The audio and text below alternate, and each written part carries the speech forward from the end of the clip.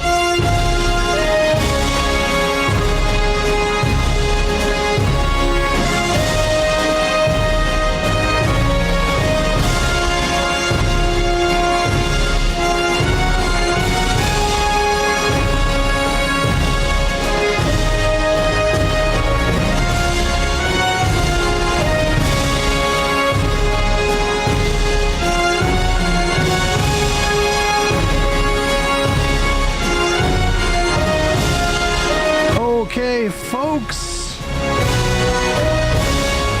it is a beautiful day here in sunny Los Angeles. Welcome to the stream. J2 Dizilak, Turo the Great, Rage, Special Agent Mind Body the Britannic ACL'd up, Hawaii Soybean, Westpaul, Webby Zeus, Mercy, Trump is a rap first, Scorned, Tyler, Fluffy, Simanic, Craig 460 Mas, J Pluska, Lopsided Pixel, Spooky Narrow Jaji, ENG, Gordon, Heyman Flicks, Lazy Sunday Brilsy. What's up, guys? Good morning. How is everybody doing this morning? What'd you guys do this weekend? You guys get into anything fun? Advice Giver, thank you so much for 83 months. Breaking news, ABC News reports that an unedited video taken from Trump's Meet the Press interview, question which caused Trump to get so mad and storm off, was when Welker inquired about Hutch's left curving penis. I never said that my penis curves to the left. That implies a horizontal curve. It's more that it's bent slightly to the left. It's important that we get these things accurate, you know. Kalo with 27 months really enjoyed the interview the other day. Keep up the good work. Hey, thank you so much for that. Just like my politics, that's true. I have a center-left penis. Literally. Hey man, Flicks, did I get you for 6 months? Thank you, buddy. The Britannic with $2. What's with the bagpipes? I don't know. I'm in a bagpipes phase of my life. I've always liked bagpipes. I've always been pretty partial to bagpipes. Somebody said something about a Gavin Newsom, Ashley St. Clair video. Is this accurate? Did she go on his podcast or something? Oh my God, she did. Well, should we watch that? That was 3 days ago. Have you guys already seen it? There's a bunch of videos I want to get through today, meaning we'll probably only get through like 4. Am I weird for absolutely hating bagpipes? That's a little weird to me. Chicken nugget dreamland, whoa, it's a chicken nugget fantasy. Chicken nugget dreamland, whoa, if you're into nuggets, it's where you wanna be. Chicken nugget dreamland, whoa, infinite flavors of infinite sauce. Chicken nugget dreamland, whoa, you can get a million piece box. A chicken nugget has magical power. Put it into your pocket and eat it whenever you want. So delicious and conveniently shaped, full of nutrition. A rainbow in nugget form. Chicken nugget technology shows us the future of dining. Future. Got no sharp edges and no utensils are needed.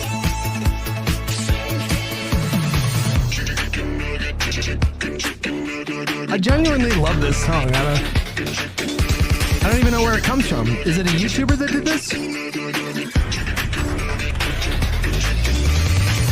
Don't stop loving on the nuggets, nuggets. So good that you wanna hug it, hug it. Don't stop loving on the nuggets, nuggets. And live It does need bagpipes. That's true. Don't stop loving on the nuggets, nuggets. So good that you wanna hug it, hug it. Don't stop loving on the nuggets. How long is this? It's not long enough, in my opinion.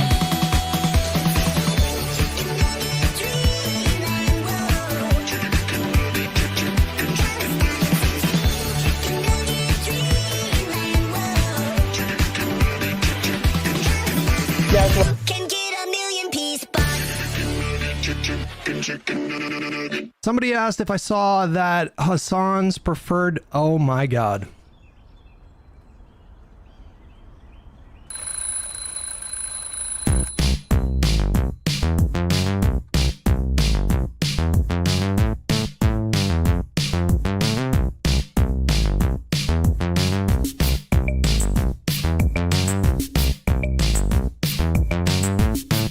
Now that's how you start a stream. That's how you start a fucking stream.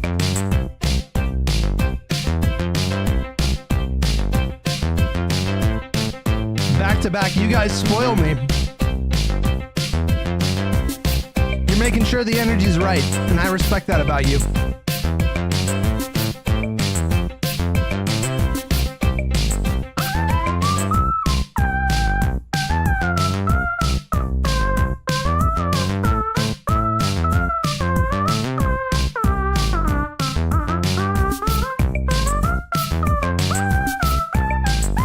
Oh no, the fucking headline.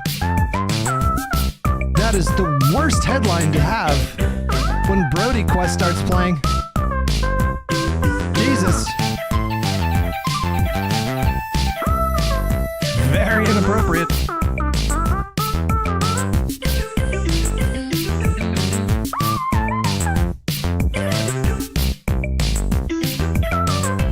Adrian Brody did it. Oh no. Oh no.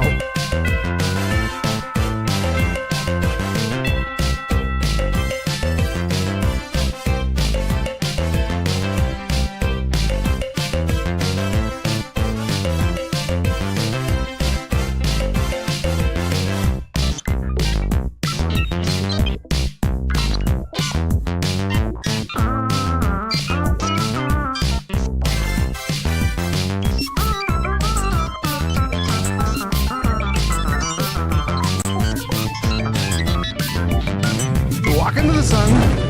Come out the other side. There it is.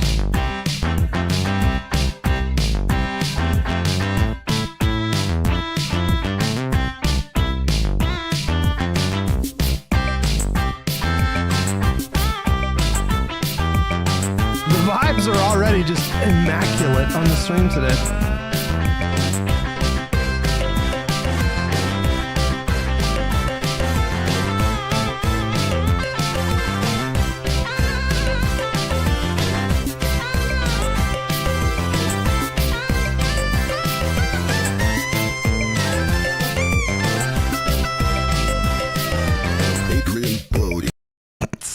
Jesus Christ, let's go. Somebody asked me if I saw that Hassan's preferred mayoral candidate actually came out ahead in the mayor's race? The answer is yes, I did. Now to our Decision 2026 coverage and a turnaround in the race for LA mayor. Tonight, It looks like it's going to be the progressive versus Karen Bass. If I was in LA, I would probably vote for her because my understanding is that she's very decently NIMBY. But the margin is still small and the race still too close to call. The latest ballot drop happened around 1 second. tonight. It put Rahman in second place, trailing Mayor Karen Bass. Rahman's lead over Pratt is narrow, just 3,100 votes separating them. The governor's race also too close to call tonight. Javier Becerra maintaining his lead over Steve Hilton tonight. Steyer still trailing in third. NBC4's Conan Nolan continues to watch these races closely. He joins us tonight. You've been talking about this possibility for days. Are you surprised? No, not after the first drop on Wednesday. That's because Nithya Raman was starting to make headway in each one Did I say NIMBY? I meant YIMBY. Whoops. of these. Now, remember, we started to see it the day after the election when the massive number of mail-in ballots started to be counted. It was clear those votes came mostly from Lord knows we love those enormous dumps here in California. Hassan didn't even endorse her. She seems like a reasonable progressive with a heavy pro-YIMBY, pro-transit bent. Did he not endorse her? I know he grilled her on Israel-Palestine for like fucking 20 minutes, which is crazy for a mayor's race, but okay. Democrats, and that was bad news for the conservative candidate in the race, Spencer Pratt. Bass says new housing belongs on commercial main streets so homeowners in single-family zones don't have to see apartments next door. Rahman's position is the opposite. She says all kinds of neighborhoods need to accept denser housing, including single-family areas, and the city should plan for density citywide because young families are priced out and leaving. Yeah, I think I would vote for Rahman just based on that alone. She had been eating into his lead ever since election night, with the LA County Registrar's Office slowly processing and then counting millions of mail-in ballots. And with today's number drop, LA mayoral candidate Nithya Raman has overtaken Spencer Pratt in the race for the coveted second-place finish for a runoff spot against incumbent Karen Bass. Why do all of his pictures look so goofy? I don't understand. He was like an attractive young man, I think. When I remember watching him on reality TV 20 years ago. And now he looks like an actual gigantic 5-year-old. You know what I mean? It's such a bizarre thing. It looks like he's like a swollen 5-year-old. Raman in a statement writing, "We are encouraged by the latest vote count and remain grateful to the thousands of Angelenos who have powered this campaign. But the development is sure to outrage many of Mr. Pratt's supporters. The former reality show star has received national attention for his renegade campaign, which has included the support of President Donald Trump, who perhaps not coincidentally today called the vote in California a fraud and was so incensed he stormed out of his interview with NBC's Kristen Welker. It's 4 days, and they aren't even close to coming up with it. You know why they're doing that? Because they're cheating on the election. Do you have evidence to support all I have to do is look. All I have to do is look. That's not evidence. And I listen to people, and let's see what happens. But, sir, that's not evidence. Do you think it's appropriate? That's how they count the votes in Do you California. think it's appropriate? Let's call it quits. What the fuck, Naughty Pup? Have a good time. Mr. President, I traveled all the way to Wisconsin. I've sat in the rain with you, and I've given you enough time. Listen, we traveled all the way to Wisconsin for this interview. Mr. Pratt today on X. That interview was pretty wild. There was a Ryan Getty video that I haven't watched yet. It is called GOP Primaries Have Big Lessons for Democrats. For big Ryan Getty stands here on this stream. Calvicide, thank you so much for 67 months. Do you think Optic isn't winning because you've abandoned COD? Maybe. That's possible. Representative Thomas Massie and Senator John Cornyn, two longtime incumbent Republicans, both lost their primaries after having their opponents endorsed by Donald Trump. But not all losses are created equal. The paths that Massie and Cornyn took towards the political grave are very different, even if it was Trump that ultimately put them both in this position. I'll get to the takeaways pretty soon, but first I want to talk about what happened to both of them, starting with my state's own Senator John Cornyn.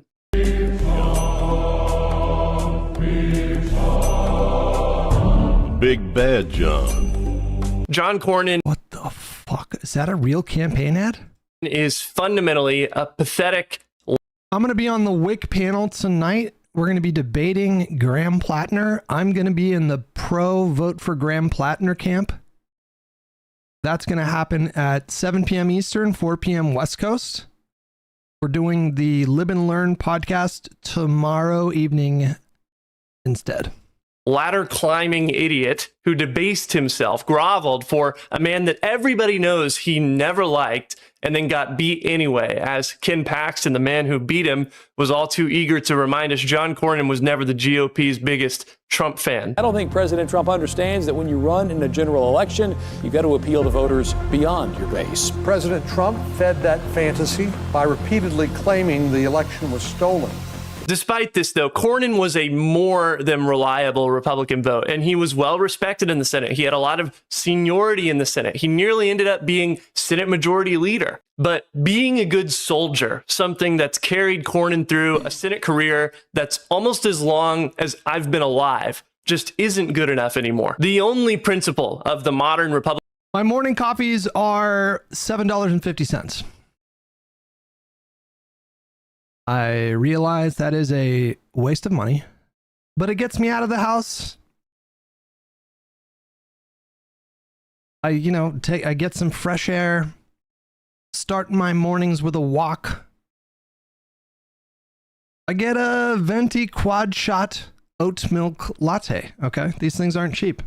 Republican Party is agreeing with and defending whatever Trump thinks or wants to do at the current moment. There is no other command. There are no other standards. Ken Paxton is a disgraced attorney general who was impeached and nearly convicted by his own Republican Party for abusing his office to help out a donor. Ken Paxton is also getting divorced as we speak for cheating on his wife multiple times. In any other circumstances, this would all be disqualifying. Anybody who follows Texas politics knows that Paxton is just a bad guy. He's a bad person. But Cornyn violated the sacred principle because he refused to support Trump at all times. And in every case, Trump decided to endorse Paxton, telling Republicans that Cornyn was very disloyal to him.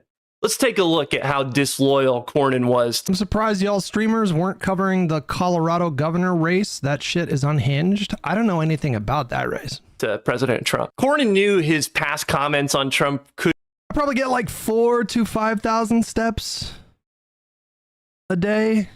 We could probably double that.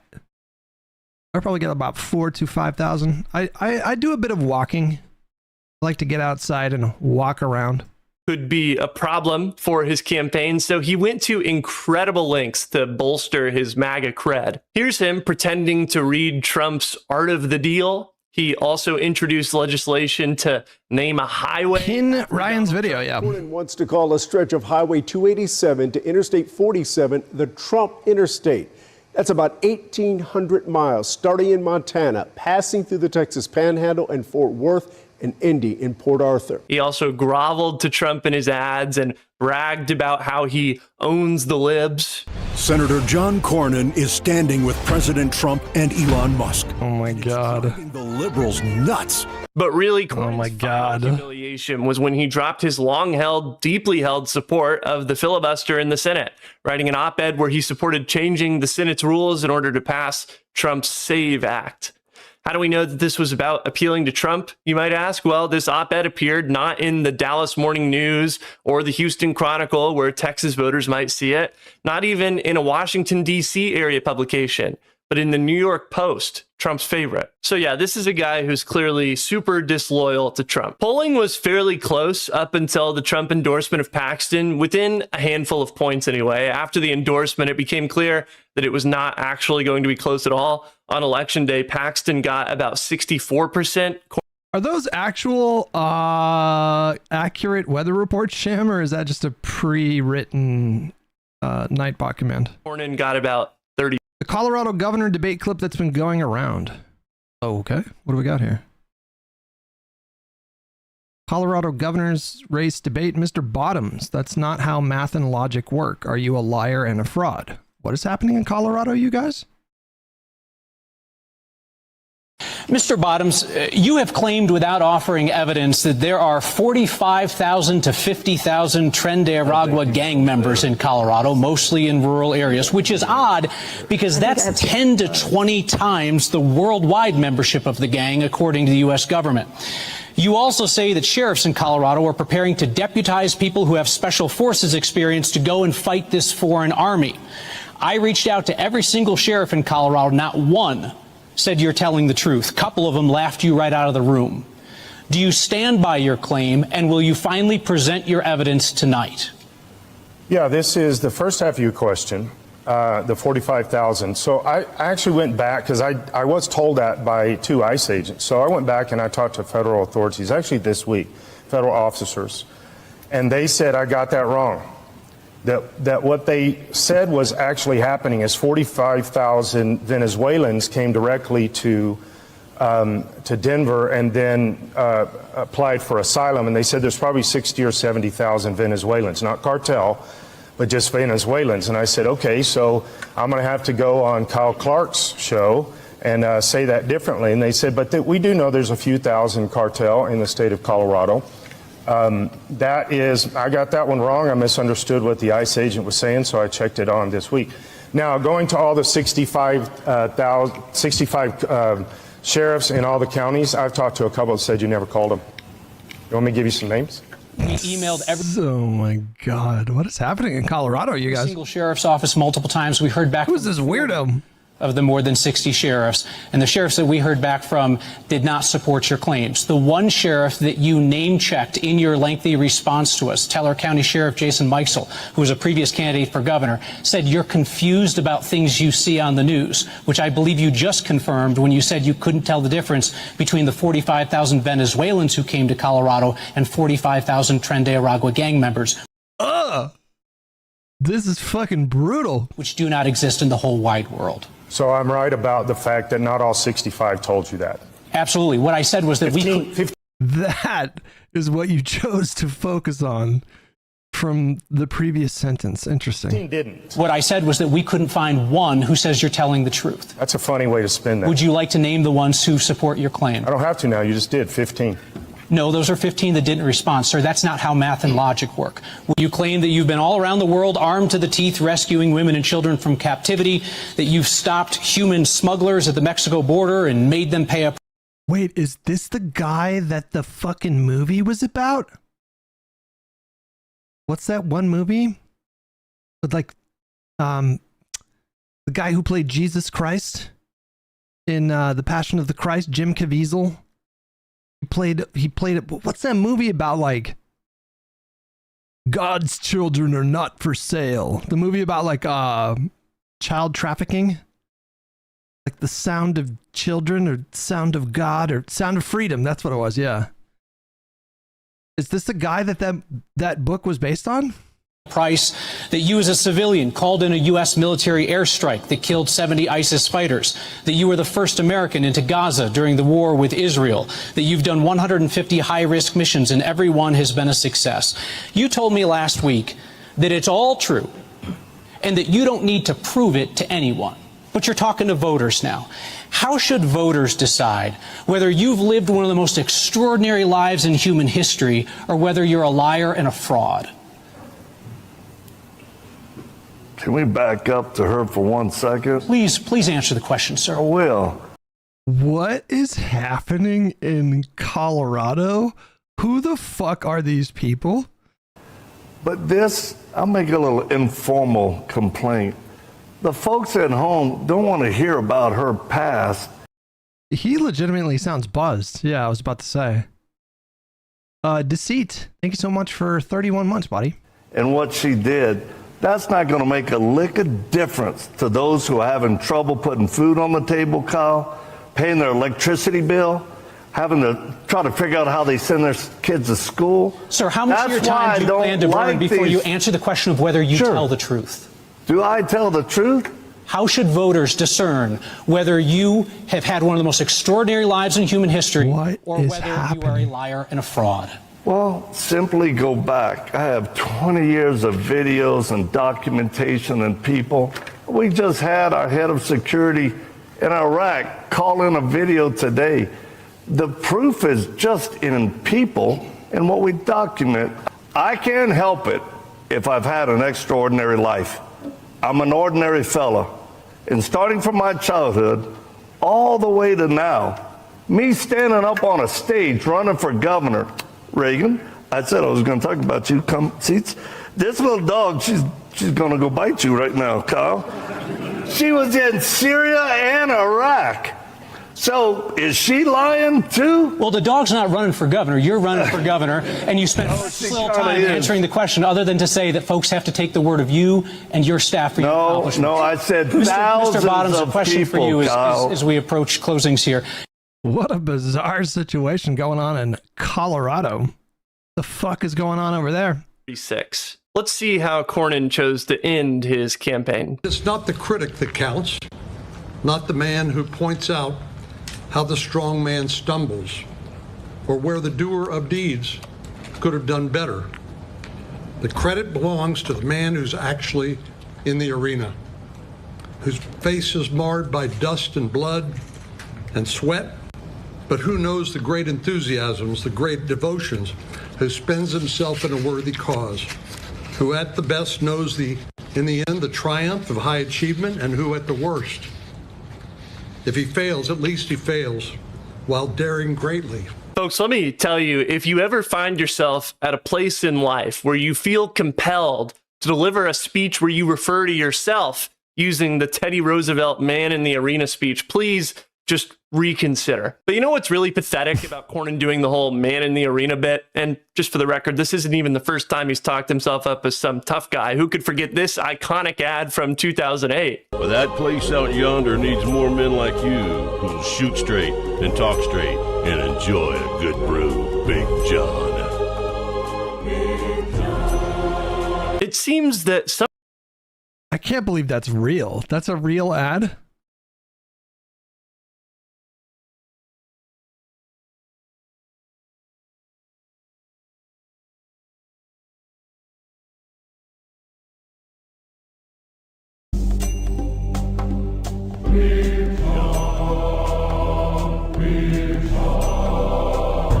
Big Bad John. Oh, wait. Hold on. This is a spoof. Senate wasn't ready to pay your dues. Where's the ad?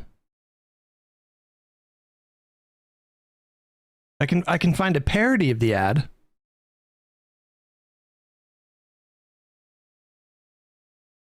Cornyn YouTube channel introduction 17 years ago. Big Bad John. I can't find the ad for some reason. Sometime between the 24th of this month and now, the Big John video has been deleted from the Texans for John Cornyn YouTube channel. What happened, Big John?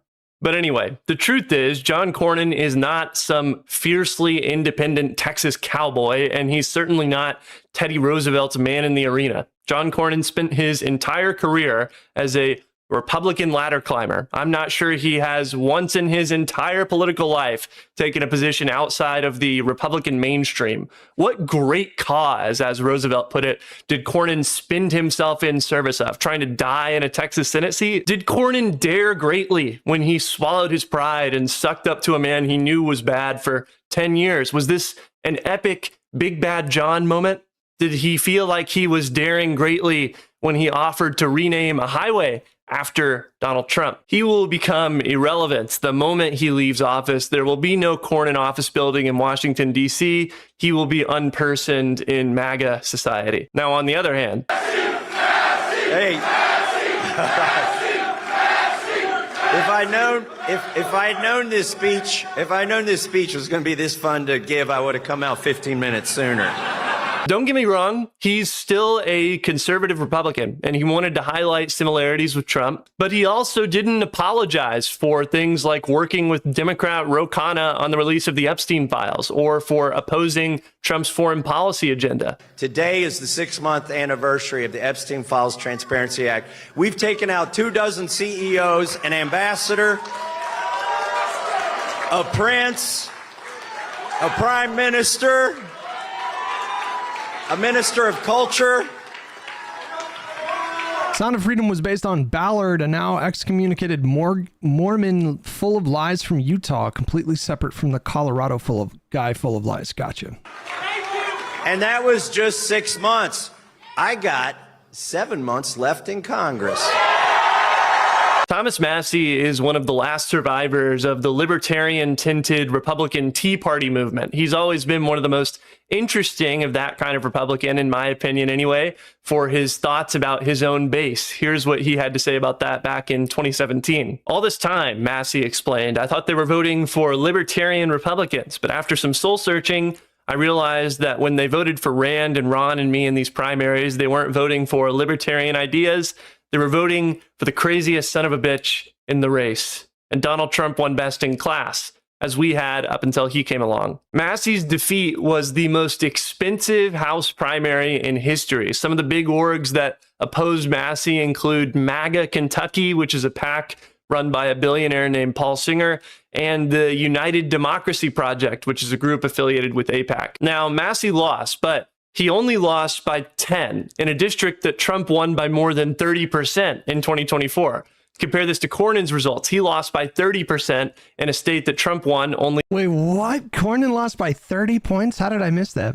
By 14. What explains this difference? What allowed Massie to weather? Oh, that's right. Soypill came out with a video on Woke 2.0. The Trump endorsement better than Cornyn. Massie, of course, has a brand outside of just being a party loyalist. Hey, it's me. But what does it matter, right? They both lost basically on the strength of Donald Trump's continued control over the Republican Party base. I think it matters because one of these guys has a future in politics if he wants it.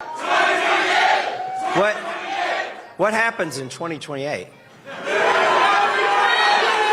You want me to run for Congress again? I actually think there are decent odds that we're going to see a Ross Perot style third party in 2028. I think the timing's very appropriate for that. I'm not saying that the third party candidate is going to be viable, but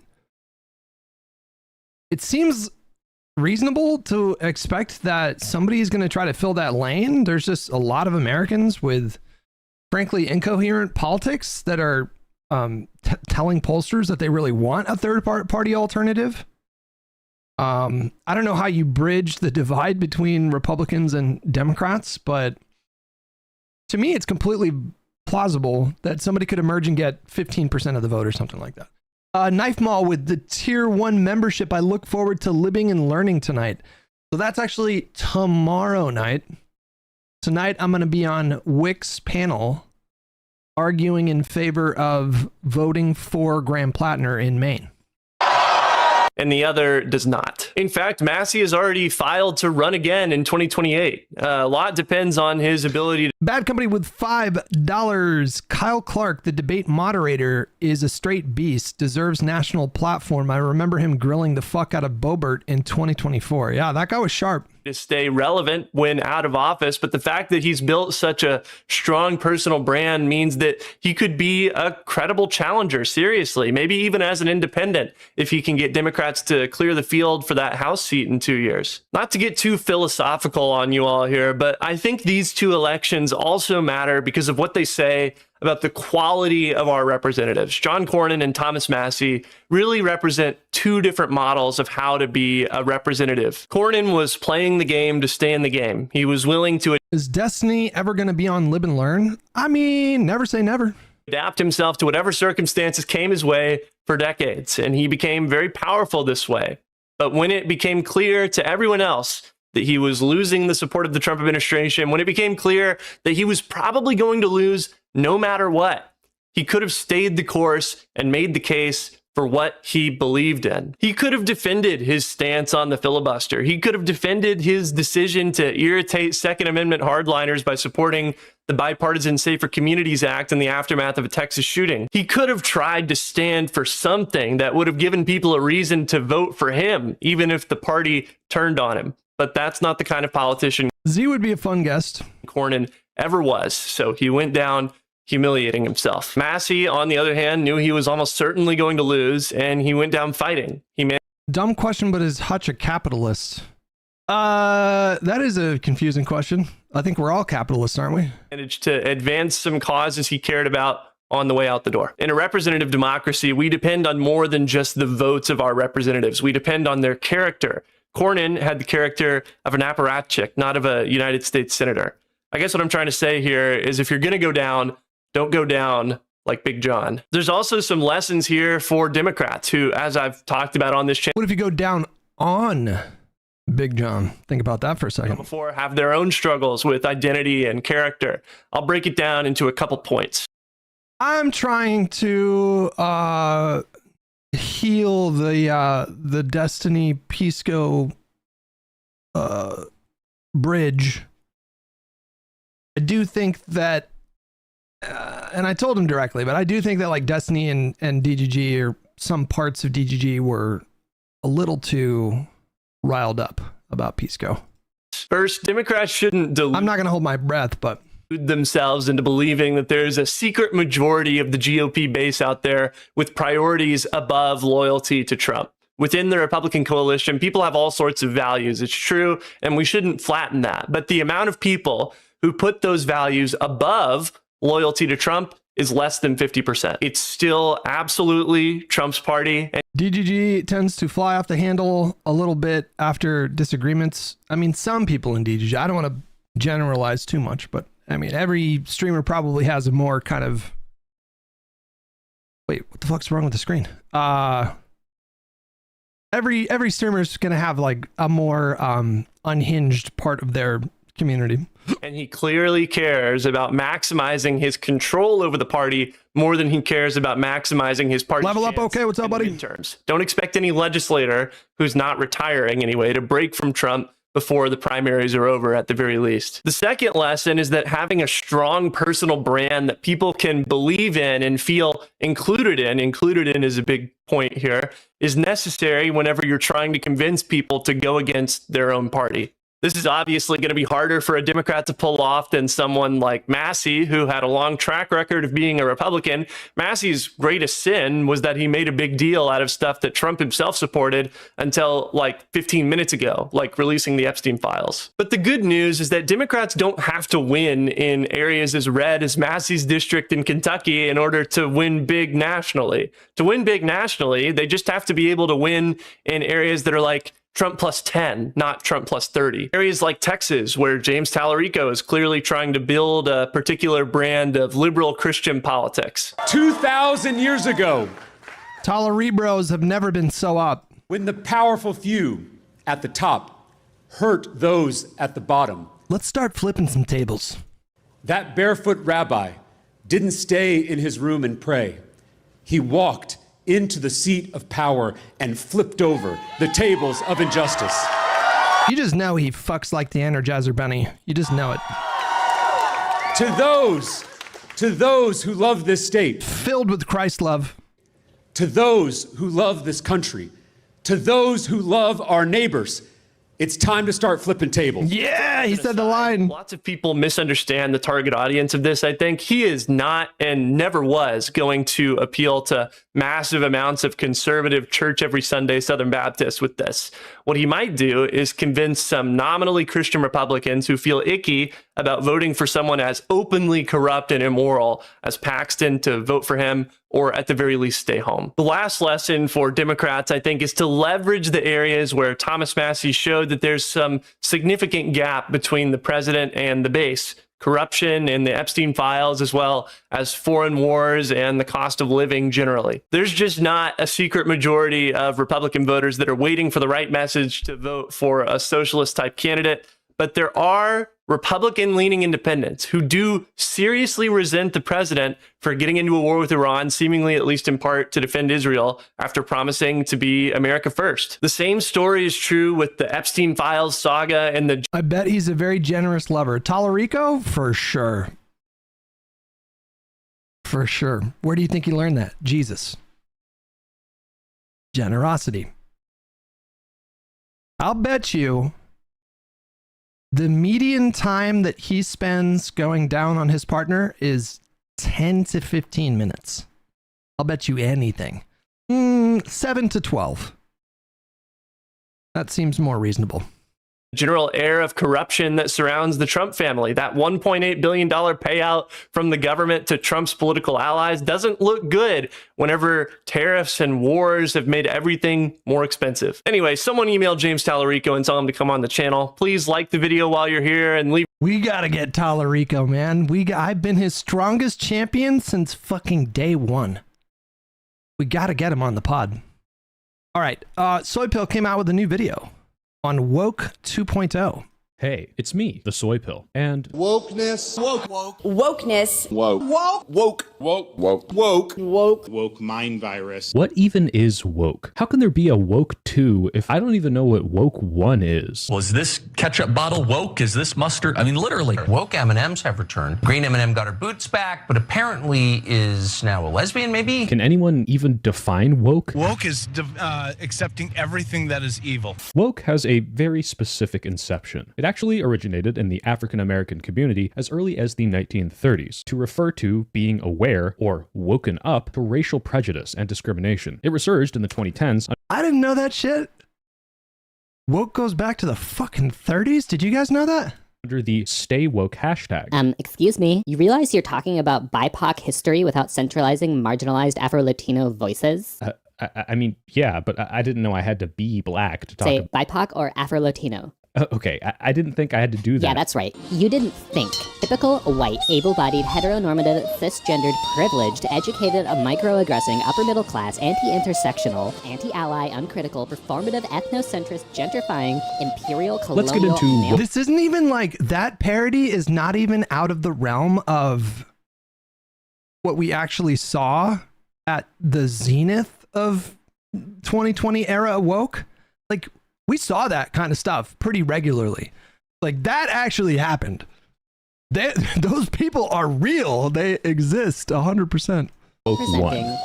I know it's hard to believe, but back in the 90s and 2000s, bigotry was over. Yes, even after the Rodney King riots and race wars between African Americans and rooftop Koreans, the post-9/11 Islamophobia that persists to this day, gender pay inequalities. No, but seriously, of course, bigotry still existed, just like it does now. But there was this emerging narrative of, we're all equal, treat everyone the same. That was almost a societal constant. Every kid's show had every race. How is the anti-work subreddit doing these days? What are they up to? So zany. How big is this subreddit? Does it not tell you? Do some of the subreddits have statistics whilst others do not? BM 669 with $5. In LA, it's the DSA city council people that support YIMBY reforms, and it's the moderates who oppose them. See SB 79. I was vaguely aware of that, yeah. And gender and identity, and every time differences were brought up, it was to draw attention to just how bad treating people differently for their immutable characteristics was. Every white person's favorite show. Hutch, can you steelman Destiny's grievances with Pisco? How would you do that? Just curious. I think so. I mean, it's I have a lot of the same frustrations with Pisco's debate style. I just don't take it personally. Pisco can be, I'll say, aloof, with love in my heart and utmost respect for my boy who is my boy. He can be somewhat aloof. He can be very nitpicky. He can focus on, he can get very lawyer-brained. So if he senses any kind of shakiness or weakness on any single point that you have in a debate, he will zero in on that thing and then try to... There's actually a word for this. I don't know what it is. If he can't sense a weakness, he'll try to create a weakness. So sometimes he'll ask questions that I think don't really need to be asked. Like he'll ask kind of obvious questions. You're like, well, what do you mean by racism? Stuff like that. You're just... So he can be, you know, but that's just how he operates. Like, I've never taken it to be bad faith. I've certainly never taken it to be like pandering to the left. That's where I think the criticisms have gone way too far. This idea that he was like grifting to the left. I never believed that. I don't think it's accurate. There was certainly no evidence in the logs that I could find that he was coordinating with those people. And so, yeah. Anyways. Was the Fresh Prince. How can I be racist if I like Carlton? Racism is over, guys. We elected a black guy. Bigotry was so cartoonishly evil as to be one note and simple-minded. That kid's a bad influence. All his kind are. It's bad enough I gotta deal with them all day long. Now one of them's in my house. I hate you because you are different, and different is bad. It's why when people are accused of being racist, they'll say, no, I have black friends. Because as silly as that sounds, it's a legitimate counter to the kind of bigotry that we were used to seeing in the mainstream. Would a guy like this have a black friend? You keep driving, you Is he gonna say it? black spirit, chucker piece of shit. This illusion of post-bigotry society was what necessitated the rise of Woke One. Most of society was asleep to the problems that still persist. Wake up and see minorities are still disproportionately policed and disadvantaged because of the communities that they were segregated in. People have conscious and unconscious biases that cause them to treat people differently when they're hiring them, giving them medical care, or selling them a house. People alive today lived through Jim Crow and have lost generational wealth and opportunities because of it. It was dispelling the idea that all of that could happen, and then we could dust off our hands and say, well, that's the end of that, and not address the material harm that persists to this day. Not just because people are mistreated for being different, but because of structural problems in the country. It's a necessary step that we're gonna have to move through as a society to put everyone on a more equal playing field. But how does addressing this actually manifest? Well, the same way that every movement composed of people who think they know better than everyone else manifests. By being smug and fucking annoying. Yeah, from the incoherent flat earthers to the logically correct vegans, any group of people that thinks they know better and goes against society's status quo are inevitably going to come across as super fucking annoying, regardless of how correct they are. Sure, it's more annoying when a flat earther tells you something that is just obviously... That's how I feel being an Aquaman truther. I feel like I'm the only one who is honest about the 2018 blockbuster Aquaman, which is the highest grossing DC film of all time. Made more money than The Dark Knight. What do you want? Incorrect. You can't go to land on Mars. You can't land on the moon. These are not spherical rocks. So much of the annoyance comes from the fact that you're telling people the thing that you're... How do flat earthers...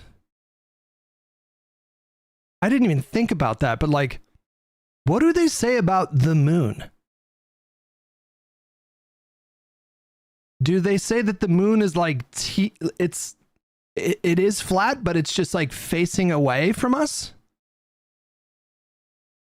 They say it's fake. It's just a projection. They say it's also flat. Midlife Maddie, thank you so much for 23 months. Appreciate it, buddy. I never even thought about that, but like, yeah, how do they explain the moon? They say it's fake.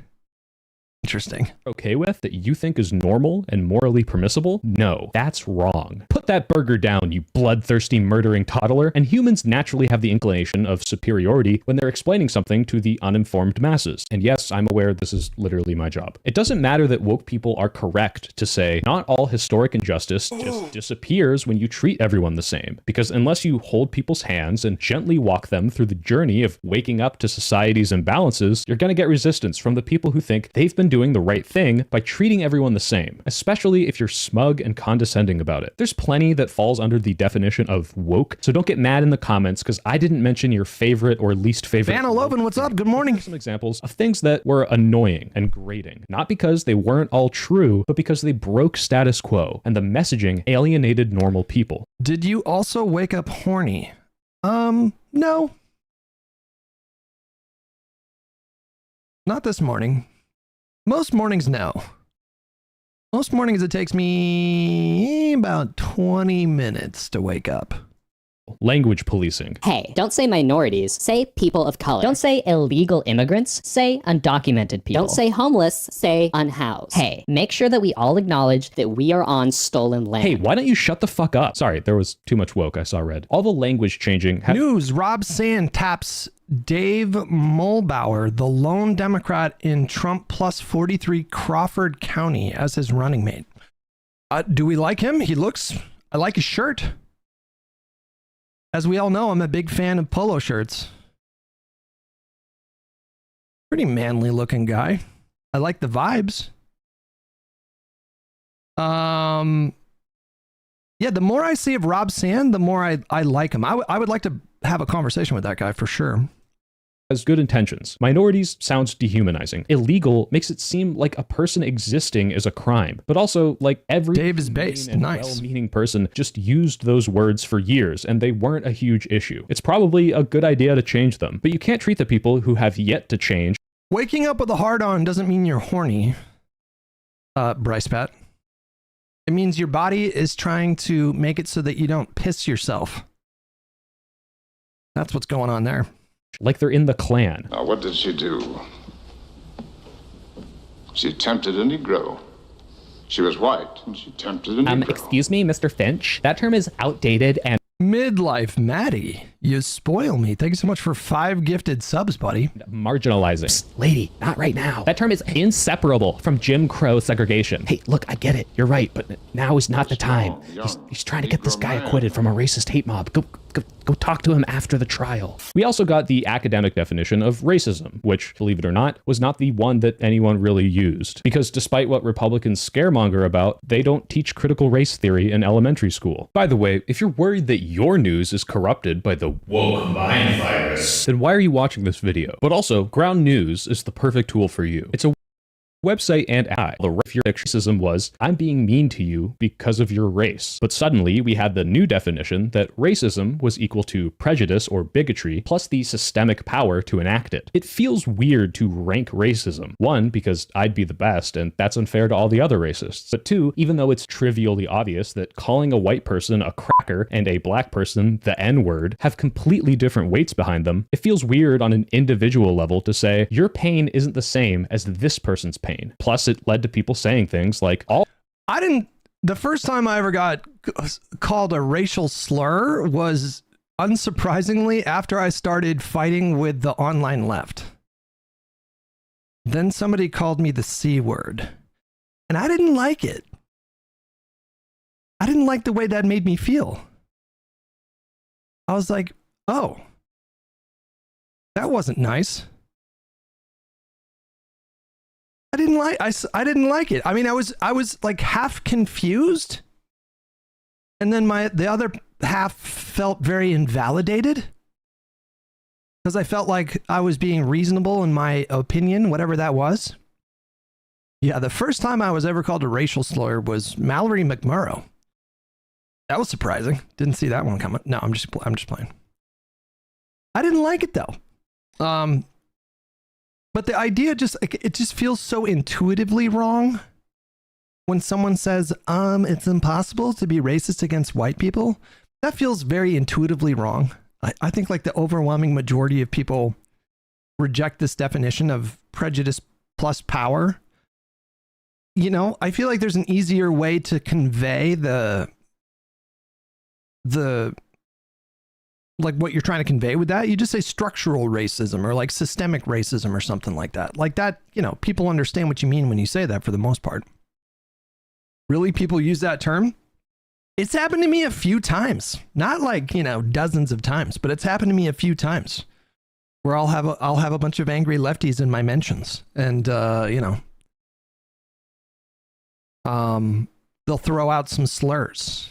Oftentimes they don't use slurs. They'll just be like, look at this white person, or whatever, but you know, that kind of thing. All white people are racist because they participate in a system that disadvantages people of color. Or black people can't be racist because they don't have the institutional power to enact it. Like this just feels intuitively wrong, you know? You know what I mean? Like this is that's you're going to have a tough time convincing people that that's true. Like, sure, by certain academic definitions, that's true. But since 99% of the population thinks racism is when you're bigoted to something. Especially when you learn about the little, we'll call it rivalry between Hispanic people and black people.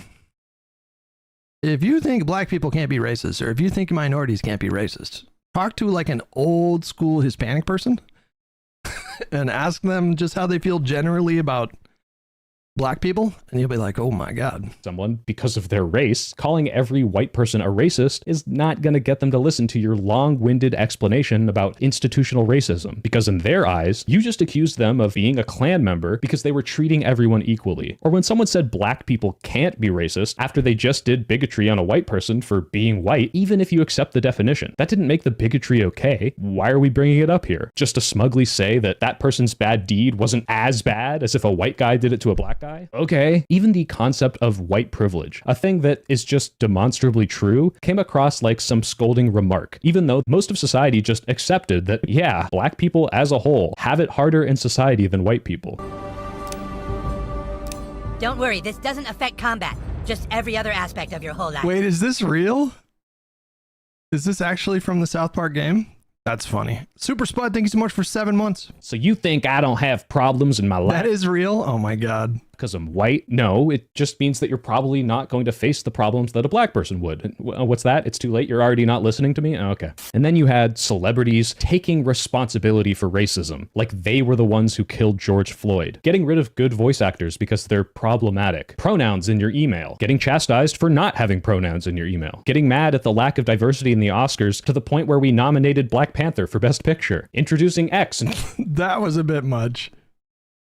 That was, let's be honest, that was a bit much. That was a bit much.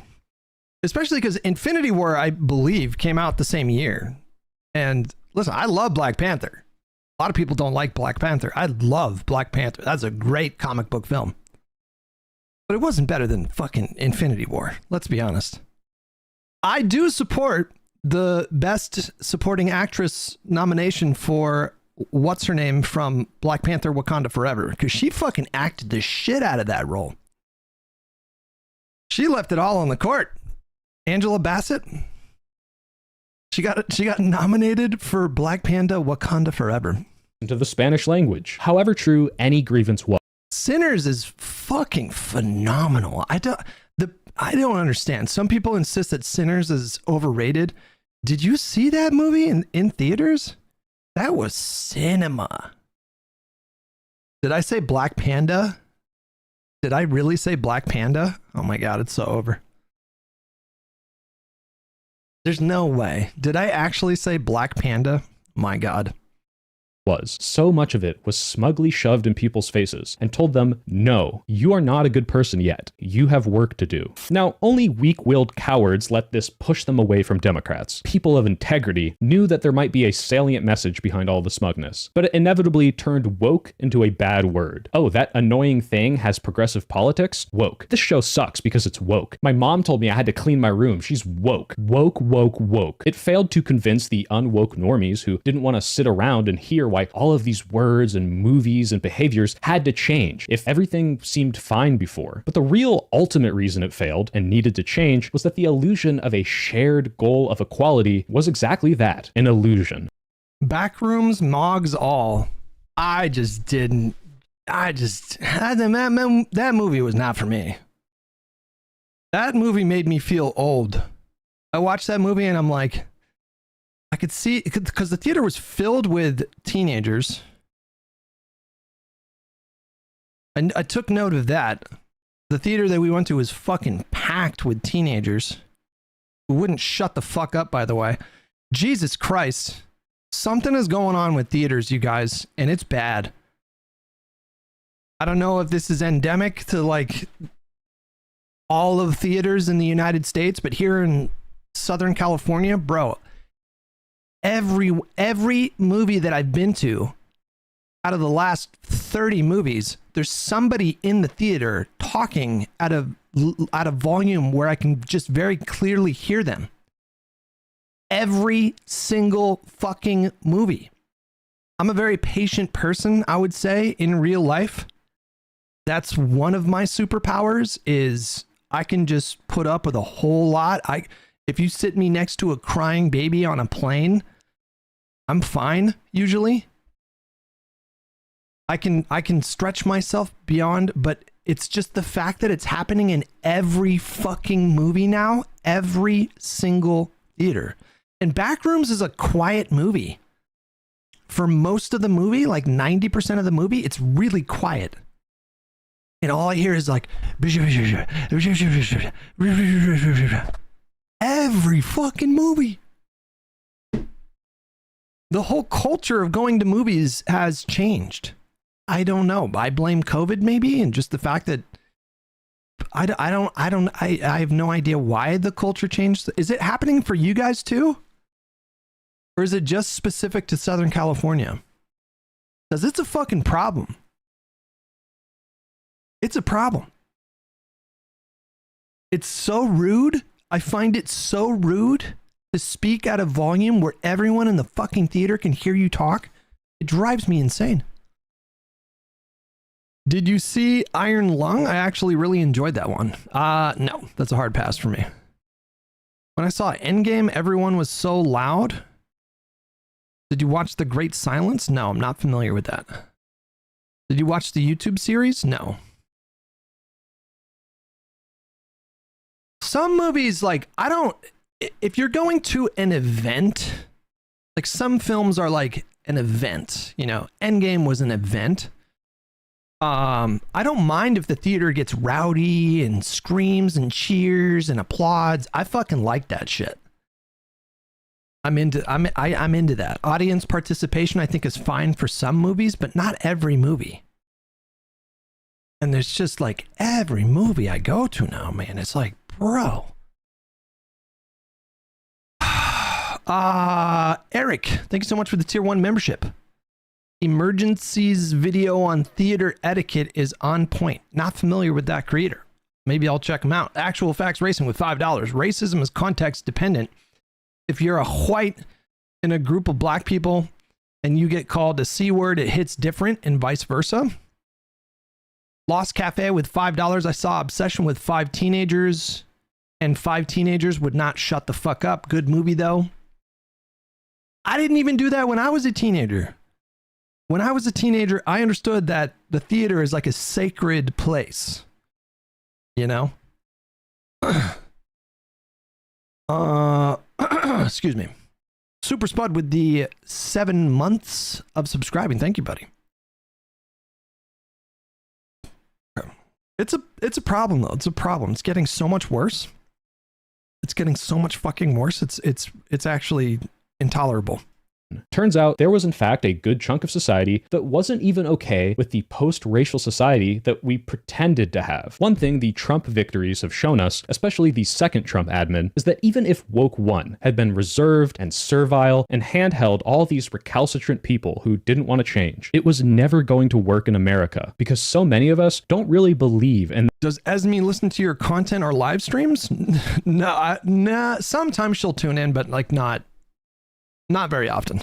That post-bigotry society. Sure, there were plenty of people who voted for Trump that fell prey to Republican weaponization and framing of the SJW scare in 2016, or the trans panic in 2024. It was a staple of Trump's campaigns. Capitalize on people's discomfort with political correctness gone too far. But then they used the annoyance to try to get people on board with them and their crazy beliefs, like mass deportations of Latino people, including documented citizens, stripping voting rights away from minority populations, eradicating trans people, attacking the Civil Rights Act, removing women's bodily autonomy, associating with or agreeing with literal neo-Nazis, having some of these neo-Nazis in your staff. So technically, Michael Knowles said we should eradicate transgenderism, not transgender people, but I suppose it's the same thing. They can post neo-Nazi edits for your campaign videos. It became abundantly clear that a whole load of people in the Trump admin don't really want to treat everyone equal. Guys, can I show you a video? Real quick. What if he has like a Israeli? So, this is a Graham Plattner supporter that's sticking with him. What if he has like a Israeli flag tattoo or something? Would that be a deal breaker? For me? Yeah. Honestly, yeah. That would be Israeli? Yeah, because I don't support genocide and he doesn't either. And that would show that he was being inconsistent. And he's been very consistent about that. Bro.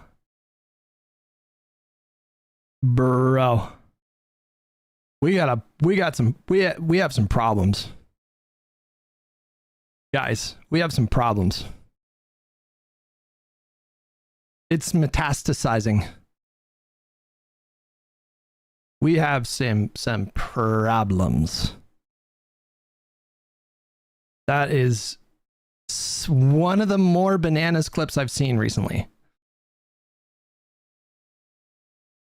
She can forgive him for having a Nazi tattoo, but she wouldn't be able to forgive him if he had an Israeli tattoo because she doesn't support genocide. What the fuck? What the actual fuck is happening?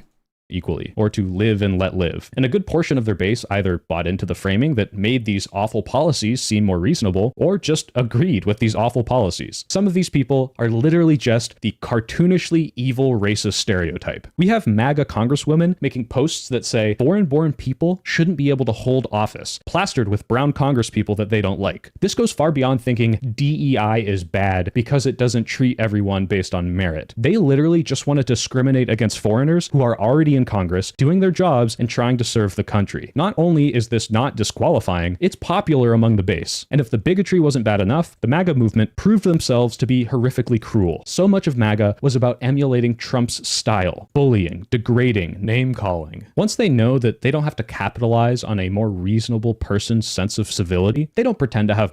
We need that ICJ ruling. My understanding is that that's going to take like a decade or something. Moderate concerns about trans inclusion, they call them slurs and treat them like dog shit. So what does your movement do if you can't appeal to empathy and they don't really want to rectify past or present injustices? Da da da da da da da da da da da da da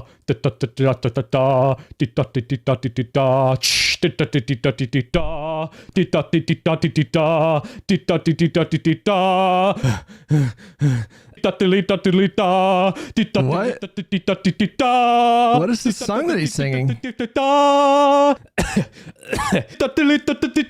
What is this? Woke 2. Wait, hold on. What was that? This is preposterous. First of all, she's not waving the officers through and has no right to do so, even if she were. She's waving another. Oh, this is about the Sarah Good. Is that her name? Before the officers approach her car. Second, the officers are not randomly searching her. They are approaching her vehicle. Connor says, "Sorry, but you were the only baby ever worth choosing crack over." Jesus Christ. Every time your mom neglected you was justified. Sorry. Amy Adams sucked in that movie too. Sorry. Nothing you touch ever goes right. You should try some of Elon's medicine sometimes. Sorry. Jesus. Woke 2. You can't shame people who have no shame. You can't appeal to the kindness of people who are fundamentally cruel. These people are impervious to woke 1. We need woke 2. We need to be mean. We're not asking anymore. Put the pronouns back in the email. Woke. Empathy isn't a virtue and it can be performative. Compassion is a virtue that demands you act. Oh, that's good. I'm going to write that one down. Also known as dark woke, is the acceptance that some people aren't on board with your objectively correct ideas of equality and celebration of difference. So you just have to be mean to them. If these people are going to be relentless, terrible bullies, throw that shit back in their face. If Nancy Mace is going to make it her life's mission to make trans people's lives miserable and is completely unapologetic, tell her she's eating too many beans and call her a nasty ass bitch. Oh, boo-hoo. AOC called Donald Trump a rapist. Well, cry more about it. I don't give a fuck. Also, what happened to those Epstein files, Chaya? I got a guy you might want to make some... Her name is Chaya. You can't be mean to Tulsi Gabbard stepping down because her husband has cancer. Hey, fuck you, you D-list moron. She approved bombing school children. You're goddamn right I'm going to celebrate when she doesn't have a job anymore. Conservative views are being discriminated against. Good. Your ideas fucking suck, and everyone should treat you like a moron. Oh no, the Democrats used to be so nice, and now they're bullying me. I hope you fucking... on ketamine, you stupid dipshit. You're spreading Nazi drivel all over my slop. One of my favorite pieces of Elon Musk lore is just how profoundly the incident at the Dave Chappelle concert affected him. And this is based on reporting, like actual reporting. Dave Chappelle did a stand-up special in San Francisco. And at the very end of his special, he invited Elon Musk onto the stage. And Elon was booed, like mercilessly booed. I don't think I can show you the clip because the last time I did it got DMCA'd. That apparently really affected Elon. Apparently, according to reporting, He was not expecting that at all, and it fucked him up. And it was like one of the reasons why he went so hard in the paint for Republicans moving forward. I swear to God, look it up.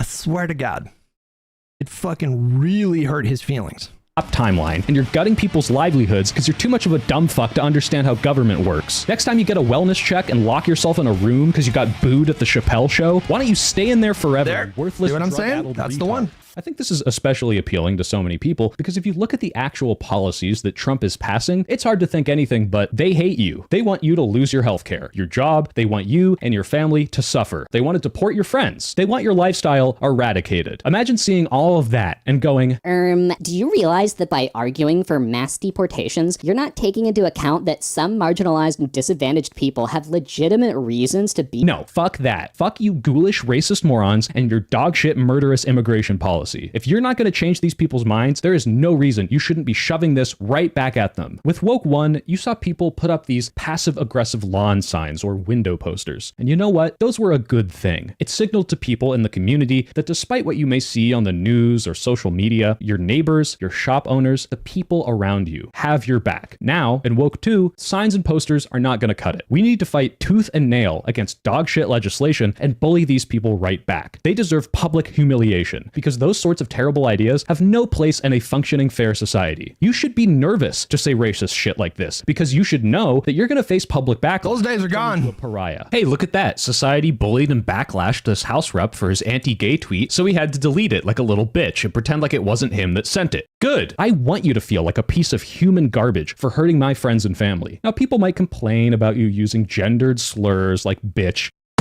or saying retard because it's ableist. And if you start using these again, I can't tell you how you're supposed to get your friends on board and explain your heel face turn if they're still stuck in 2016. Especially because I never stopped saying bitch and retard, so my friends aren't confused. In fact, I first discovered the potential of dark woke when playing Red Dead Redemption 2 online. For those of you unfamiliar with online gaming, it's a bunch of racist, shameless weirdos shouting slurs at each other because they know they're not going to have to fight you in real life. You're a fucking fat bro. You're a fat If you tried deploying Woke 1 in these spaces, you'd be laughed out of the server. Try telling the guy spamming the N-word that he's problematic and hurting marginalized communities. Man, 2020 was wild. These toxic people require toxic measures. My friend and I dressed ourselves in choice outfits, and when encountering a racist or bigoted person, we would lynch them. And of course, bully them relentlessly. Yeah, you think being racist is funny, boy? What? What? Can't appeal to their humanity. You can only force them out of the space or make them feel like a piece of shit for believing their stupid, bigoted nonsense. They're probably gonna triple down anyway, so give that energy right back. Oh, you think it's hot to be racist? I'll show you hot. Now you best not be letting us catch any of you or your friends. Oh my! Oh my God! High ground. Capitalize on the anger and pain that they cause people in your community and vote them the fuck out of office. And make sure the people around you don't tolerate that bullshit. Much of what makes MAGA work is this cult of personality around Trump, that the machismo leader can do no wrong. He'll never admit to being wrong, so they feel secure staking their... That's so funny. Anti-racist vigilantes in Red Dead Online? That's actually pretty fucking funny. Entire identity on this infallible, perfect deity. Woke 2 can capitalize on the reality that MAGA and so many... Knife Mall with $2. What was your personal peak woke moment? I know exactly, bro. I didn't even have to think about that. My peak woke moment, I don't even want to say it. It's so cringe, man. I've said this before. Nope, I'm not gonna say it. I'm not gonna say it. I'm not gonna say it. I'm not gonna say it. I'm not gonna say it. I'm not gonna say it. Listen, we all have cringe. We all have cringe. Tacos for everyone with 142 months. Cheers.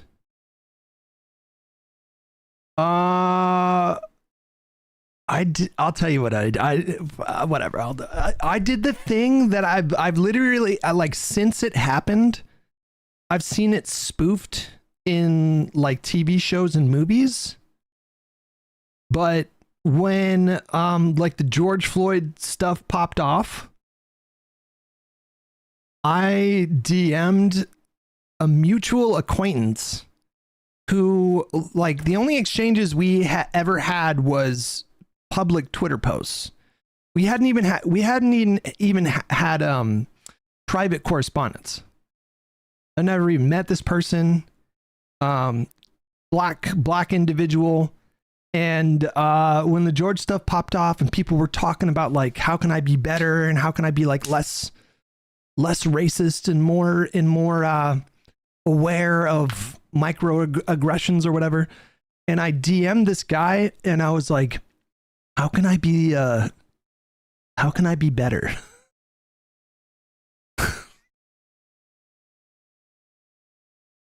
This poor guy.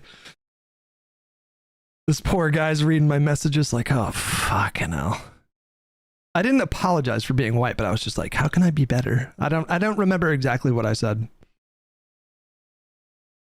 It's very memeable, very parodyable. Any of their core beliefs are the lamest shit ever. Actually, my fat, retarded, rapist president is super cool and macho. What do you mean he stares directly into the sun, is literally decaying before our very eyes, and can't complete a coherent sentence? Just this week it was reported that an illegal and you just look at this, what's happening. Jesus. It's unbelievable. Even Argentina, they went MAGA. You know Argentina, great guy. He's a big Trump guy. Saudi Arabia and Russia will repeat your... That one, I remember that one so vividly. That's the funniest one. He fully short circuits right there, you guys. Even Argentina. Somebody remixed that moment into a song. You guys remember that? Somebody made a song out of that moment. MAGA, you know Argentina, great guy. He's a big Trump guy. Saudi Arabia and Russia will repeat your... What happened right there? Young Locke with 5 pounds. Hey Hutch, embrace dark woke. Would love to debate you on court packing. If you're still against it for now, I hope you're doing well. I don't know if I've ever been against court packing. I think I've always viewed it as like the least bad thing to do. Like it's not good, but I think it's somewhat necessary. But I've always said that permanent court reforms are a more permanent solution to that problem. You can do court packing all you want, but then it's just like a back and forth arms race that leads nowhere good. So if you do court packing, you have to package it with actual reforms like term limits, you know? I don't know what you're talking about. Look at me, guys. I'm so smart and cool because I believe nonsense race science that makes me feel better. I think Asmongold said he's getting hair implants at some point. About the fact that I'm a total fucking loser with no life accomplishments. No, guys, not getting laid and going to church is so based and awesome. It's why you see Deus Vult Crusade cringe posting from overweight basement dwellers who wouldn't fight to save their local Walmart, let alone Christianity and Western civilization. These edits are the only way it looks cool, because in reality, your whole movement is made up of pathetic man-children. It's important that we don't give up our principles of equal rights and justice, but we have to realize that we're dealing with people who are not fighting on those terms. It's a nice, this is a nice segue into the next video that we're going to watch regarding Graham Plattner. The right does not care about your tone policing or virtue signaling. They don't care that DEI is about fairness and equality. They don't. That's certainly true. Stop pretending like they do. Treat the worst people like they deserve to be treated. And feel free to try to police me, but just know that I'll probably ignore you. By my own logic, it's the right thing to do. You think by using slurs or going low when they go low, I'm causing harm. And you should shame me into being a better person. Or change society around me so that I don't have support when I do things like this. But I'll start changing my McMitty would $10. Cheers to early stream and ramen passing Pratt. Both are very pleasant additions to my day. Yeah, that is good news. Language and problematic behavior when we're in Kamala's 5th term. And you can all cancel me for calling a trans woman a queen because it's invoking royal colonialism or some stupid shit. But good luck getting me to care about tone policing when my friends are having their passports revoked and their voting rights stripped away. I just want you to know that by calling that SS officer greedy, you're invoking anti-Semitic stereotypes. Don't get me wrong. If this is your family, or friends, you can try appealing to their humanity first. You don't have to come out guns blazing if you think that they have empathy. But these MAGA leaders, they have had 100,000 chances to show their humanity. They don't give a fuck. You need to make them feel like shit for believing in their stupid prescriptions that make this country worse in every way. Fundamentally, woke is a reaction to the ills of society. When we thought we were all on board with a brighter future, it was a lot nicer. Annoying, but nicer. But the ills of society today are these disgusting, heartless ghouls, and woke 2 is a reflection of them. Hey, people are being purged from voting rolls, and someone showed me this tool where you can check your voting registration in 2 minutes. So double check before you vote. I promise this isn't an ad. I just want my country to not suck. Oh, that's neat. Link in the description. Hey, it's the segment where I shout out a smaller channel. Oops, all ladders. Today's ladder is Film Philosophies. He has good video with a balanced take on Matt Walsh's history of slavery. But unfortunately, he also has a balanced take on Matt Walsh's history of slavery. I hope that in promoting his well-made content, he'll grow large and learn to be awful and biased towards these people like they deserve. Go check out his channel in the description. If you want to be on ladders, email me at thesoypill@gmail.com with the subject line ladders and a message with a link and what your channel is. As always, thank you to my patrons, and especially my top tier patrons, Lou. Okay, so tonight I am going to be debating. I'm not sure who I'm debating on Wick's panel, but the topic is, does Blue No Matter Who apply to Graham Plattner? I will be making an affirmative argument for that. And apparently J-Stock might be on this panel. I think Mooten, is going to be on this panel. But apparently J-Stock, if he shows up, is going to be on this panel. Oh, this is going to be... And he reacted to one of my Plattner videos from a couple days ago. Let's get a sense of where this little guy is at. Oh, this is going to be good. I love when Hutch, denies reality entirely. I think it's happening because it happened, I just can't believe the voters of Maine elected Graham Plattner. I can't believe these... Technically, they didn't nominate him yet. Technically, it's still possible that he could be pushed aside. Maine are pushing such a harmful candidate. How do people still operate with this guy when he says the dumbest things?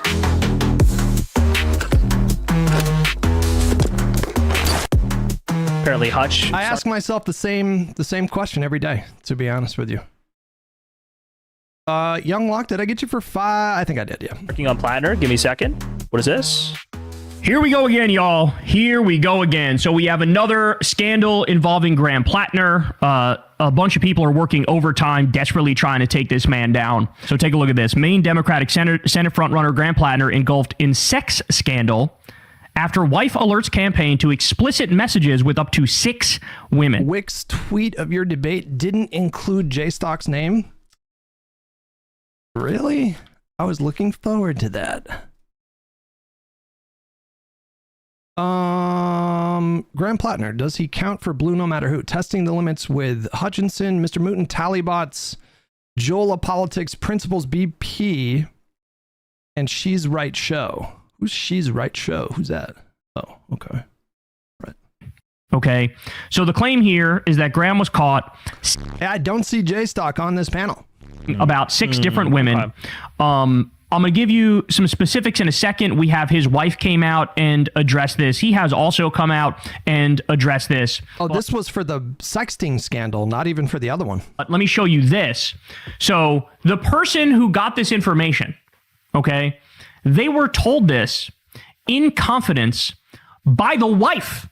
The wife went to one of the staffers and said, hey, is this going to hurt Graham? Because, I hope it doesn't. And Is Hutch commenting or watching? Don't want it to, but there was some infidelity, and there was sex. How come some people are saying 6 and some people are saying 7?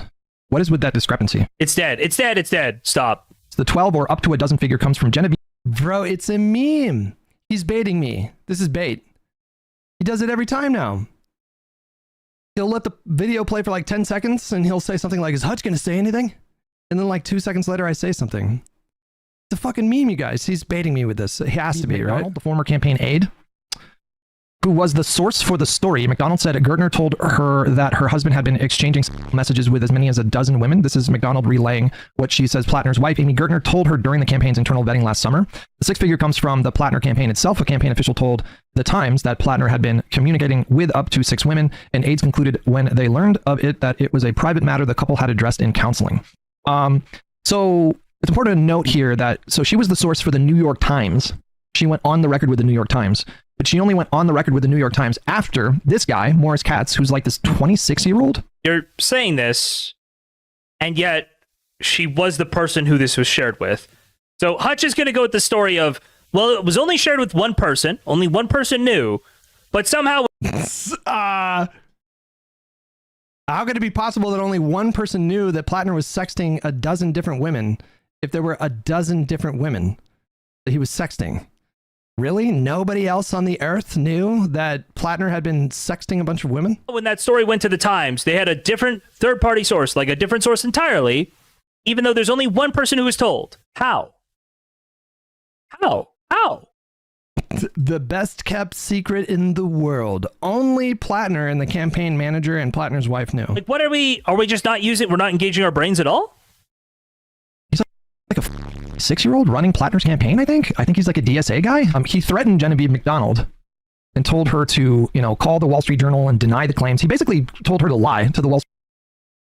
No, I think he said it was a lie, and if they went through with it, they were going to expose her for being the person. But it wasn't a lie, you fucking idiot.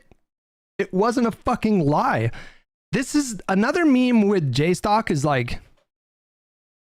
So I'm learning that J-Stock...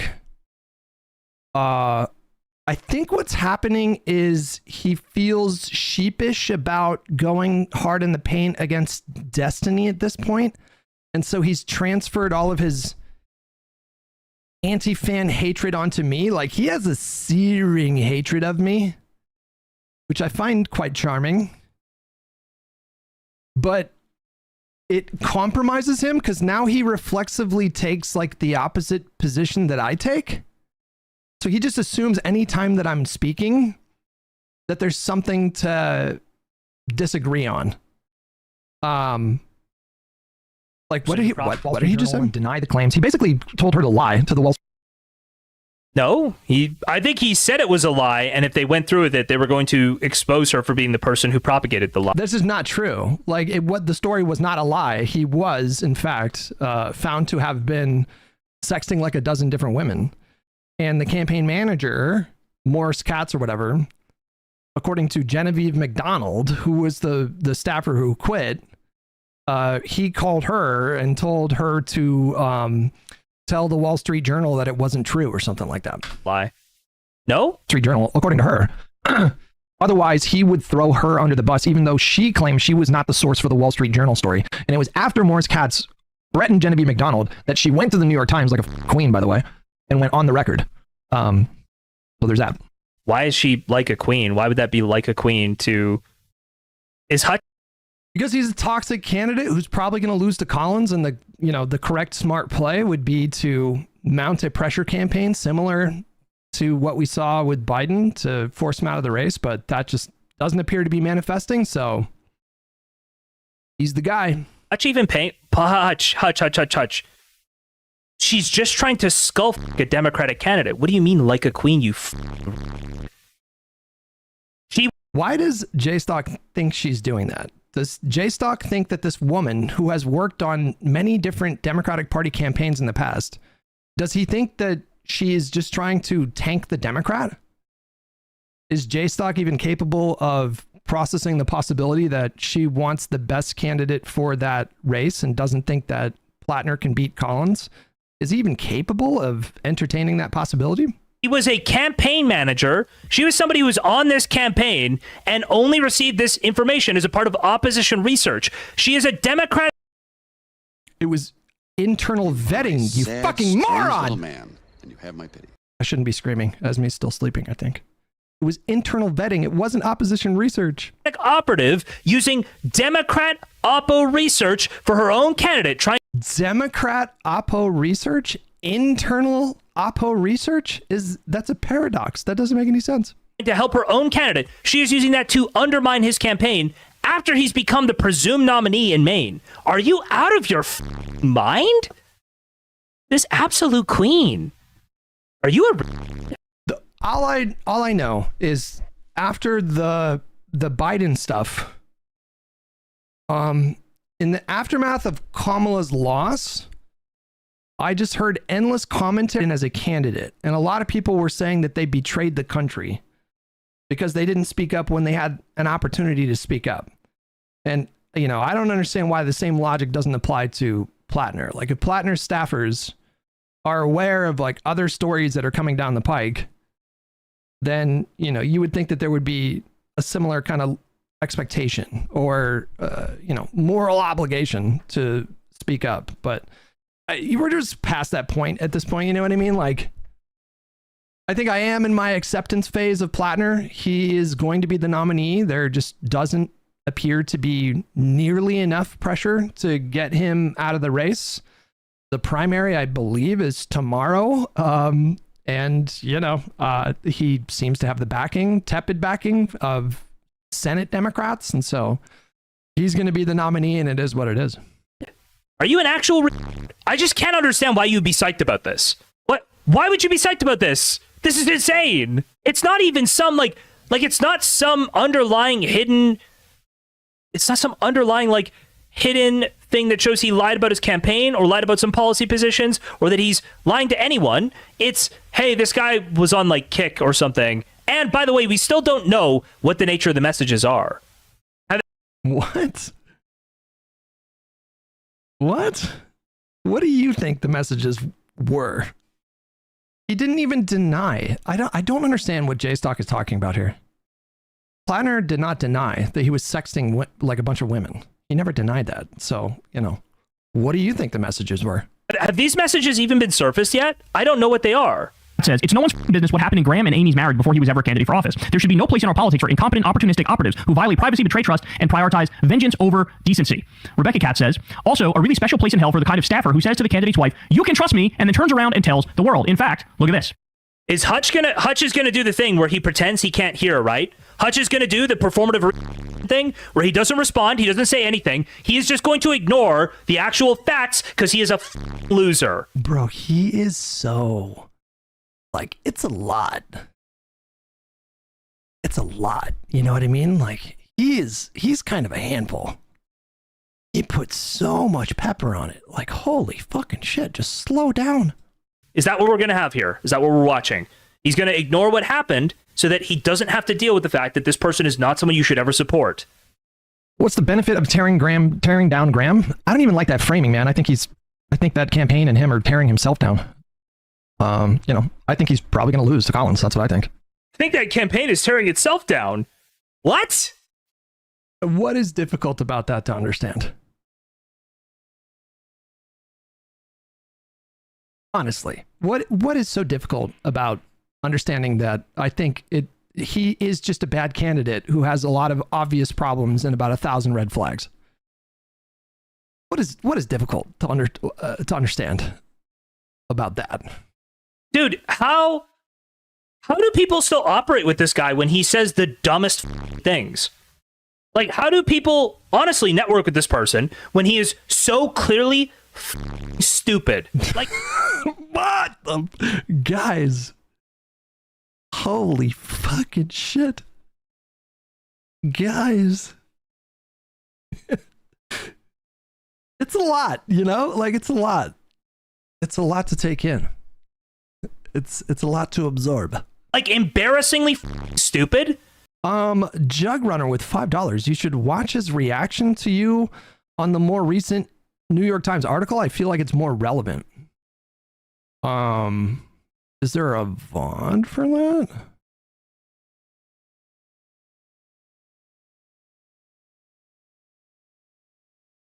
Ryle Kittenhouse.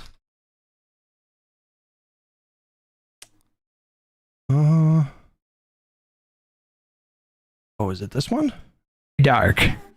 Kyle Kulinski is an actual disgusting piece of shit. Like, just a genuinely disgusting piece of shit. Literally says you, buddy. Says you. He's like barely engaging with what's going on. He's just like, there's so many people on Twitter who are saying things I don't like, and I have to take the opposite position of them. Hutch is actually just going to try to submarine. Holy projection. As many Dems as he can. This is so funny.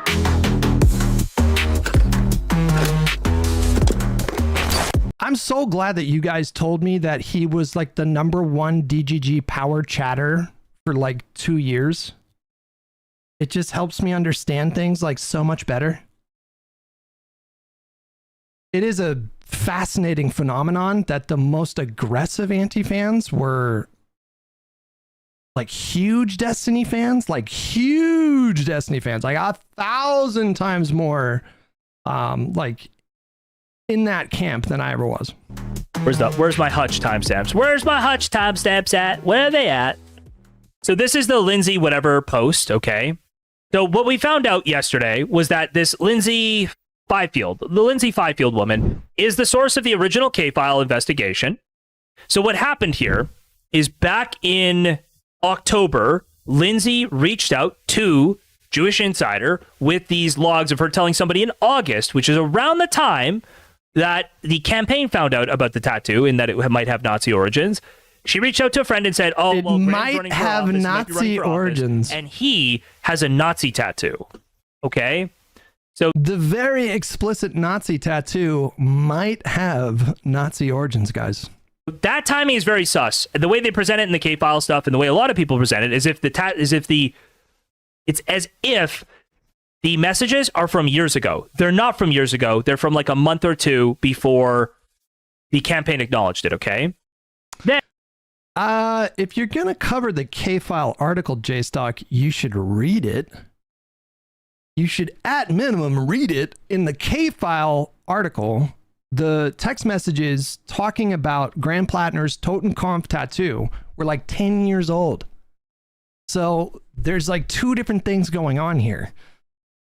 If Lindsay Fifield is the same source for the K-File article as the article from the New York Times last week, then we're talking about two different text message exchanges. There's one that was like much older of her talking about Graham Plattner's Totenkopf and all that stuff, and then there's one from August in a group message thread with some of her friends. Then that gets taken to CNN. Andrew Kaczynski, they go and verify that she did send the text back in August, but they say that it's a decade-old acquaintance, okay? Then the New York Times story breaks. No, you got that wrong. Breaks. The New York Times story is running with his ex-girlfriend, who is the primary person describing abuse from Graham Plattner. Basically like the headliner of the article, okay? What they don't make clear is that the My Totenkopf stuff, she validates the My Totenkopf stuff, but they don't make it clear that when that was originally reported, it was her who told that story as well. So what it looks like is it's a validation of that previous story. And what they can leave out when they tell it this way is the fact that when that story didn't sink his campaign, he then came out with abuse allegations. That doesn't mean it's impossible that he was physically abusive, but it certainly makes it, given everything else, given the lack of corroboration, incredibly difficult to stomach these and see them as anything but a smear, right? Like that she explicitly has tried twice now to submarine his campaign as an ex who described him as like the worst thing that ever happened to her. Like there was a lot of animus there. Okay. And I think this is journalistic malpractice to not actually make this clear the whole way through. So Andrew came out and said today that it is the same person. Now I am fairly convinced that basically someone in Graham's campaign. Hold on. What did this to not actually make Andrew this clear say? the whole way through. So Andrew came out and said today that it is the same person. Now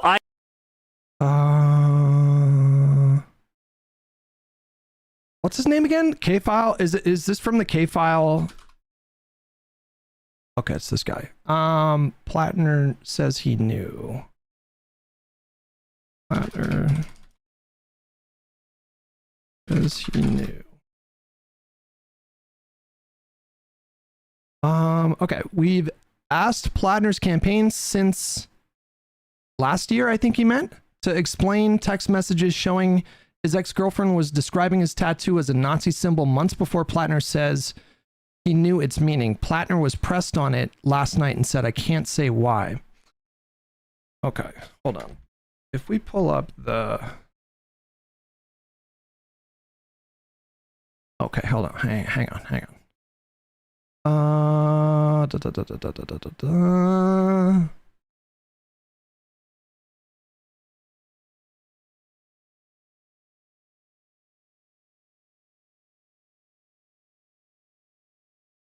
Once before Plattner knew its meaning.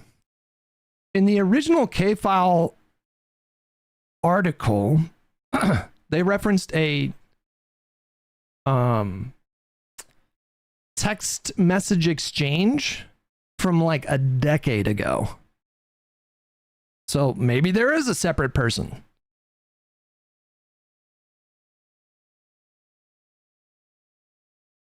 Let me see if I can find the old K-File article. I am fairly convinced that basically someone in Graham's campaign who was there early found out about the tattoo and let somebody know. They connected with Lindsay Fifield and they concocted a scheme to make it look like basically she'd been knowing about this for a long time. That's what it looks like to me. She participated and then it didn't work. And so they went and tried to come up with a new scheme. They concocted a new scheme. What? Excuse me? J-Stock, they dated like 10 to 15 years ago. You don't think she saw him with his shirt off? What did he just say? He concocted a scheme to make it look basically what someone is this conspiracy theory he's concocting here? in Graham's campaign who was there early found out about the tattoo and let somebody know. They connected with Lindsay Fifield and they concocted a scheme to make it look like basically she'd been knowing about this for a long time. They dated like over fucking 10 years ago. Of course she knew about the tattoo. That's what it looks like to me. She participated and then it didn't work. And so they went and tried to come up with a new scheme. They concocted a new scheme to try to derail his campaign. Okay? That's what it looks like to me. So this is the story that she is telling after the fact. We might go through a couple of her other friends basically saying Graham was was abusive.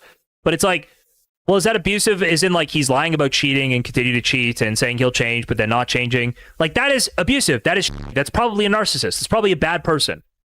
But he's sort of confessed to all of that and said, that's who I was when I got back from the military. I am a piece of shit. I was a piece of shit. I've tried to change and be better.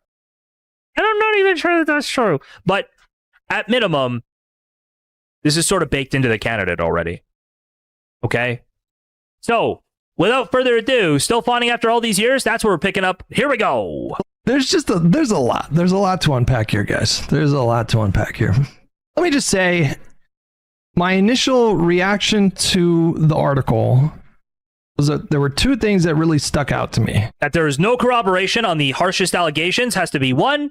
And the other thing that would stick out is... When did we ever have this standard? Like, I genuinely, I would not bet my life that the allegations of physical abuse are true. Now, that's not me saying that I don't, like, I lean more towards, like, that they're true, but I would never, like, bet my life on it. Certainly, this is not enough to convict at a jury trial. But typically, when we're talking about old allegations of, like, physical abuse or sexual abuse, people are not walking around constantly with their phone out recording everything. And, like when the Kavanaugh allegations came out, for example, those allegations were from like high school or whatever. I mean, cell phone videos weren't even a thing back then. It's not uncommon for these kinds of allegations to have no corroboration whatsoever. That doesn't mean that you immediately dismiss them. That's what it seems like. J-Stock's position here is like, well, there's no corroboration of like the worst allegation, therefore, it's bullshit. Is that they backed up the Totenkopf story. I think those would be the two things that stuck out to me. I wonder what would stick out to Hutch, because really the sourcing is the biggest one. The physical abuse would not. That is the biggest one that you have to go, dude, this is actually kind of like, this probably shouldn't be coming out at all. Number one was the physical abuse. The idea of like grabbing her by the arm, frequently grabbing her by the shoulders, throwing her in a room and like locking her in a room. These are serious allegations. it's difficult to vote to convict in this kind of a situation based on the memories of a single. So I think the K-File thing, I would like to see if he goes back and looks at the K-File stuff at all. Because to me, when you see that this woman, that this is the second attempt from the same person who had a tumultuous relationship, who told all of her friends how much she hated this guy, it's her second attempt to try to take this campaign down. Trust me, and I say this as somebody who has watched the scorned woman narrative be used to totally dismiss many women that I think were actually victims of abuse. I have seen this happen multiple times, okay? So I am incredibly careful about using the scorned woman defense on anybody, all right? You just did. You just did so casually. You're very heavily implying that she was a scorned woman and she, failed the first time, so she stepped up her efforts. I understand the weight of using it. I understand that it can be used against people in a way that is totally escaping the truth, right? I want to make it clear that I am like, I've looked into this, I'm aware of the facts, and I do think there's a good chance that's what's happening here. Okay. Person without other corroboration in the article. So I understand some healthy degree of skepticism, but I would not immediately reject the accusations because of the politics of the person making the accusations. That is crazy. That is straight up MAGA. Wait, it's not about her politics though. It's about her job. Like, what's her job, you fucking moron? It's not about her politics. It's about her job.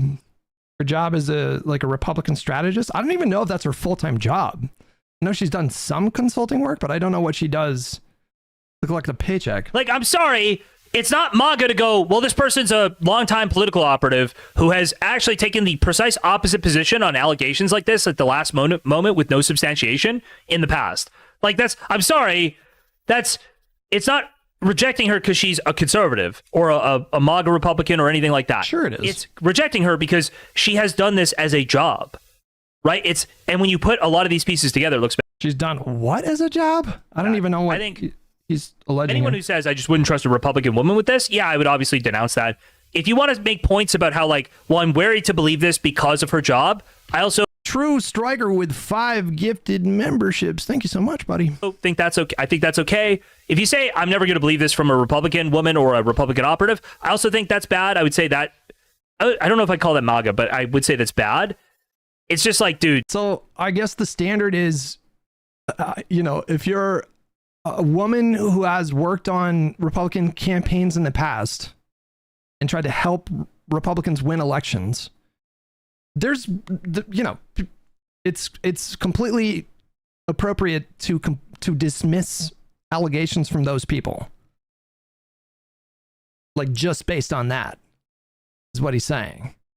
Was there no universe where women who have worked on Republican campaigns in the past have been victims of sexual or physical abuse? Like, so what are they just fucked? Like, you would never ever in 1,000 years entertain the possibility that they're telling the truth about that kind of thing? Knife Mall with $5. It's not her politics, it's her job. And her job is a problem because it's political. True. You got to be careful about what you're suggesting here. I think Emma Vigeland maybe went a little too far with what she said, but most of the other people I've seen striking a fairly reasonable tone. How many times has a woman come forward to accuse Donald Trump of assault, improprieties, harassment? There were a number of women who came forward about Donald Trump who had worked in Democratic Party politics. And MAGA deployed the same rhetoric, the same defense, the same logic to dismiss her claims, or their claims. And then MAGA found out that the woman was a Democrat and then tried to use that to dismiss those allegations. We have seen that happen literally dozens of times. You think those cases are all real? Does Hutch think there are dozens of legitimate assault cases on Donald Trump? What, where are we? Wait, he is so slippery. This guy is so utterly compromised. His searing hatred of me runs so deep that you can just see him kind of in real time flailing about trying to find like some angle to disagree with what I'm saying. I don't know if every single allegation against Donald Trump was true. I don't know that. I do know that where there's that much smoke, there's usually some fire.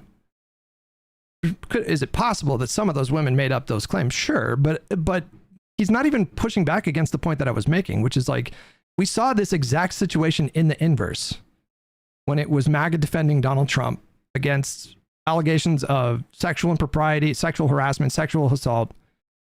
There were a few women who were like who worked in some capacity within Democratic Party politics, and MAGA dismissed their claims with the same logic that we're seeing from like Kyle Kulinski and Emma Vigeland. And you just shred your credibility.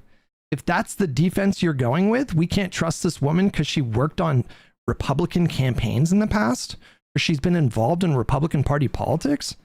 That alone means that we can just dismiss her allegations? How is that any different from MAGA?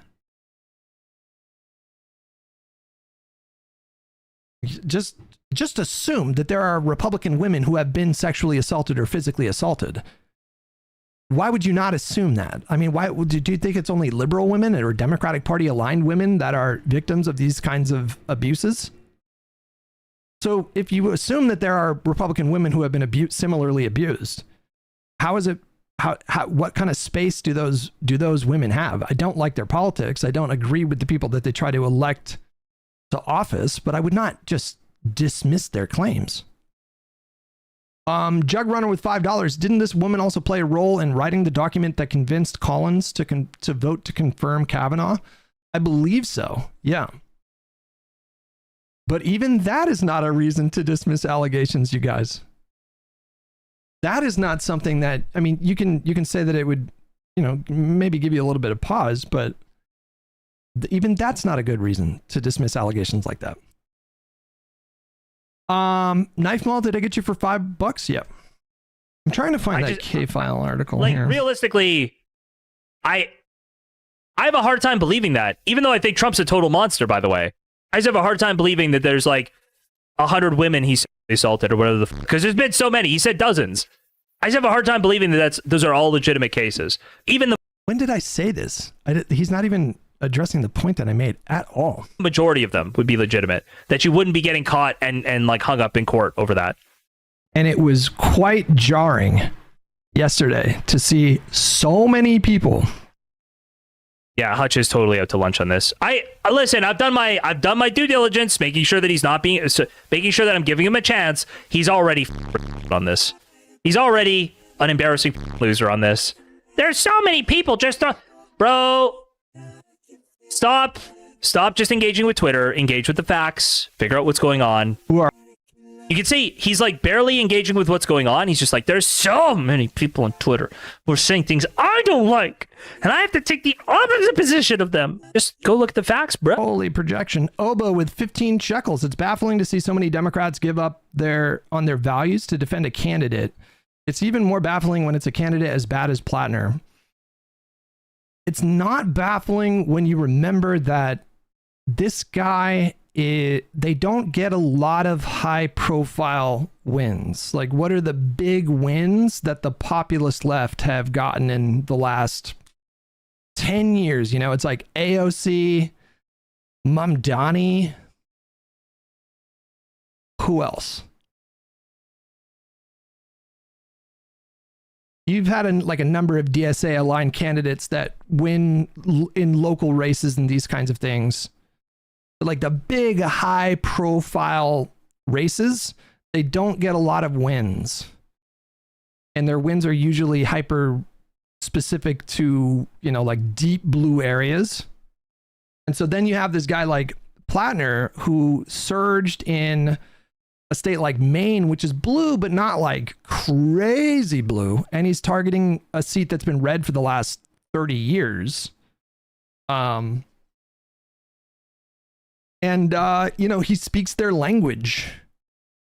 He's like all in on the left-wing populism, economic populism, anti-establishment stuff. He's a very, very high-profile ally for them. And so it kind of makes sense when you remember that. There's a lot of stakes on this race, because if he wins running on that kind of message, that could spread to like other states. And so they have a lot riding on this guy. They've invested a lot of energy and commitment to this guy's campaign because of what he represents. And he could represent something bigger for their movement. And so they're not going to be so quick to abandon him when allegations come out. But I guess my position is you can do that without betraying your principles. You can still back him while acknowledging the obvious problems and red flags. But they're doing something different. Like they're in the tank for him in a way that MAGA people were for Trump. And so they're gaslighting other people about his problems and, you know, dismissing any criticism of him or coverage of these stories as like smear jobs. But it's like, do they really think that, like, if this was Cory Booker and K-File discovered that Cory Booker had a Nazi tattoo, do you not think that the media would cover that?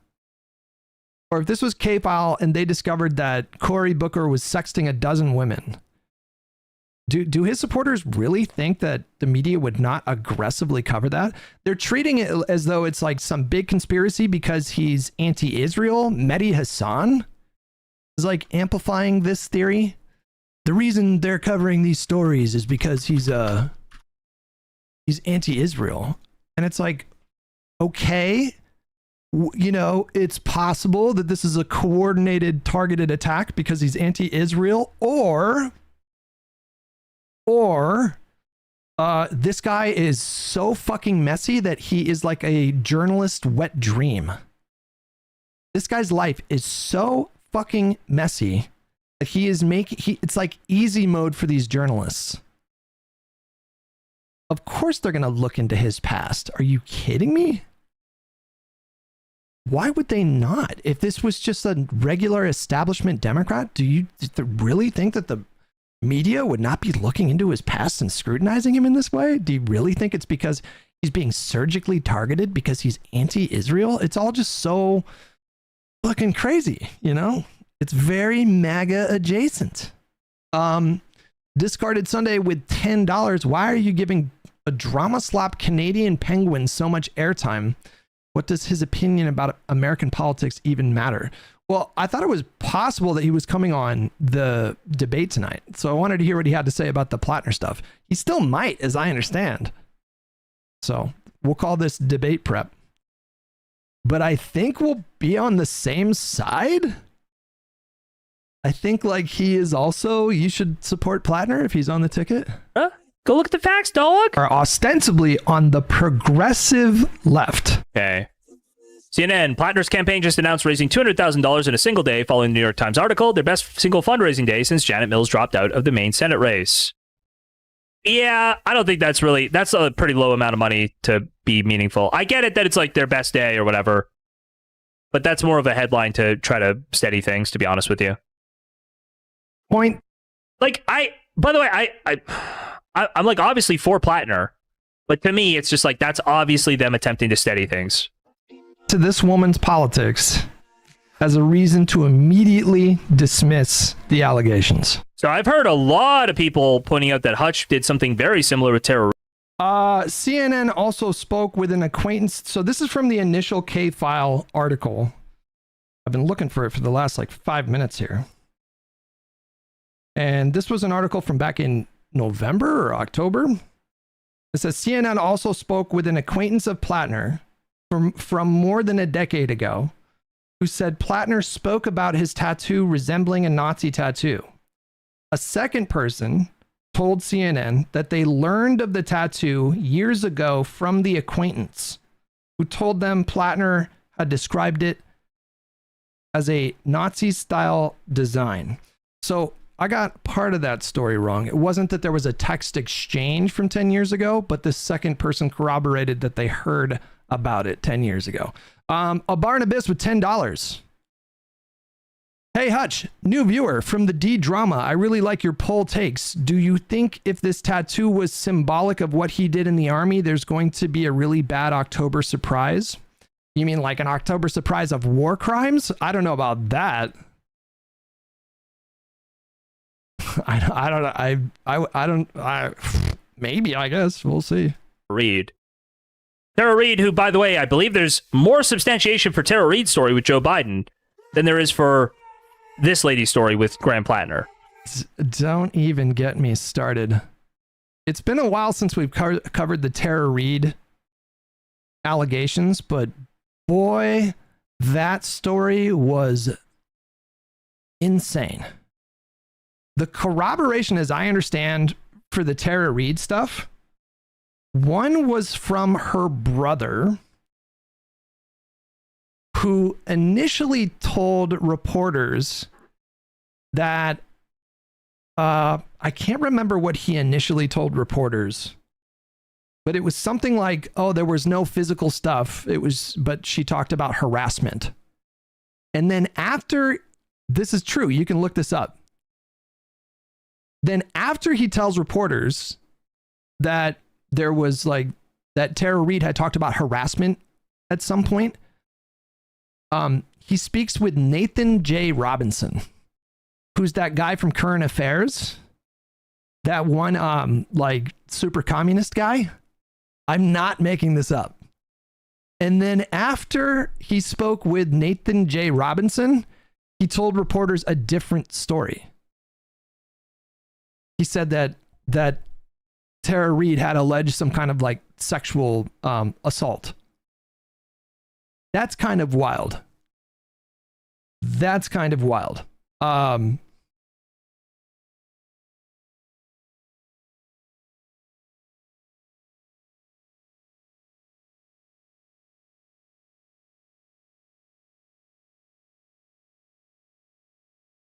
I'm just looking at the story real quick. 1 second.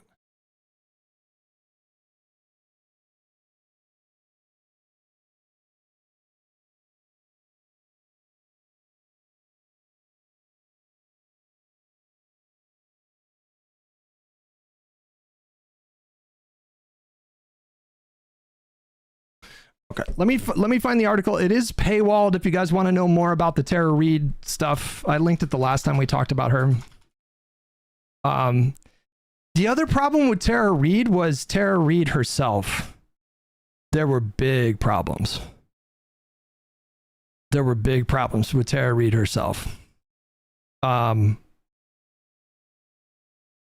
was this like detailed conflict that she had with a former landlord involving check fraud.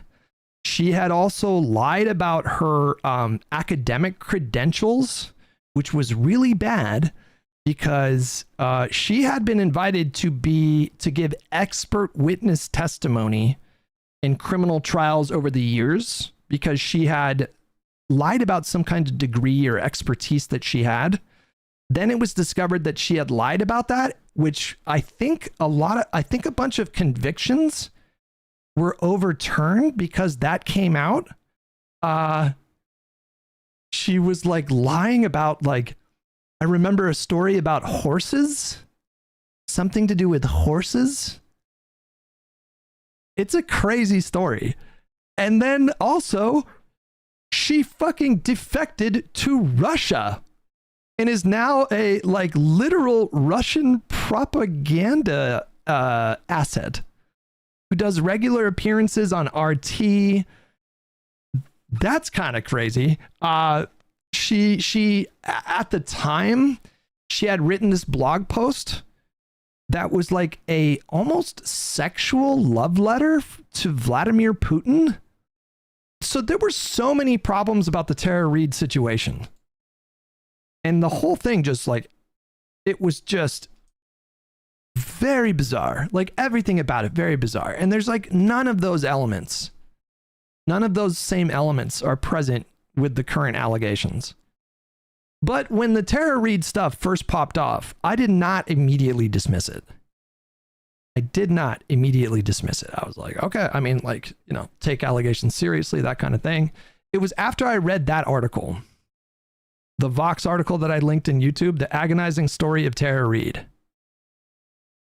where there's like 25 hella sus problems with Tara Reid, the allegations, the corroborations. Like it's the whole thing is so messy. That is crazy. That is crazy. Another word for it is gross. Like this, you guys, is hella gross. The New York Times story in Graham Plattner is frankly one of the most pathetic smear jobs I've ever seen. The claim is just unsettling behavior, and they cite a literal Republican operative he used to date. Okay. But I No, it's this. It's what's down here, which, my bad, I kind of fucked it up. But Kyle said, good thing she told the truth, and this Republican bitch is lying. That's a crazy post on the internet. Understand that he's saying literal Republican operative. Do you think that's his only reason? Do you think that's Kyle's only rationale for this?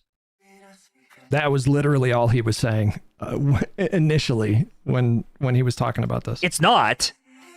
This is crazy. Last night was dark on the timeline. Dark. Very dark. A gentleman by the name of Mason McCann said people like this would be openly mocking E. Jean Carroll every day if they were on the right. And then Kyle Kulinski responds by saying, good thing she told the truth and this Republican bitch didn't. That is a crazy thing to type out. It's like a pretty gross horseshit. It's not dark woke. It's just misogyny. That's not dark woke. It's just misogyny. It's just kind of, especially when you're talking about a woman who's coming forward with, like, however you feel about the allegations, but like physical abuse allegations, to call her a Republican bitch, that's a crazy thing to type out on the internet. Situation here. Why can't he just look at the evidence? Like, what? I want to hear Hutch's opinion on the evidence without him referencing Kyle Kulinski. I just want Hutch to give me his opinion on everything. Just bananas. Okay, I mean, he was working overtime. This was, what is that music that's playing? Is he listening to music? I don't understand. He was working overtime on Twitter. In fact, he drew some battle lines. He said, any liberal who's clever with 92 months, cheers. Jug Runner with $5. I heard J-Stock say he would not be joining the WIC panel because WIC couldn't assure him the panel would stay on this topic and not turn into drama. Oh my God. Okay, whatever. Who basically lends any kind of credence to this story is a traitor or some such. I mean, certainly to Blue no matter who. I'm sorry, man. Kyle Kulinski is an actual disgusting piece of shit. Like, just a genuinely disgusting piece of shit. Says you? Literally says you, buddy. Says you. New MAGA. I mean, granted, shitting your pants in a Tesla is disgusting, but what else you got on me? Plattner's smear falls apart instantly. Trump crashes out as Congress rebukes the Iran war. But we don't need to watch that. What's up, y'all? Got a bunch of breaking news here for you that I wanted to talk about. Obviously, the big thing is that here they go again. Here they go again, y'all. The New York Times decided to put together yet another hit piece on Graham Plattner. Except this one, I don't think anybody's buying this one. I really think that like over 90% of people are looking at it going, that's it? That's all you got? So there's a bunch of hype leading up to this where people... I mean, certainly everybody on his follow list, everybody in his network, sure. Online were speculating like, oh, it's going to be bad. Oh, what's going to be in it? And you had, honestly, widespread speculation that it was going to be assault. And when it came out, it isn't even close to assault, and it is the most underwhelming thing I've ever seen. So right off the jump here, let me just say, if you have a New York Times subscription, it's honestly time to cancel it. Because they are, at this point, basically campaigning for Susan Collins. This is just, I mean, come on. This is just MAGA inverse. This is just blue MAGA. Just straight up blue MAGA, you know, like, fake news. Fake news, lying New York Times, fake news. I think this piece was like journalistic malpractice.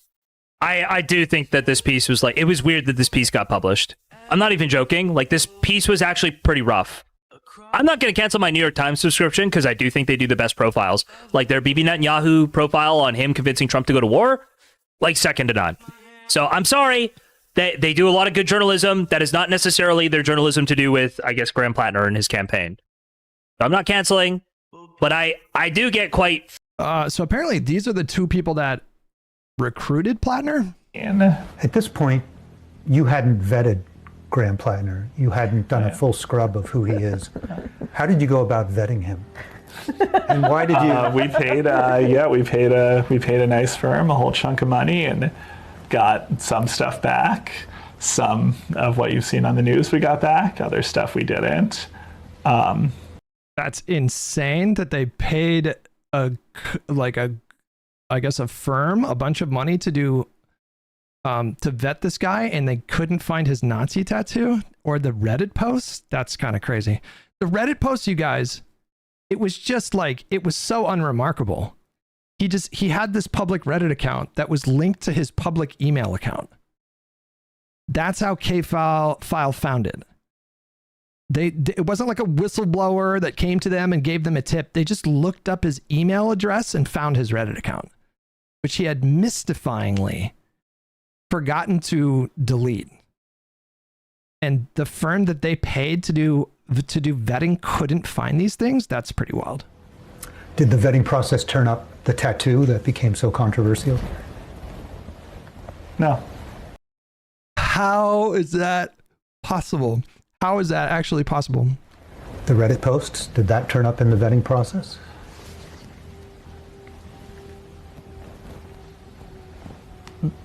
The firm sent us a thing, and it had some of the posts, but it didn't have all of them. And what did you think about? Like, how is that possible? It was his public email account that was linked to a public Reddit. How is that possible? How did you think your way through the fact that he had posted these things on social media? I said none of this will or should stop him from becoming a U.S. Senator. And what was Clearly your thinking there? Agree. I think if what the voters wanted were people who were grown in vats and had never done or said anything that they might regret their entire lives, we'd have a very... The Reddit account, honestly, to me, has always been a bit of a nothing burger. I never saw anything that felt disqualifying. That was my reaction as soon as the Reddit post came out. I remember telling you guys, like, I don't think, some of it is a little messy, but I don't think this is like disqualifying. And it was the Nazi tattoo that dropped like a week or two later, where I was like, oh, okay, well, that's a little uncomfortable. Very different country. Part of our thesis here is that people do not want their candidates grown in vats. They want people who are real human beings, and they want people who do not look and sound like the vat-grown people who've been leading this country off a cliff for the last century. And that was Graham. Yeah, I don't know. I mean, I don't know how to explain how that firm didn't find the Reddit or the tattoo. It's just crazy. Frustrated seeing this article published, and how things like sort of fell apart. That makes more sense to me, because they must have decided they needed to go with it or run with it now that they teased it and stuff. But man, oh man, it was I just don't think there was a story there. Alexis with $5. I don't believe them. I think they didn't care because he said the magic words: free Israel, fuck billionaires, and fuck Israel. You mean free Palestine, fuck billionaires, and fuck Israel. Now they are saving face. Yeah, you just don't see candidates like Plattner very often. Who are, not only, well, they did something really smart. Like, he and his campaign did something really smart, which is they announced his run really pretty early on. And so he had such an enormous head start and was getting a lot of outside money, like people outside the state of Maine were sending him money. And so they were aggressively campaigning way before Mills ever joined the race. And by the time Mills joined the race, he had built up such a grassroots campaign of, really authentic support within the state of Maine. Like, they were very smart campaigners. And I'd say, like, are very smart campaigners, despite the fact that he's problematic as a nominee. They're running a very smart campaign for sure. So that did give him a really big advantage, but you just don't see people like him that speak their language, like the online lefties language, so one-to-one. Like, he's just all in on like their exact, I mean, he was like a Majority Report fan. He, there's an old Reddit post of him mourning the loss of, Michael Brooks. seemed like a very sincere post about how Michael Brooks had like heavily influenced him. So he very obviously has been very, very heavily influenced by leftist online discourse. And you can tell because of the way he talks. And so there, you know, I understand why they're so invested in him as a candidate. I just don't understand the sweeping. Like, you don't need to pretend like these problems are not real. You can validate people's concerns.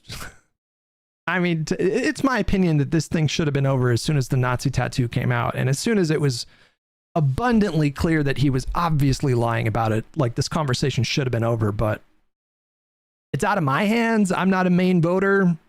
You know, they are sticking by him. That's just the reality of the situation. So he's the guy. Alexis with $2. Oops, I meant free healthcare. Gotcha. Free Palestine, free healthcare. Either one works. Clever with 92 months. Did I get you for that? Thank you. I can understand and respect someone being somewhat skeptical. That's fine. I truly understand that. There's not a ton of information to go off of. It's for me, when I look at sort of the whole breadth of like everything we've learned about this guy, like none of it would shock me. But I wouldn't vote to convict in a court of law. I lean towards believing the stories in that article with the understanding as well that her perspective might be a little skewed one way, and so that I have like some degree of skepticism that I think is fine. There's just no evidence for any of the things said. So like sometimes there's no evidence. In fact, oftentimes there's no evidence when we're talking about allegations of abuse. That it just is what it. That's just the reality of women who come forward. Sometimes men too, like people who come forward with abuse claims or allegations, is that they weren't fucking live streaming every part of their life. And so you have to evaluate the veracity of their allegations or their claims based on the totality of evidence, everything you know about the individual. And you have to, it's not a firm yes or no, did this thing happen? But he keeps saying like, there's no corroboration. There's no, I mean, that's very common with abuse claims. Like, while you basically, like, I understand what Hutch is saying. And maybe we're not that far apart, but like you don't hold it. Maybe you think, maybe J-Stock, do you think maybe you're being a bit reflexively oppositional to anything I say? Because you have this fucking searing hatred boner for me? Against the person. If it's like, well, I could maybe believe it because I have a bias against this guy, but then you can't say, okay, well, he shouldn't run for the Senate now. Right? I just don't think he can beat Collins. I don't share his supporters' confidence. It might be the case that Donald Trump is so bad and the Republican Party is so damaged right now and voters are so angry right now that they can look past things that would have frankly sunk basically any other politician. I think the voters of Maine are giving this guy more grace than 99.9% of Democratic Party politicians, and all of those things might happen and he might beat Collins, and that wouldn't shock me, but I'm not confident that he can beat Collins because this is not going to stop. I also want to say that I believe that people can go through that kind of a period of their life and come out the other side and become a better person and turn their life around. And I genuinely believe that Graham Plattner is probably on a better path than he was before, which is not to say that he is perfect because we found out he was like sexting a dozen women like last year. But I do believe that people can change. I do believe that we don't. Now it's just a dozen. It's not 6 to 12 anymore. Now it's a dozen. Now it's a full baker. Need to condemn people for the rest of their lives based on the sins of their past. All that said, this isn't about any moral condemnation of. All that said, let's condemn this for the sins of his past. All that said, you're not listening to me. I don't care about his sins. I don't care. I don't care. I have heard 1,000 stories like Plattner's. I'm not walking around thinking like he's such a bad person. I don't care about like his character. I'm only thinking about the implications for the Senate race of a very winnable seat.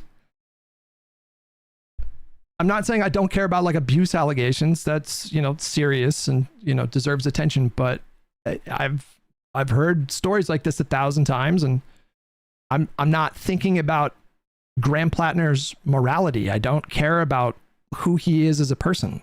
Who cares? Let's take this down. Graham Plattner, this is about deciding whether or not somebody is qualified to hold one of the highest offices in the country. Like, is this somebody that I would feel comfortable giving that kind of power to? I know my answer to that question, but it's not a moral condemnation of Graham Plattner. I see Tallybots in the chat. What indication do we have that he has changed? Tallybots votes entirely on one issue. It's her identity. That's the only thing she votes on. That's the only thing she cares about. I have no respect for people who vote this way. It's all identity politics for you. Off. Plattner. I mean, when I read the story, my honest reaction was, knowing just what he himself has said about his life as a veteran who struggled with PTSD, none of it shocked me. Truly, like, none of it, I read it and I was like, yeah, that seems about right. It happened in 2023 and 2024, I think. So technically a year and a half, 2 years. No, the sexting was last spring. The physical stuff is bad. She made it a point to clarify that he didn't hit her, but the physical stuff is bad. And I also think it's not something that I would like ever just like refuse to like forgive someone for, like I think. Panic, don't panic with $10. Not confident he can't beat Collins. While Mills has absolutely no shot, she can beat Collins. So what do you want to do, man? Elect a Republican or deal with someone who isn't passing your purity tests? My purity tests. Oh my God. I think Mills could beat Collins, but we didn't really get a chance to see much of her. She didn't really do a campaign, like failed to attract many donors, like didn't really campaign. Like it was kind of like a ghost campaign the entire time. But, this is Maine, and the country is becoming way more polarized, and it's becoming less common to have a member of the Senate from one party and another party to like own the White House. That's becoming more and more rare. The margins in Collins' races over the years have been tightening. They've been more and more tight than the previous race. And so I think like a lot of different Democrats could beat Collins just because Donald Trump and the Republicans are so fucking catastrophically bad right now and damaged. But there's just not enough pressure on him to drop out, and there hasn't really been any serious challengers to him. And so, at this point, maybe he's the only one that can beat her. I don't know. But I guess like in my mind, I'm imagining a situation where, there could be like this pressure campaign to get him out, and then a similar situation to what we saw with like Biden and Kamala. But that's a bit different. It's a national race. This is a state race. So I don't know. Maybe he's best positioned to beat her now. But I still just don't have a lot of confidence that he can weather the storm, and I have no confidence that these stories are going to stop coming. I know people who have been physical when they were with their spouses, when they were addicted to substances. I've seen people talk about these experiences. I've seen people express deep remorse and guilt, and I've seen partners like actually survive and come out the other side and be like a better couple, stronger couple. And so I just truly I believe that. But you don't get to run for the Senate. If Grant Plattner were wanting to be a streamer, I would support that entirely. But he can't run for the Senate. Nope. But, I just want to put that out there. Like none of this stuff to me. I'm not reading this thing. I don't. Would he even disagree that character matters for the Senate? Would he even disagree with that? Would he disagree with the fact that we should have pretty high standards for who we elect to high office, especially the Senate? It's like one of the most important seats in the entire country. Would he really disagree with that? Thinking he's this like irredeemable piece of shit. That's not what any of my anger and frustration is about. At this point, probably 50% of my anger and frustration are with people like Kyle. It's probably more. I'm like 35% of my anger is at Plattner for being just such a fucking bonehead. And, obviously lying about really silly stuff. And then the rest is just everybody else who propped him up. Like they just like aggressively propped this guy up. Like he had to be the guy. And he didn't. At no point did he have to be the guy. But to them, he has to be the guy because he's carrying their message. And so, it's just got to be him. It's been a jarring experience. Wait, if 50% of your frustration is with Kyle, then you don't believe anything in the article if 50% of your frustration is with Kyle. And this couldn't have possibly moved you on whether or not this guy is actually going to run for the Senate. I thought this guy had done sexual assault, and I read that he was physically abusive. But 50% of my problem is with people like Kyle. What? Truly, it's been a jarring experience watching this corner of the internet essentially just mirror MAGA in their logic while defending this guy who, let's just be clear, he's just some guy. He's just some guy that we all became aware of, like 7 months ago. And they're defending him harder than I've ever seen them defend a candidate. It is so bizarre to me. Does Hutch not understand that this is just the inverse of, and again, Like, he had the talk with Josiah. I need to go clip up that talk with Josiah. So that We were Hutch supposed to can follow always up come on back that. to the same thing, right? Do you understand that you shit on lefties constantly for being upset for the moral crime of abetting a genocide? A far heavier, far weightier crime than anything Graham Plattner is even still accused of. That you have, like, no leg to stand on here in terms of virtue signaling. If you were against them, When did I say that people don't have a right to be upset about what's happening in Gaza? When the fuck did I ever say that, chat? When have I ever said that? being upset about Kamala, not wanting to vote for Kamala. It's not about being upset. It's about taking an action that knowingly helps someone like Donald Trump win the presidency. Remain uncommitted. You automatically lose. You automatically lose, right? Now, with Plattner, oh man, with this stuff, I don't believe it. With the tattoo and stuff, it's like, okay, I think you still vote for him unambiguously at this point, okay? Anyway. Uncommitted were a little bit different. Like, these guys showed up at the convention talking so much shit. They showed up at the DNC in Chicago, was announcing in advance that, you know, they expected their numbers to be like between 10 and 20,000 people, I think. They went there specifically to like fuck with the campaign. And then when that didn't work out, they tried to demand a speaking spot. So like, I have other issues with uncommitted, but I told you guys 1,000 times during 2024 that I can understand someone like Rashida Tlaib being conflicted about Biden and Kamala because of her direct connection to Gaza. Like, I told you guys that 1,000 times on the stream. I said, I'm not going to go hard in the paint against Rashida Tlaib. I don't like it, but I'm not going to, criticize her basically at all for that. I don't know how I would feel if I was in her shoes. I remember saying that to you guys 1,000 times. You keep watching. It is so bizarre to me.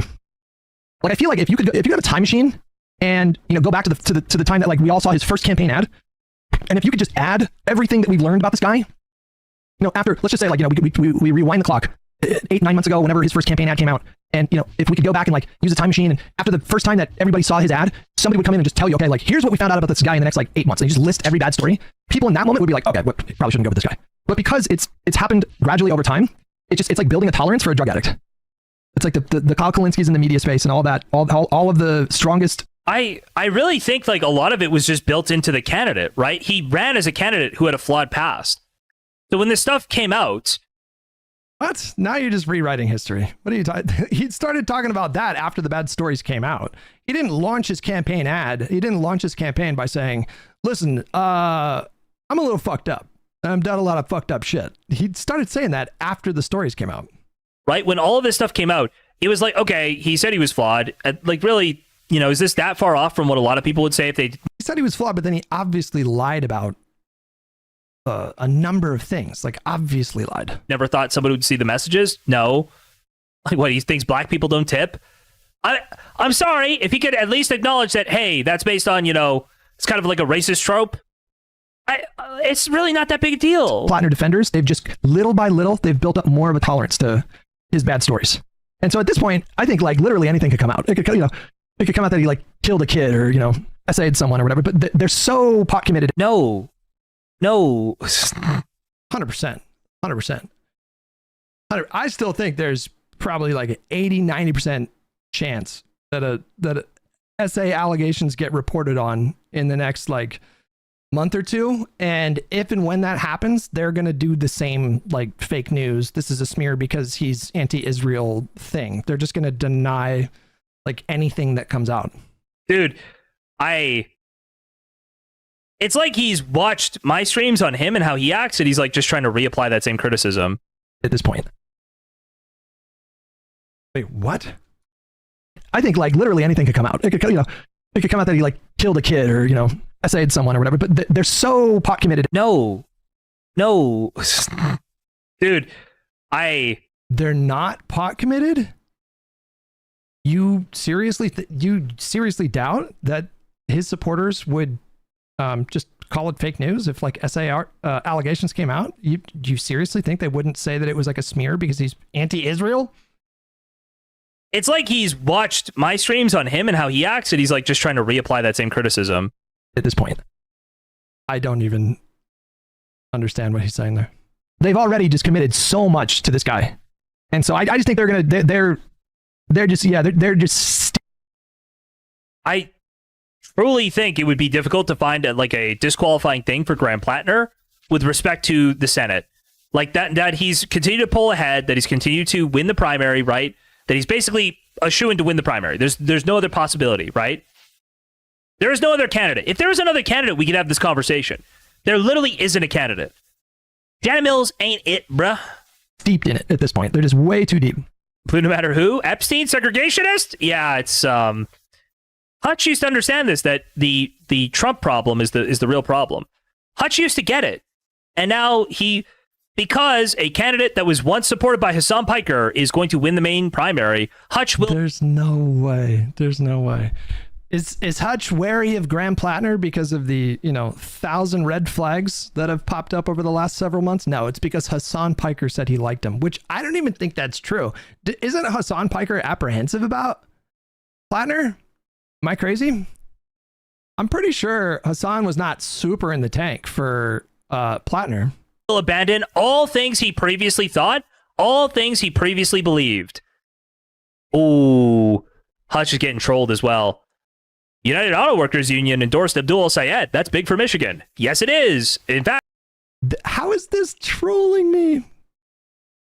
By just saying a thing that happened? How is this trolling me? Michigan may be cooked. We're 4 days away from that primary right now? I think the Michigan primary is in August. I could be wrong.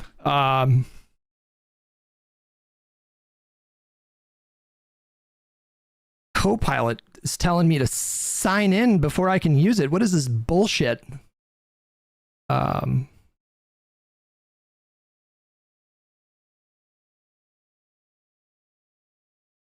fuck?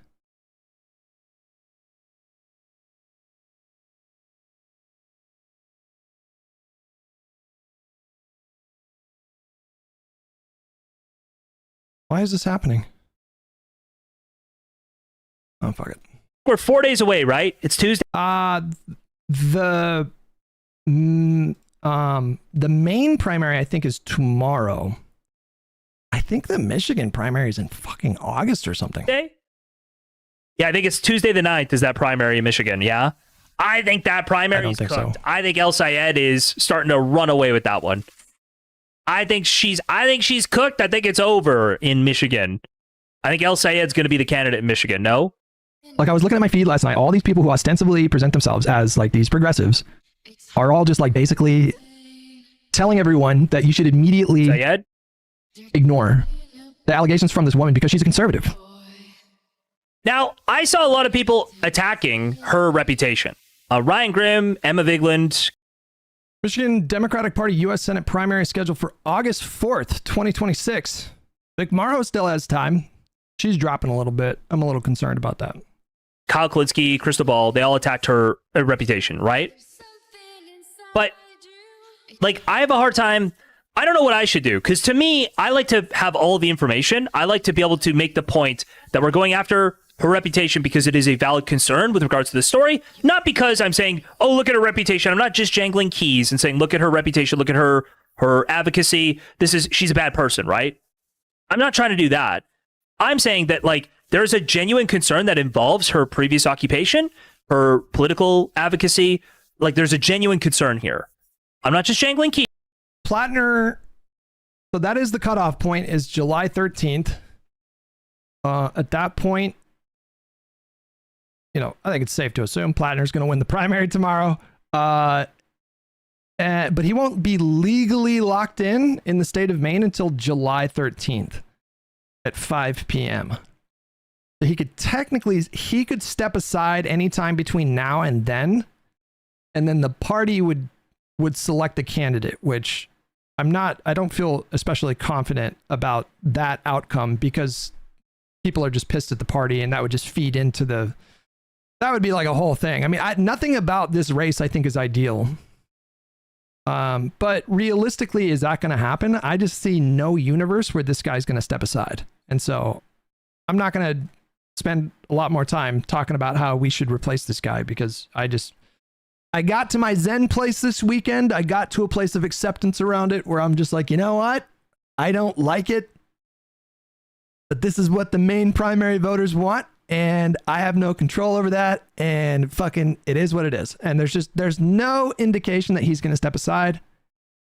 At least with Biden, you could see that pressure mounting, and you could see that possibility kind of getting more and more likely by the day, and we're just not seeing that when it comes to Plattner. And I get how I've never done ketamine.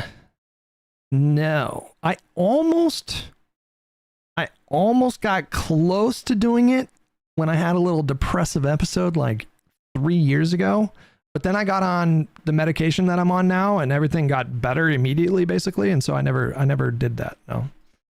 Hutch, he's saying he thinks that Kyle Kalinske, Crystal Ball, Ryan Grimm, all these people are just doing that. I don't think so. I'd like to think that they have a little more information. They're not just jangling keys, but they know that the way they're posting about it is the way to get the information to cut through. I think that's what's going on there, but I'm not totally sure. Okay. It's bananas. What they're telling you is that if there was a universe where Graham Plattner was physically abusive to ex-girlfriends, and some of them were, and the ones that came forward were Republicans, they'll never believe those women. That's crazy to me, you guys. I don't think they're saying that at all. I think that is what they're saying, you fucking moron. It is what they're saying. They're saying she's a Republican woman who stuck up for Kavanaugh. Therefore, we can just immediately dismiss what she has to say. It's just straight up what they're saying. Saying, given the evidence in the story, there's no reason to believe it. Right? Really? Did they apply that standard to Tara Reid or Kavanaugh? Did they apply that same standard? I don't think a single person there, they just shred their credibility, in my opinion. They just shred their credibility. Democrats have had, in my opinion, on balance, the clear high ground when it comes to these kinds of allegations. You're more likely to be believed in Democratic Party spaces, and it's typically cut across party lines. And that just went right out the fucking window when it came to Plattner. They were immediately ready to dismiss her allegations based on her politics, right away. Not even the worst of them is saying, oh, well, I don't care if this got hit, right? They're saying there's no evidence that this actually happened. And because there's no evidence that it happened, and because of her occupation, her history as a Republican operative, I don't trust this. So I'm not going to look at it. Guys, that's insane to me. That's crazy. That's crazy to me. I can understand some degree of skepticism. Again, some degree. I understand. There's a lot of allegations that are being made. It's fine to reserve full judgment before you. Well, you don't have to have any judgment, right? Have enough information to feel rock solid about it. That's fine. But all right, Sepulchre, you're gone, buddy. No mas. Do we believe Tara Reid against Biden? Sepulchre was gone because that guy was just in here every day trying to rile me up and one guy me. Hutch doesn't like arguing, does he? Hutch just likes... That's true, you guys. Famously, I've never been a fan of arguing, especially with chat. Hutch just likes, preaching to the choir. That's why I almost banned that one from yesterday or the day before. And I decided not to. I'm just letting a lot of the stay now because, honestly, if they're going to actually argue once in a while, then it's fine. It's good. God, you are so distracting. Tara Reid. There's no way. Tara Reid. Oh, my goodness. Okay. Tara Reid, who defected to Russia and then accused the Biden administration and Interpol of wanting to murder her. Tara Reid. True story. Don't get me started on Tara Reid. True story. Just because she's in Russia means you can't trust her at all? So even if she was brutally by... That doesn't give you pause. That doesn't give you pause. Excuse me. If someone defects to Russia eventually and then becomes an RT propaganda, newscaster person over there, after years after she wrote an erotic love letter to Vladimir Putin, I'm sorry, that doesn't give you a little bit of pause when it comes to these kinds of things.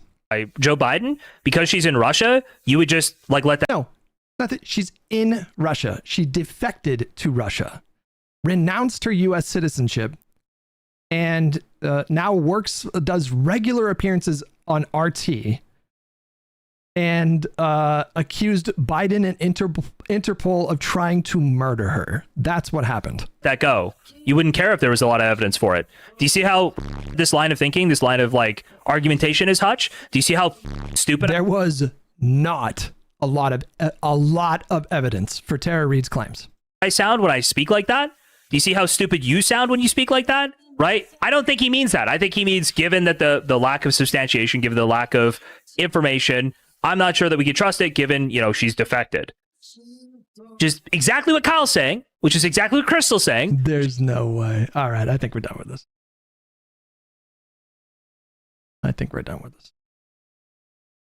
Here I was thinking that she would, or that J-Stock was actually going to, even with all of the recent, was going to be on this debate panel tonight, but all right. IRI came out with a nearly 17-minute video called "I'm Still 100% Behind Graham Plattner."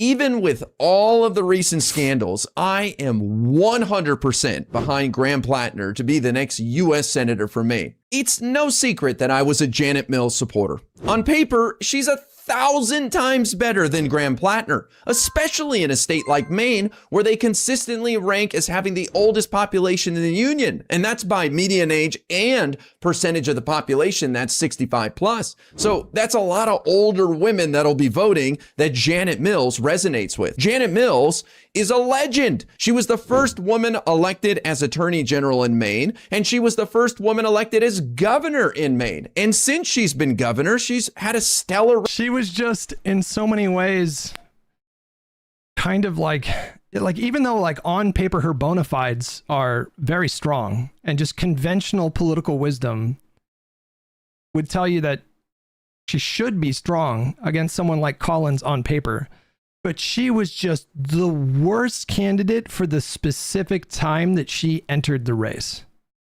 During this period in the Democratic Party where there's a kind of revolt against the gerontocracy, people are becoming, I would say understandably more concerned about some of the older people that are serving in government after, what happened with Biden. And she joined the race, months after Plattner had been pretty aggressively campaigning and building up a formidable grassroots campaign. I mean, she was just like, for that specific situation, she was just the worst person to put forward against Plattner. But in another universe where maybe Plattner never announced, I think she would have probably beaten Collins. Record. She expanded Medicaid to provide health care to over 100,000 more people. She stood up for veterans and made sure they got their benefits. Alexis with $50. Oh my goodness. Oh my God. I wanted to thank you for being one of the only creators that is pointing out how harmful this narrative of needing women to be perfect victim to be believed is. I appreciate you standing by your values. You are keeping me sane through all of this. Hey, cheers. Thank you so much. When they were kicked out of the military. Appreciate the generous dono. That was nice of you. Their sexual orientation. And recently, she went toe-to-toe with Trump in the White House when he threatened to take away federal funds due to Maine allowing trans athletes to participate in sports. She said to him, "I'll see you in court." But I understand Maine is the Maine here. This was a very alpha maneuver that she pulled. This one right here. Here, the governor of Maine.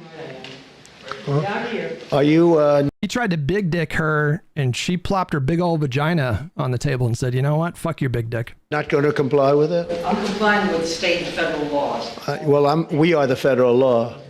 Well, you better. I am the law. You better do it. You better do it because you're not going to get any federal funding at all if you don't. And by the way, your population, even though it's somewhat liberal, although I did very well there, your population doesn't want men playing in women's sports.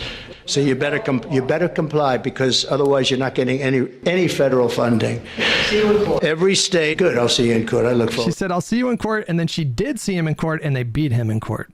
I mean, that was a phenomenal moment. That should be a real easy one. But she ran a terrible campaign, and Graham Plattner, to his credit, had a lot of energy behind his movement, and he will be the Democrat on the ballot in November. So we get behind him. However, he's not making it easy. The Wall Street Journal recently reported that he was sexting women early on in his marriage, which just happened a couple years ago, and possibly could have been going on as recently as last year. Now, I mean, that's not possible. It was happening. He was last year. Sexting women early on in his marriage, which just happened a couple years ago, and possibly could have been going on as Amy Gertner, who married Plattner in 2023, told the campaign about messages she had found early in their marriage in the spring of 2025. Recently as last year.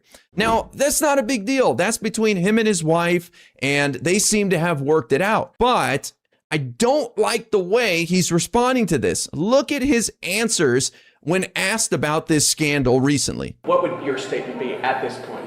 It's no surprise to me that the establishment media outlets are just going to run gossip instead of wanting to talk about the things that actually matter in this. I hate this so much, man. The victimizing. It's so nauseating. Which are the material realities that the Mainers are working with. These people are going to try to make this race. No, that's not what it said. It didn't say she saw the messages. It didn't. Hold on. And possibly could have been going on. Wait, hang on a second. Days after Graham Plattner announced his Maine Senate bid, when did he? So I think he announced in October. When did Graham Plattner announce he was running for U.S. Senate? I believe it was in October?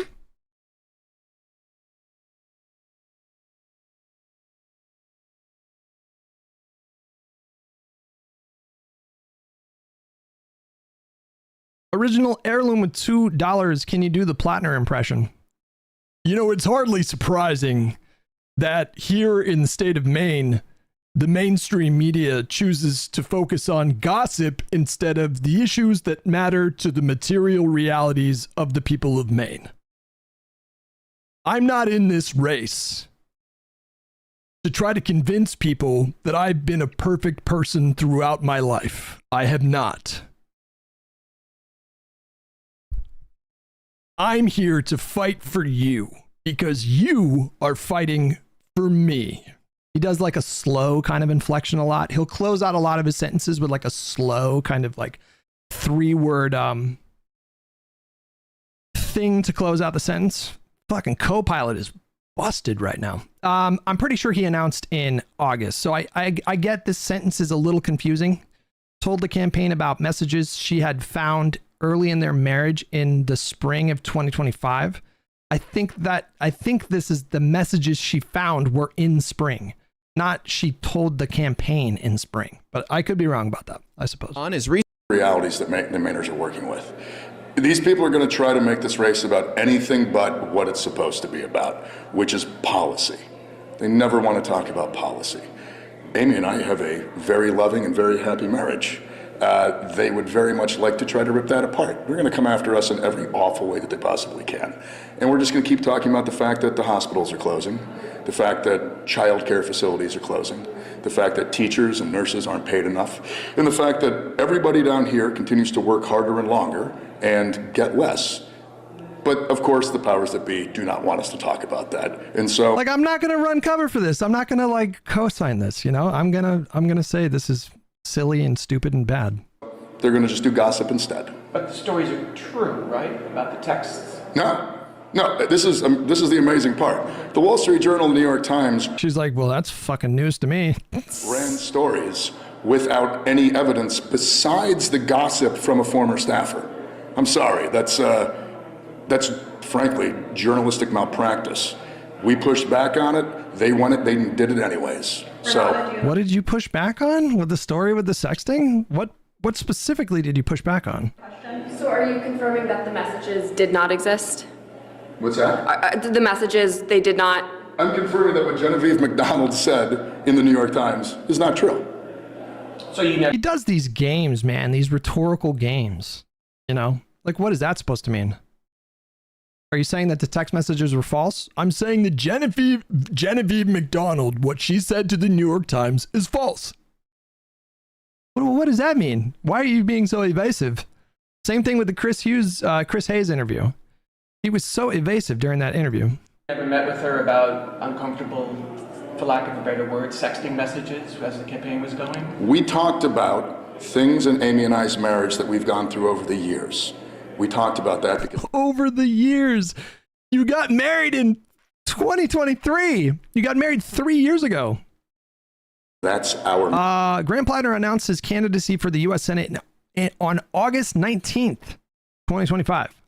Marriage, and we discussed it with the campaign. What Genevieve McDonald claims isn't true. I don't know about you, but I don't like this blaming the establishment and claiming that people are trying to break up his marriage. Nope. Not great. Nobody cares about your relationship, dude. This is about being honest. People want to know they can trust you. That's because we have a liar in the White House who has eroded public trust in government. So we don't want to elect another guy who's just going to be BSing us the whole time. Now, this stuff doesn't really matter to me, okay? This is between him and his wife. I just want a guy who's truthful. Just be honest. Be like, you know what? I messed up and I've worked it out with my wife and I have nothing to hide. And there are... Would it have been that hard to do that? Would it really have been that hard to do that? To just say like, yeah, I fucked up, you know? Are some... Obviously, the main voters are pretty forgiving. Obviously. Just, you know, just fucking own it. Stop complaining that the media did their job. This is their job, for Christ's sakes. Accuracies in that story, but I've done a lot of things that I regret, and I'm still growing to this day. I think if he approached it like that, it really wouldn't be that big of a deal. But before the I don't think so either. Even fully digest this sexting scandal, another article. Same with the Nazi tattoo. Same with the tattoo, you know, like, like maybe he didn't know. Like I feel like we've had a lot of moments during this Plattner campaign that remind me of the scene where Homelander like kills the guy with his lasers. And there's like a 5-second pause where he's like, oh, fuck. And then they all start cheering and clapping for him. And he lets out that like laugh and smile because he realizes like, oh, fuck, I really can't shoot anyone on Fifth Avenue and it's going to be fine. There's been like 5 moments like that. And, you know, maybe he couldn't have known at the time that they'd be so forgiving. But, you know, just own this stuff. Article came out. This time by the New York Times, in which they talked to some women from his past, and there were some wild accusations in here. It's everything from him saying weird things like he would sexually assault and intrude. Is he running unopposed in the primary? Technically, no, but effectively, yes. Mills did not drop out of the race. Yeah, there you go. That right there. Mills didn't withdraw her candidacy. She just suspended her campaign. So her name's still going to be on the ballot. She's been telling people in the last couple of weeks, reminding people that they can vote for her, but she's not campaigning. It's just like literally just not campaigning. And so effectively he's running unopposed. If they broke into his home, and it's not gay, it's just showing dominance, to being physical with her and like grabbing her by the arm and yanking her out of a car and just being rough with her in general. And there were also women in the article who said he was a great guy and they had a pleasant experience with him. So it's a mixed bag. But one thing that stood out to me was the same woman who accused him of being rough with her also said he was fully aware that the tattoo on his chest was associated with Nazis. Now, Graham Plattner had a chance to address all of these allegations when he went on MS Now the night of the article coming out. Check this out. This is from the Times. Mr. Plattner could be rough with her, Ms. Fifield said, particularly when they were drinking, leaving her shaken and sometimes afraid. In the interviews, she grappled with how to process her experiences. She was quick to note, he never hit me, he never punched me. She said he regularly grabbed her by the shoulders, sometimes hard enough to leave marks. On one occasion, yanked her out of a cab by her wrist after an argument in which she wanted to stay in the car. During one argument, she recalled he twisted her arm behind her back, shoved her into a bedroom, and held the door closed from the other side so she couldn't get out, telling her to remain there until she was calm. According to Emma Vigeland, this is just some women saying he was a bad boyfriend. That's how she categorized this article, by the way. Eventually, Ms. Fifield said she fell asleep and left the next morning. Did I miss Hutch finding out that Plattner still drinks? Wait, what? How do you know that? Did somebody finally ask him that question?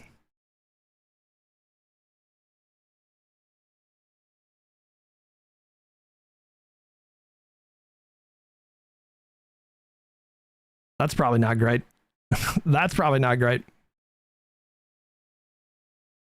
Where did you find that out, Tallybots? I tagged you on Twitter and DM'd you on Discord.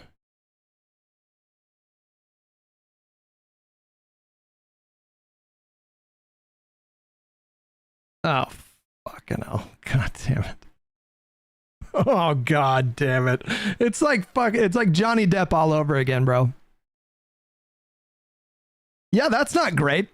That's not great. You can't go out and say like you had a problem with drinking in the past and then get photographed drinking a beer. That's the, all right, whatever. Who cares? Nobody cares. Nobody cares. Nobody gives a fuck. It hurt, she said, but It'll be fine. It didn't cause any injury. It didn't break my. That's like item number 20 on the list of concerning things. Did that happen? No, it did not. There are some Why is that bad? People like beer. So if you actually have a substance abuse problem, it's not something that goes away. It's not something, once you reach a stage with drinking where it is a dependency and it evolves into full-on alcoholism, there's no magic pill that you can take that will somehow rewire your brain to be better about moderation. It's a thing that you're just permanently in alcohol for the rest of your life. I don't believe this AA bullshit that you can never touch it again. You can touch it again. Like, listen, nobody's going to force you. You can make that decision. And there's differing schools of thought on this. Like, some people think that complete abstinence should be the only goal. I don't even think that I believe that. Like, I believe that for me, I don't think that I know how to moderate. I tried many times to moderate and I just couldn't do it. And so for me, I decided that completely stopping was the best thing for my life, my career, my relationship, my physical health. That was just the decision that I made. Some people, if they take their drinking down from 9 beers or 12 beers every night to 3 beers every night, like technically that's an improvement. So I'm not going to say that that's not valid. Like if people are just not ready to give it up, then that's a personal decision that everybody has to make for themselves. But just like typically, once you reach a point with substances where you can't moderate, where you just don't know how to moderate, that's not something that just goes away. You can't just switch that part of your brain off. Allegations in this piece that I just want to be kind of unequivocal about are simply not true. Anything alleging physicality, anything alleging that I knew what my tattoo was, these are the statements of someone who's politically motivated. Trump just announced he's stripping citizenship from 17 Americans. Excuse me?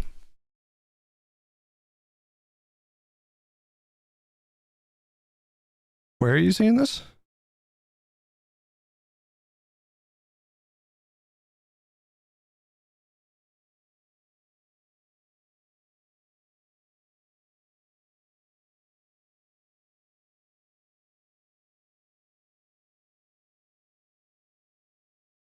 I'm not seeing what you're seeing.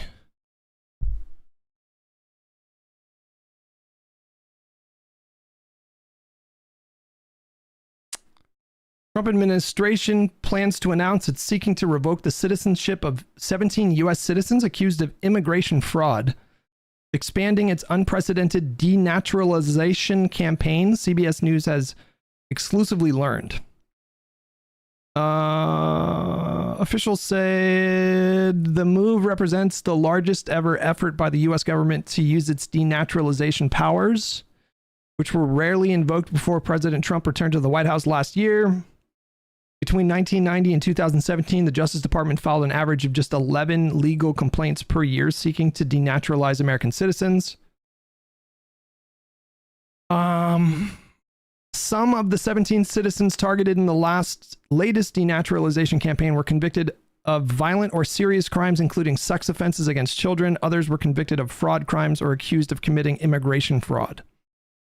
In federal court complaints filed across the country in recent days, Justice Department officials argued that individuals concealed their criminal activity when they applied for U.S. citizenship or were otherwise ineligible to be naturalized because they, including because they lacked a, quote, good moral character.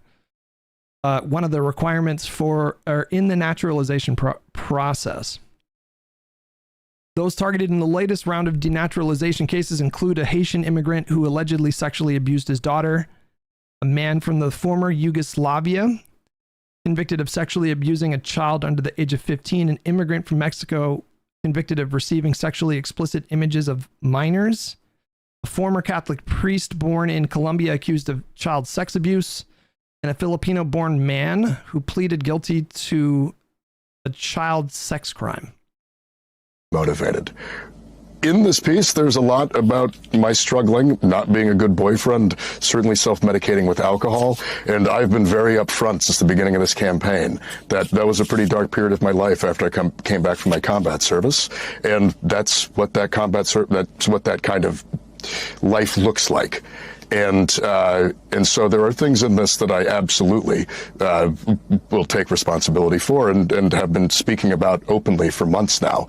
But those serious allegations are just not true. Those are some awfully specific claims that Graham Plattner is refuting here in this interview. And while it may... Did you see Crystal Ball co-signed Israel tattoo lady? Jesus true Christ. that this woman is a Republican working in politics and she wants to stop him from getting into the U.S. Senate, I find it hard to believe that it's all fiction and just based on. Oh my God, it's real.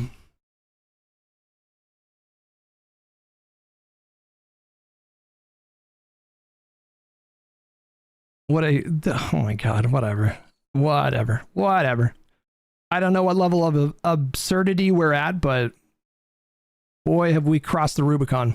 His response right here, I personally don't find him to be very truthful. You did not grab her by the wrist. You did not put your hands on her shoulders. You did not push her into a room that you closed the door on. She's lying about that, is what you're saying. Yes, that is not true. You mentioned the tattoo, so I want to talk about that because I think this was troubling to a lot of people, and I think, again, your account of it assuage some of that fear, clearly in Maine. Discarded Sunday with $5. It sounds like they are targeting undefendables to strip citizens so they can move the goalpost later when it's normalized. Maybe. As reflected again by reporting and polling. She says, same person, that you referred to the tattoo as my Totenkampf, which is the German word for this particular Nazi symbol.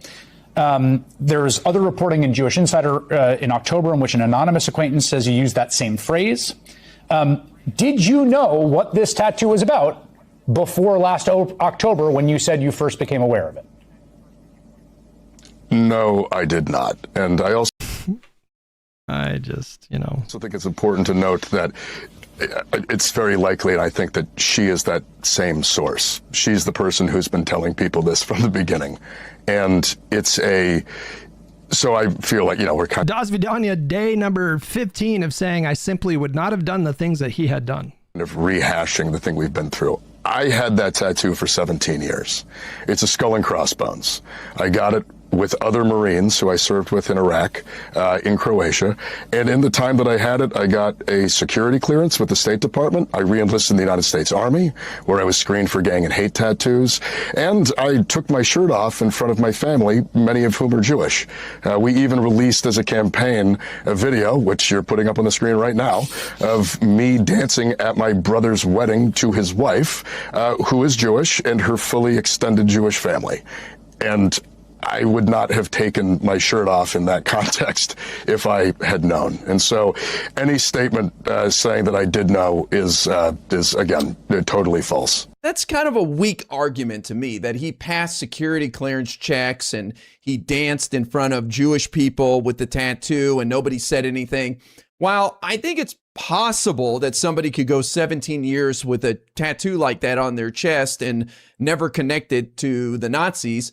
I mean, I guess it's possible in the way that it's possible you could win the lottery, I guess. But if you have that tattoo, you're probably going to be more aware of it in videos or pictures or people mentioning it to you. So I believe at some point he was probably made aware that the tattoo was associated with Nazis. He probably thought it was funny or not a big deal. And now, because he's trying to win over the voters of Maine, he's a bit embarrassed that he acted like that, or that he had the tattoo and he didn't get it covered up or whatever. But do I believe him that he went almost 20 years without knowing that tattoo had anything to do with the Nazis until the media made him aware of it last year? Just really hard to believe. And, you know, obviously his ex was aware that not only did he have a Nazi tattoo, but she was aware of the specific name of the tattoo. Yeah, that's pretty damning. That's pretty damning. Here? No. So once again, I do not think Graham Plattner is telling the truth. Again, the other thing too, I mean, is he was in a Reddit thread about the Totenkopf specifically. He was in a thread talking about that specific piece of Nazi iconography, defending the idea that service members may have that tattoo. You know, kind of presenting the possibility that people get that tattoo for like other reasons, which to me, again, I think that is believable. Like he got the tattoo not to celebrate Nazism, but to evoke like that he's dangerous, you know, kind of like an antisocial kind of gesture. Jake with 25 months, appreciate it. And most people do not know that symbol. So what do we do? Vote blue no matter who? Legit question. If it were me, yeah, I would. If it were me, I would. But listen, I'm not going to lecture. I'm just not going to lecture people about this. You know, I'm not going to go hard in the paint for Plattner. I'm going to stress the importance of taking the Senate majority away from Republicans. A vote for Plattner is about so much more than one seat in the Senate. It's about so much more. It's the difference between wielding control of the subcommittees and conducting oversight on the current administration, blocking legislation, blocking their judges. It's about so much more than Plattner. So to me, I think the choice is clear to still vote blue if you're in Maine. But am I going to lecture like a Jewish person about this? No, I'm not. You know, just consider the optics. Just consider the optics. A Gentile such as me lecturing like a Jewish American and scolding them for maybe not voting for a guy with a Nazi tattoo. I'm not going to bite that bullet. Like, I'm not going to lecture those people. Just like I didn't fucking lecture Rashida Tlaib in 2024. Symbols associated with the Nazis. I didn't know that symbol was associated with the Nazis, but I also don't have that tattooed on my chest and see it in the mirror every single day. So you're going to be a little more aware of that symbol in media or on the news or whatever if you see it every single day in the mirror. I do want to follow up one place on this, and I don't want to get too forensic, but you know, the Times basically reported that they saw texts of her. Plattner just screams IRL version of Rep Peter Russo from that Netflix show House of Cards. To me, he's like the lefty Pete Hegseth. Is a pretty, I think, decent comparison. He is like a, you know, socialist Pete Hegseth. Including a text in August, I believe August 3rd of last year. This would be before October of last year, in which she basically said that you had a quote Nazi tattoo, and she joked about how she's going to go volunteer for Collins. Now, again, this is a text that got sent, so like we can place the time, right? This is in August. How does she know it's a Nazi tattoo in August of last year, and you don't know it's a Nazi tattoo in August of last year? Well, she certainly didn't send that text to me.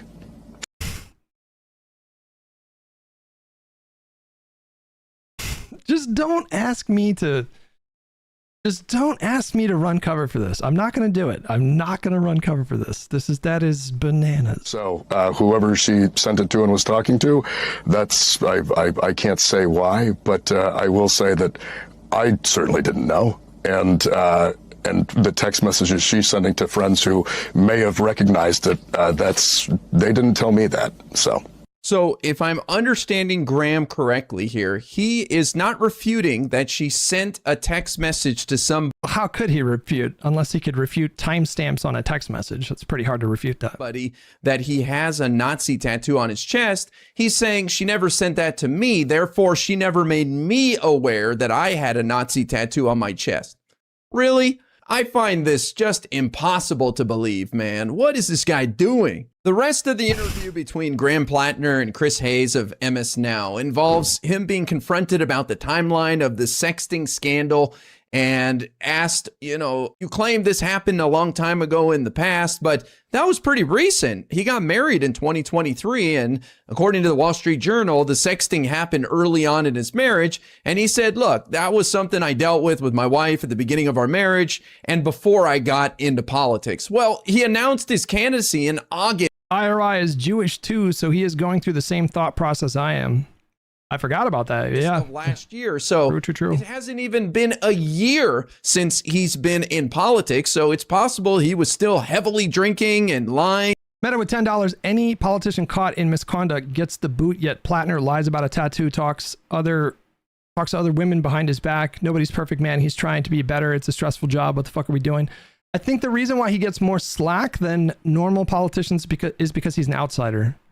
I think that's why. I think he never pretended to be polished in the same way that other politicians do. And I think Americans are becoming more and more resentful with politicians and the kind of polish that they present. They see it as inauthentic. And for many of these politicians, I think it is, but I think that's one of the reasons why Donald Trump won to begin with in 2016.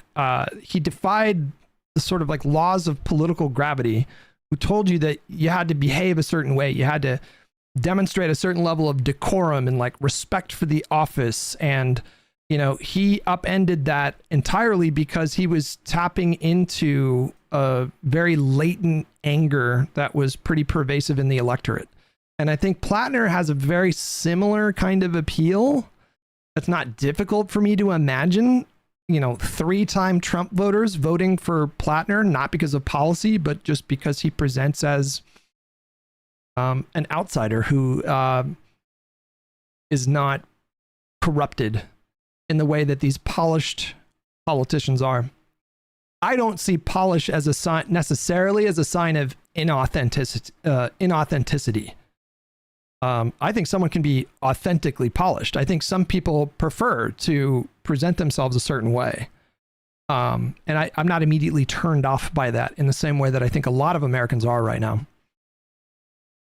Jug Runner with $5. Can you expound a bit on why the left-wing equivalent to Pete Hegseth is more preferable than a moderate Republican? Well, Susan Collins, I don't know if I feel comfortable calling her a moderate.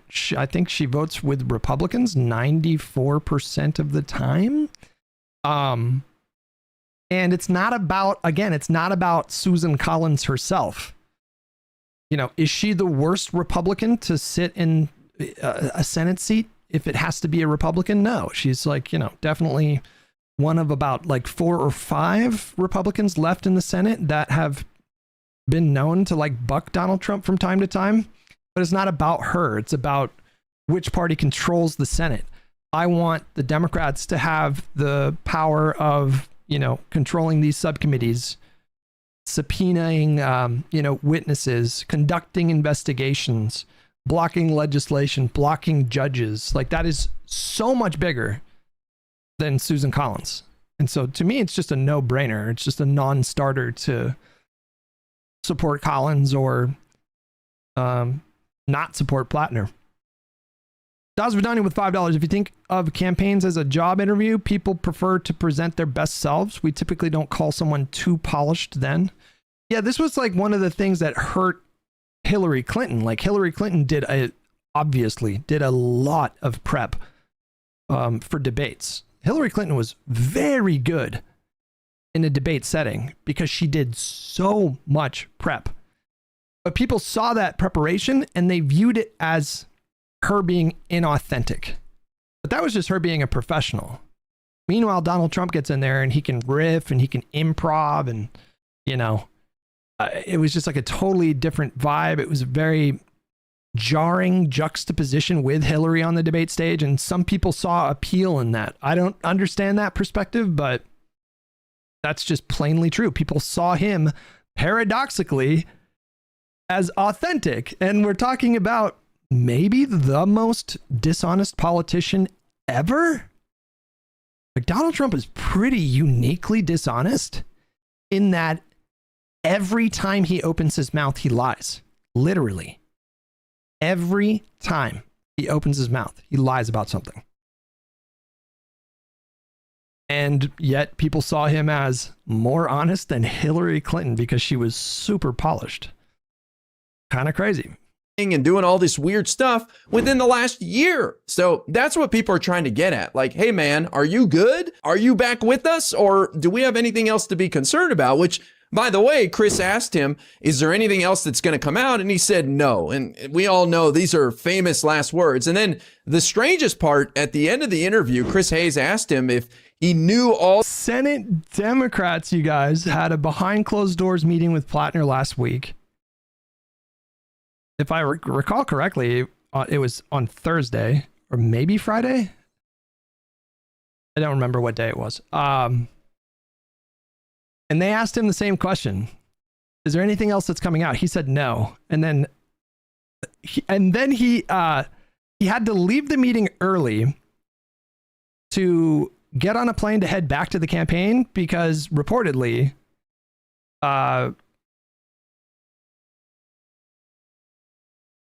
they had found out that the New York Times had reached out to them for comment on the story that they were writing. In the original story, apparently, included allegations of SA, which didn't make the story after New York Times and Plattner's lawyers were, in some kind of an exchange. But yeah, Senate Democrats asked him to his face, is there anything else that's going to come out? He said no. And it was either hours later or one day later that the New York Times article came out. So like, it just, at some point, it's almost like it's like a meme at this point. Like asking him if anything else is going to come out is like a foregone conclusion. It's almost like a rhetorical question at this point. Like we all just assume more stories are going to come out. All these women were of age, meaning they weren't minors, and that they consented to the exchange of messages and possibly images, which is a wild thing to ask and be concerned about. And Graham Plattner said, yes, these were adult women. What, dude, that's Cope being prepped doesn't come off as unauthentic. Saying canned responses instead of having in the moment responses that address what was said is what the issue was.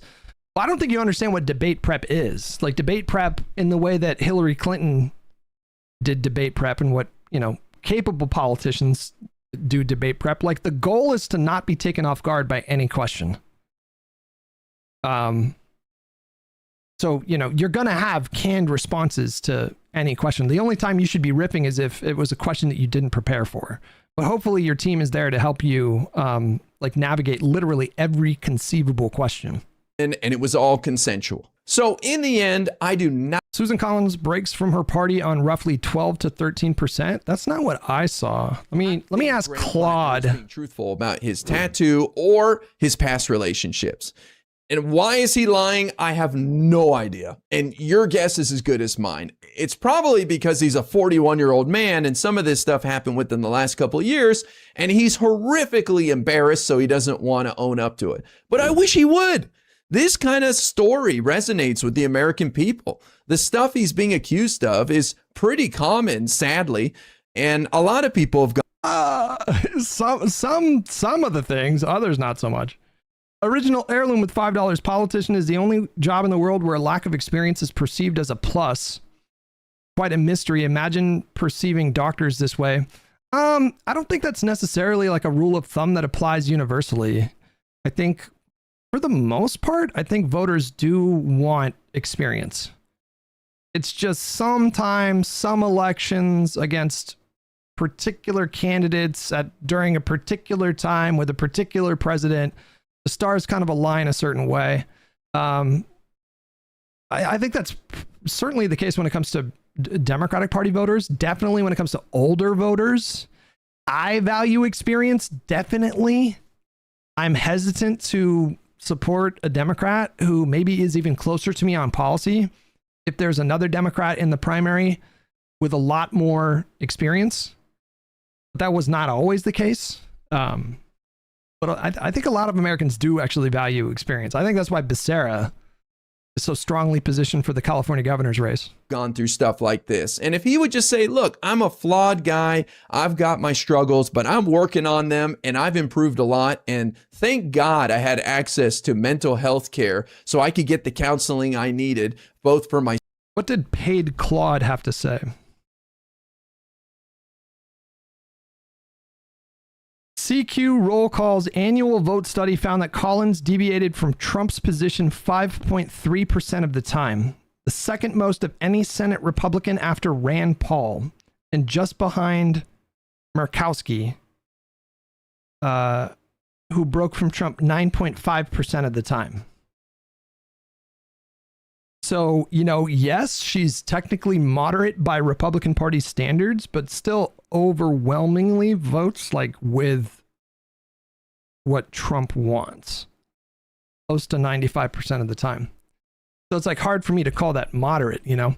Aiden Trujillo with the tier 2 membership. Thank you. Appreciate that. Just wait till I run for Senate. Plattner would look like a saint next to me. I don't think Plattner would look like a saint next to me. I think he definitely has more baggage than me. Jugrunner with $5. Would you be willing to bet on Plattner beating Collins if he's the nominee? I think he will easily win. Would I bet money on this? I would bet $25. I still think there's a chance that he can win. I just don't have a lot of confidence at this point. It just feels like conventional wisdom tells me that this is not going to stop. There's going to be more bad stories.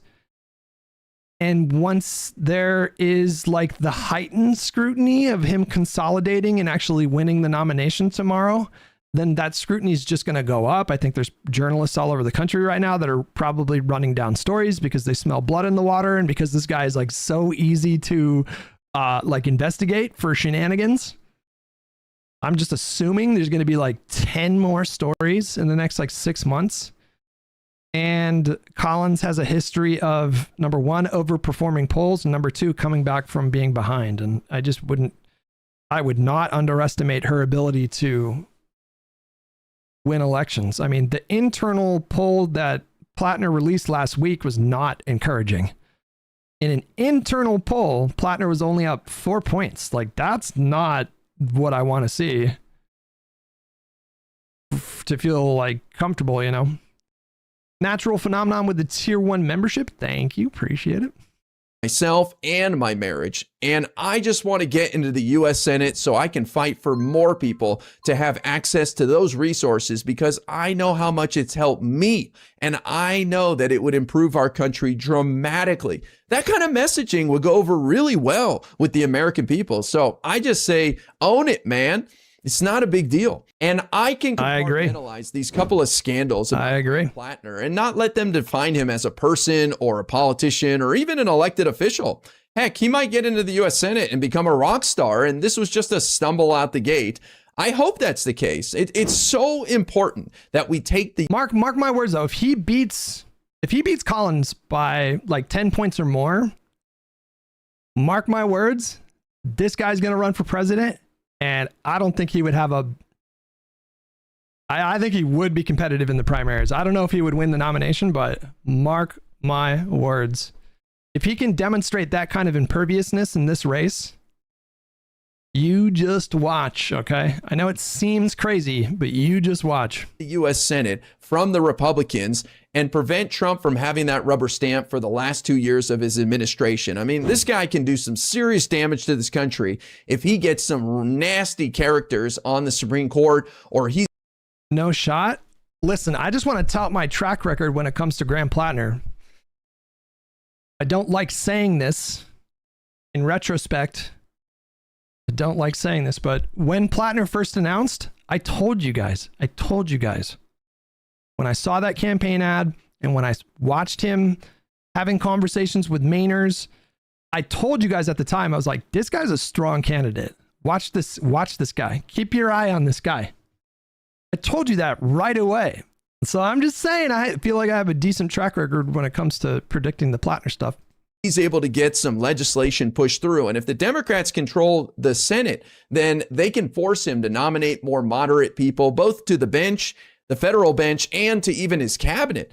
And we can also force him to negotiate on some legislation. So really important that the Democrats take the Senate. And it's going to get awfully difficult to do that if we don't take Maine, because we have to flip 4 seats. And without Maine, it gets really difficult. Whoa. What's Texas?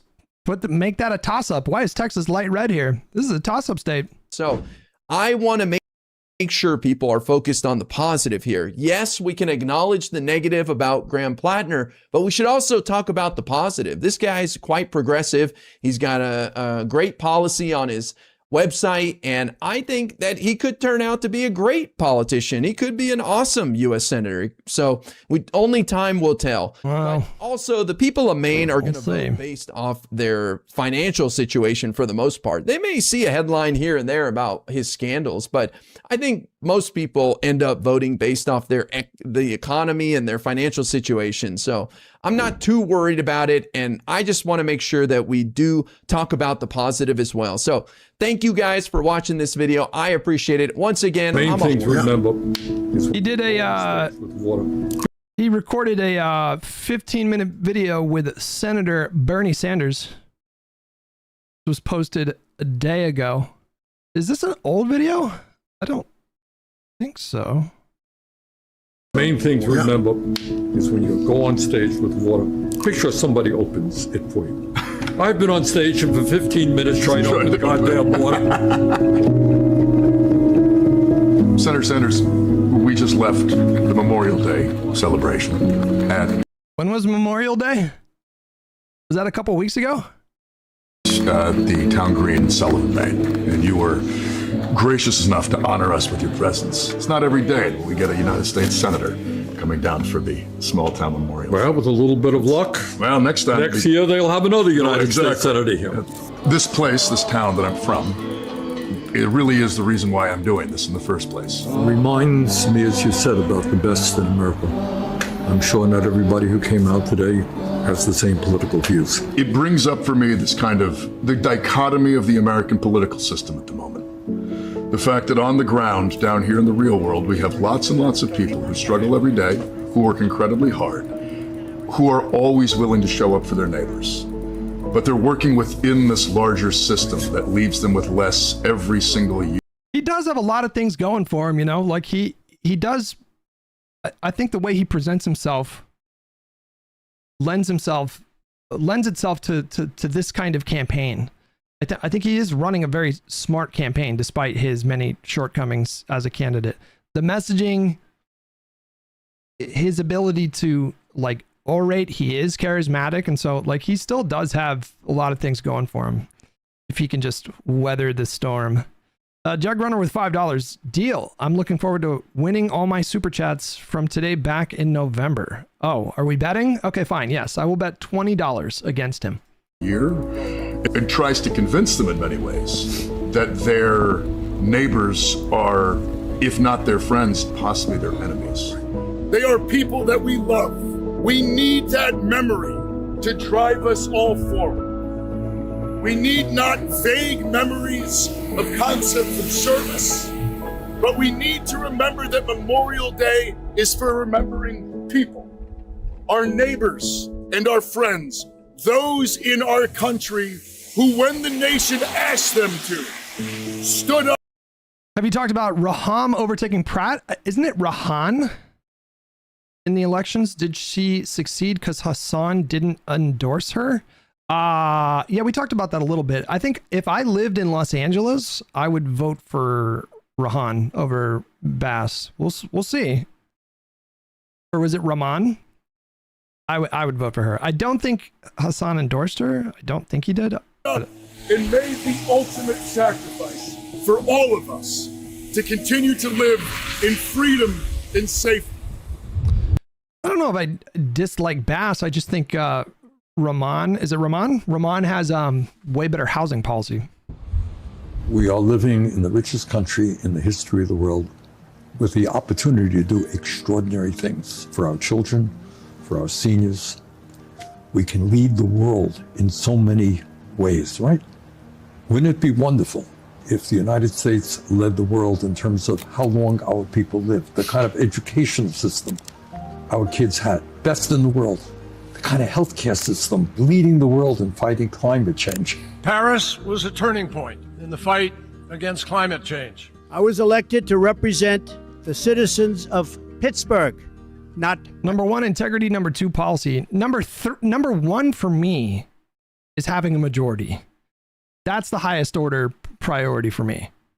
Then I'm thinking about integrity. Then I'm thinking about policy. I agree that I think for me, integrity matters more than your policy prescription. But above both of those things is just like the realities of having a majority versus not having a majority. And the differences between those two outcomes are universes apart. It is so crucial to take back the majority from the Senate. Paris. And it has an economy today that is controlled by very, very greedy people. They really want to. Plattner is a mainline Dem? Well, I don't think that's true. I mean, I think he's definitely pretty left-wing on policy. And it's not only massive income and wealth inequality. Coding Jesus, what's up, buddy? 25 AED. Poor people argue over politics. Rich people go where life is better for them. I've never heard that phrase. As you well know, it's the kind of power that they want. Yeah. I think it's very telling that a political system that has become controlled by money, controlled by the power of organized money, is also a political system that is trying to convince all of us down here that policy and discussions around what government can or cannot do is not what they want to talk about. Hit him with that sweet, succulent populism. United Terror, thank you so much for 3 months, buddy. All they want is a aesthetic politics. It's fascinating to me that the more money that goes into our political system, the less we talk about actual politics. You want to hear what's really crazy? I mean, in every day it gets worse. Today, the average American gets 1 vote. Billionaires, however, through their super PACs, can spend unlimited amounts of money to elect the candidates of their choice and to defeat candidates who stand up for working families or a just foreign policy. Super PACs. You could, I hate super PACs. I have legislation in to abolish super PACs. I want to get rid of citizenship. But taking all of that stuff, okay. Is Bernie running again? When is Bernie's term up? You're a super PAC. You're representing AI. You're representing APAC. You're representing crypto. You might think that you would put an ad on television saying, I am for candidate X because he stands for what we're paying for. Right. They don't even do that. In some cases, they will literally, I've heard of examples where they are opposing a candidate because he worked for the company that is sponsoring the ad. I mean, Republican super PACs get involved in Democratic. Sanders has repeatedly indicated that this will probably be his final term. His term ends in 2031. Man, he's getting up there too. Isn't he like 83 or something? Primaries, on and on it goes. So it's a completely corrupt political system. Bernie can still win. $10, true. He can be the nominee. Side of what town meetings are in Vermont, in Maine. Good. You think we're spending too much on the school budget?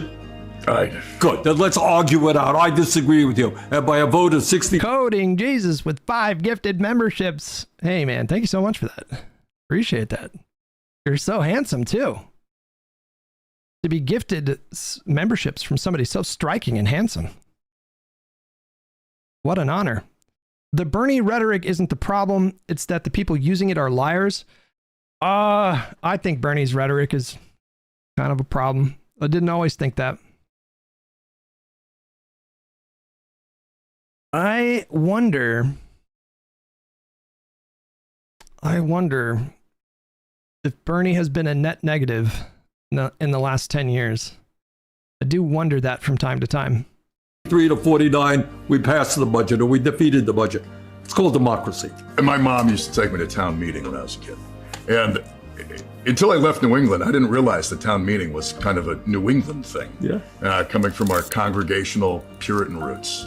And no way. I don't like that Bernie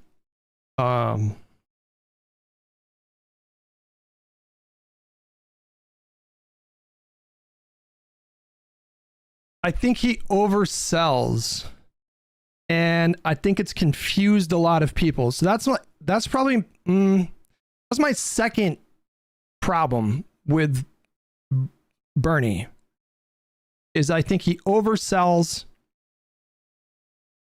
on policies that are just not even close to having the support that would be needed to pass.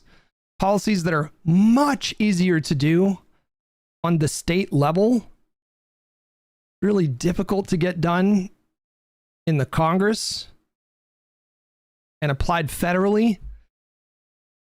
I think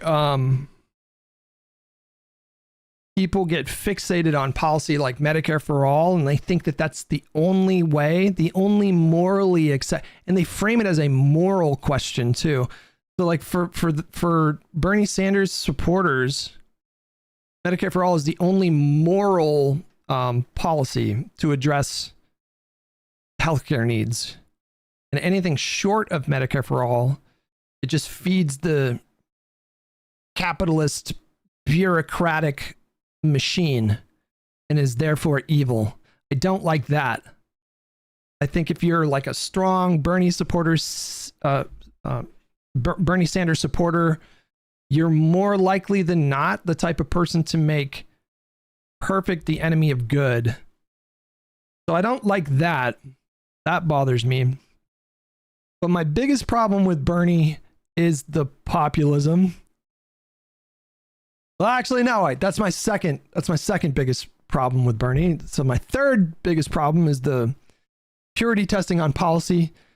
Second biggest problem I have with Bernie is like the general populist framework, which I just, it's in vogue right now. There's demand for it, but that doesn't make it good. I think populism just generally makes people dumber and not helpful. Doesn't have a great track record. But my number one problem with Bernie is he feeds into this narrative about like the DNC and the establishment rigging the system against progressives. That I hate more than anything. I hate that so much. I think it has been so destructive. He has enabled the people who made pretty outrageous claims about 2016. He's fed into this victimization narrative. And I think that is deeply selfish. But it's not all bad for Bernie. I have to say, it's not all bad. Like, he seems to have learned his lesson by the time we got to 2020. And to his credit, he dropped out of the primary shortly after Super Tuesday. I think it was 2 or 3 weeks after Super Tuesday, and was a very strong like Biden defender, and so I appreciate that about him. He and his movement and Warren and her movement had a positive impact on Biden when it came to policy. So I think they did a lot of really good policy with a lot of influence from Bernie, and so I like that. But I just wonder if his overall impact has been a net negative. Because there's a lot of people within the Democratic Party tent who are convinced to their core that like the big bad establishment is blocking them from power. And I think that's doing so much damage. Just the lingering scars of 2016 have never been healed. It's the most direct form of democracy. You got it. I mean, we vote on every line of the budget. That's right. And nothing is better than when you're sitting there 2 hours into the meeting, you get to a budget item, someone stands up and is just like, why are we spending $50 a year That's right. on this thing? And it at times can seem tedious, but it truly is, I agree, the most direct representation. Nah, that's crazy. Bernie has brought more people to politics than anyone, I'd wager. I mean, what is the evidence for this? And what kind of movement did he build? Like, what kind of people did he bring into politics? Also, I forgot to mention, here's my fourth biggest problem with Bernie. He seems to have staffed his campaigns with just nothing but horrible people and clowns. How many Bernie alumni have just been an absolute fucking train wreck? From Breonna Joy Gray to Nina Turner, there's like literally like a dozen former Bernie staffers that ended up just being the worst. So, not great judgment in terms of who he surrounds himself with. Of democracy. And we're losing it. Yeah. And it's not just Trump and his authoritarianism, his disregard for the Constitution and the rule of law. It is money and politics. And we have got to deal with it. No, if folks out there, you're concerned about healthcare, you're concerned about the economy, you're concerned about climate, you're concerned about women's rights, whatever it may be, you must be concerned about the power of money in politics. Our concerns are that she hasn't had a town hall in 20 years. What's been wild to me is I'm running against someone who has not held a public town hall meeting since Bill Clinton was president. This is our 54th town hall, I believe. We're going to keep doing this. We're going to do town halls. Bernie is the TYT of politics. I wouldn't say that. It's not even like Bernie specifically that I have like the bulk of my problems from Bernie. Hold on. That's a sentence that doesn't make any sense. It's more like his supporters and his movement that I have a problem with. Bernie, I think you need people like that in the Senate. You need people like that in the Democratic Party that are pushing the party in a more progressive direction. I support those kinds of efforts, and you need those elements in the party. And I just fuck with social democracy. So like most of Bernie policy stuff, I'm like, pretty okay with like his policy stuff. But it's his movement. It's like the people that represent him in the media, the people who got excited about, like, let me run down the list. Emma Vigeland, her political origin story at a very young, like early adulthood age, her kind of like inauguration into political awareness and engagement was with Bernie.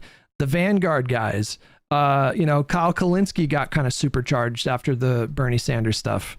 It's just like all those people in the media, if you ask all of them, they'll tell you that Bernie Sanders was like hugely, and his movement were hugely influential on their trajectories. And so, I don't like the people that have like sprung from his political engagement, but I have less so of a problem with him. I do think it's a big problem that he validates people's claims of like rigging. That's like a big fucking problem. It's an enormous problem. It's so damaging, and that I have a deep resentment against him for that. Between now and the primary, we're going to do town halls after the primary through the general, and I'm going to keep doing this when I'm elected. Someone who seems to believe that the best way to represent people is... It is corrosive to democracy. It is. Badaboss with $5. Bernie will achieve total victory after we anoint him God Emperor of Vermont and place him upon his golden throne. Ignore them and to just hope that the money shows up to support their candidacy. At the end of the day, you ain't never going to raise the kind of money your opponents. The super PAC folks and the billionaires know who they want, know who's going to work in their interest, and that's not you. Taking on a lot of money is not easy. Do not underestimate this stuff. Is to build a strong grassroots movement. And what we've got to do here in Maine, what we got to do all over this country is get people involved. But didn't Trump and Ashley St. Clair admit that Elon messed with the voting? So the issue with populism, and one of the reasons why populism is so effective and dangerous, is because it's not that it's completely divorced from reality. It's not that money doesn't have a corrupting influence in politics, but they overstate it, and they use money in politics as a shield to spare them the humility of honest reflection of like campaign shortcomings or candidate shortcomings. they use the corrupting influence of money in politics to never reckon with the fact that they have obviously have a pretty bad candidate problem.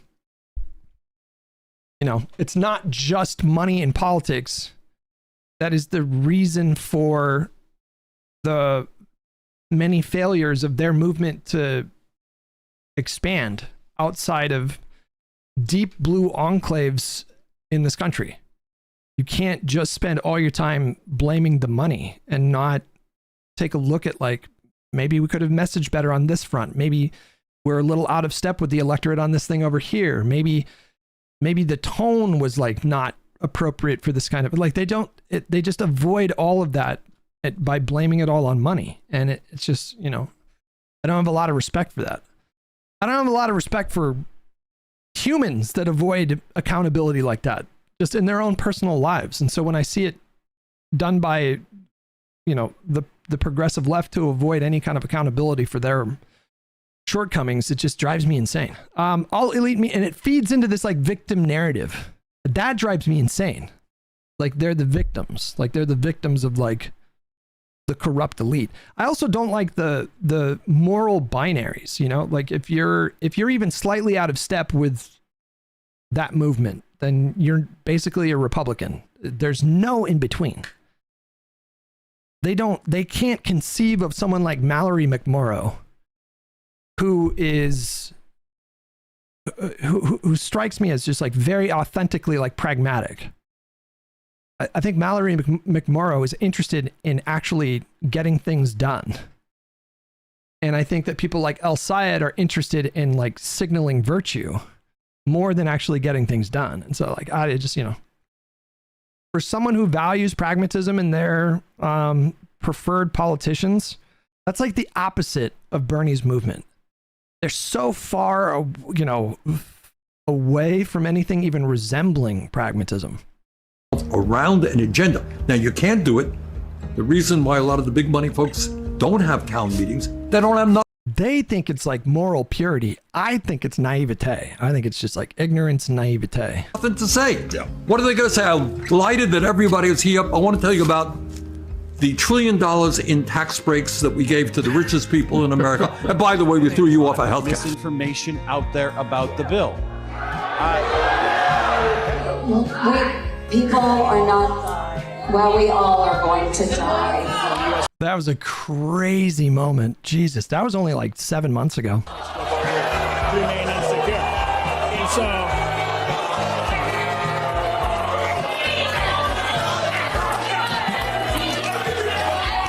Well, you can't have those meetings because that's what would happen.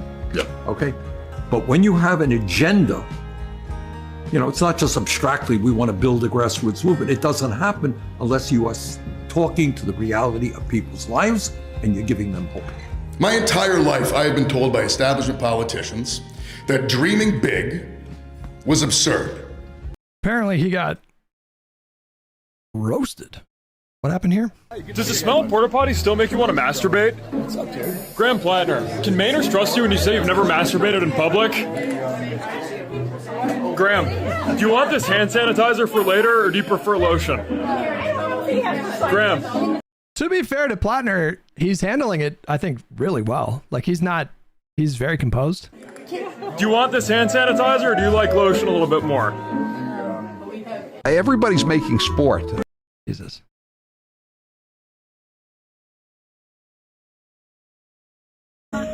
Graham Plattner, why were you on a kid's sex app? You deserve to represent me. Do you have no shame? Are there more shoes to drop on your pants? I mean, these are like Republican operatives that are doing these kinds of things, and they can just kick rocks. This is an internal debate. Your input is not valued even slightly. They gave up the moral high ground on imperfect candidates fucking years ago. That ship has sailed. I require zero input from anyone involved in Republican Party politics in evaluating whether or not like this man has like the character to be a senator. Like, they have no say in this discussion. This is purely internal, okay? This is a closed meeting, yeah. It was never going to happen. And so the best thing we could ever do is elect the exact same people over and over and over again because they know how the system works. And they're gonna go down and they're gonna get us crumbs. It's bullshit. I suspect that you haven't gone to one meeting where anybody has told you that it was a good idea to give $1 trillion in tax breaks to the 1% and throw 15 million people off a. Am I correct in assuming I haven't heard that yet? You would be correct in assuming. I have found that you hear from people on all sides of the political spectrums, and absolutely no one thinks that giving tax cuts to billionaires is a good use of our time. In fact, very few. Now, hang on a minute. Hang on a minute. Hear me out. No, I'm just playing. People think that continuing to expand our military budget is a good idea. Oh, let me take a wild and crazy guess. I don't know if I'm necessarily opposed to having a strong military budget. I don't trust it when Donald Trump is at the helm, but you know, the older I get, the more I get. Hey, Hutch, I took your advice and started using a miswalk stick. My teeth and gums feel great, but as a result, my girlfriend left me. My job said they're going in a more normal direction.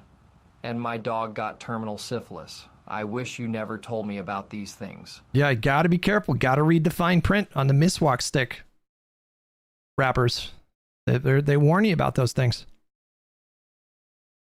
The older I get, the more of an American exceptionalist I get. To be honest with you, the older I get, the more I don't want America to like shrink from the world stage. It is unfortunate when the country elects someone like Donald Trump and gives him access to America's military. That's not great. But the older I get, the more I want America to remain the global hegemon militarily. That very few people think the healthcare system in America is working well. I have not met a single person. There must be somebody out there. If there is here in the state of Maine, they do not live in a small community and deal with health insurance coverage. And even it's what's fascinating too on that front is even people who have good health insurance, right. who still have to like get in these. My teeth are a little bit whiter, guys. I'm not gonna lie. They're a little bit whiter now that I've started doing the miswalk sticks. Truthfully, fights with the health insurance company. It's more I'm just like brushing my teeth more. Like now I'm brushing my teeth like 3 times a day. Right, because now the health insurance company is just running an AI program. Not one person I have met has told me that they are really happy about the state of healthcare in the United States. What's your health insurance situation? I'm on my wife's. Yeah. Okay. Health insurance is horrible. You really couldn't come up with a more inefficient way. It's just like everything else. It's broken. It's broken. With something like medical bankruptcy, we're the only country on earth where this exists. Go show. Not even where it's bad, but it doesn't exist else. The idea that you're going to go into bankruptcy because you got sick is anathema. They don't even know what the hell you're talking about. No. You know what a deductible is? Tell me. All right, people in Great Britain, listen up. Now, when you get sick, you go to the doctor, right? How much does it cost you to go in? Nothing? Oh my God. There's also an element for me, which I don't think gets brought up enough. I mean, you know, technically that's not true. They're paying for that healthcare, just they're not paying with premiums. You're like, so we're in a boat. And they're paying less. Jug Runner with $5. Plattner looks like an angel compared to Paxton. And Republicans are excited about Paxton. I just have no desire to hear a fucking peep from a single Republican about Plattner. I am not interested. I don't care. I don't value their opinion. I completely ignore them. You have nothing to say that I want to listen to when it comes to Democratic Party candidates. Here in Eastern Maine.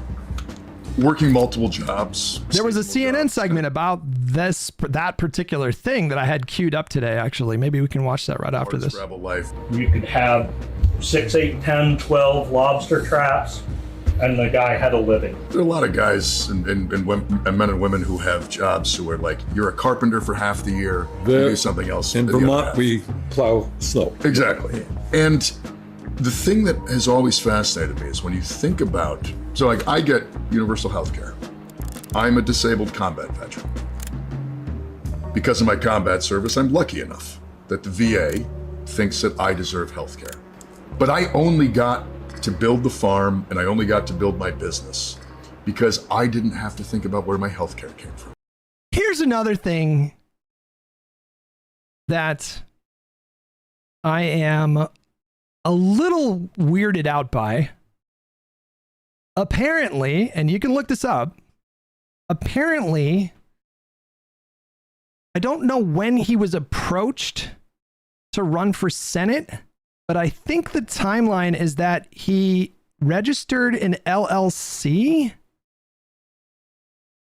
That was like Graham Plattner for Maine or something like that, or registered that trademark before he started his business.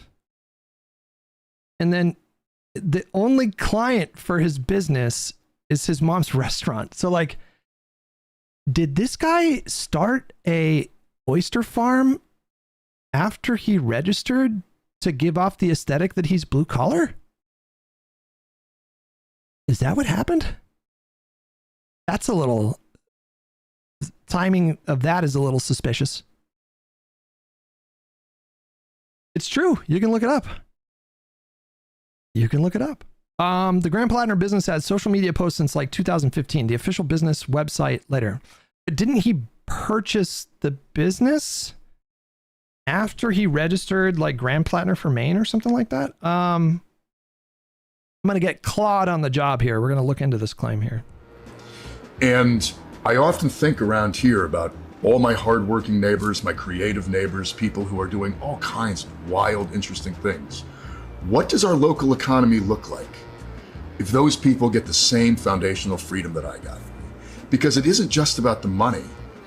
It is also about the time and the anxiety. And I am fully convinced that people I know that right now are working jobs that they dislike, living lives that are not. I'm a veteran and a federal employee. You would not believe how many vets are scamming the disabled veteran program. Oh, I know nothing about that. They're most fulfilling, simply so they can have access to healthcare. If they had healthcare, they would have business. Not sure when he purchased official domains or LLC, but there is a history of it and him working on the water for a few years before that. Is that true? Hang on. Plattner launched his campaign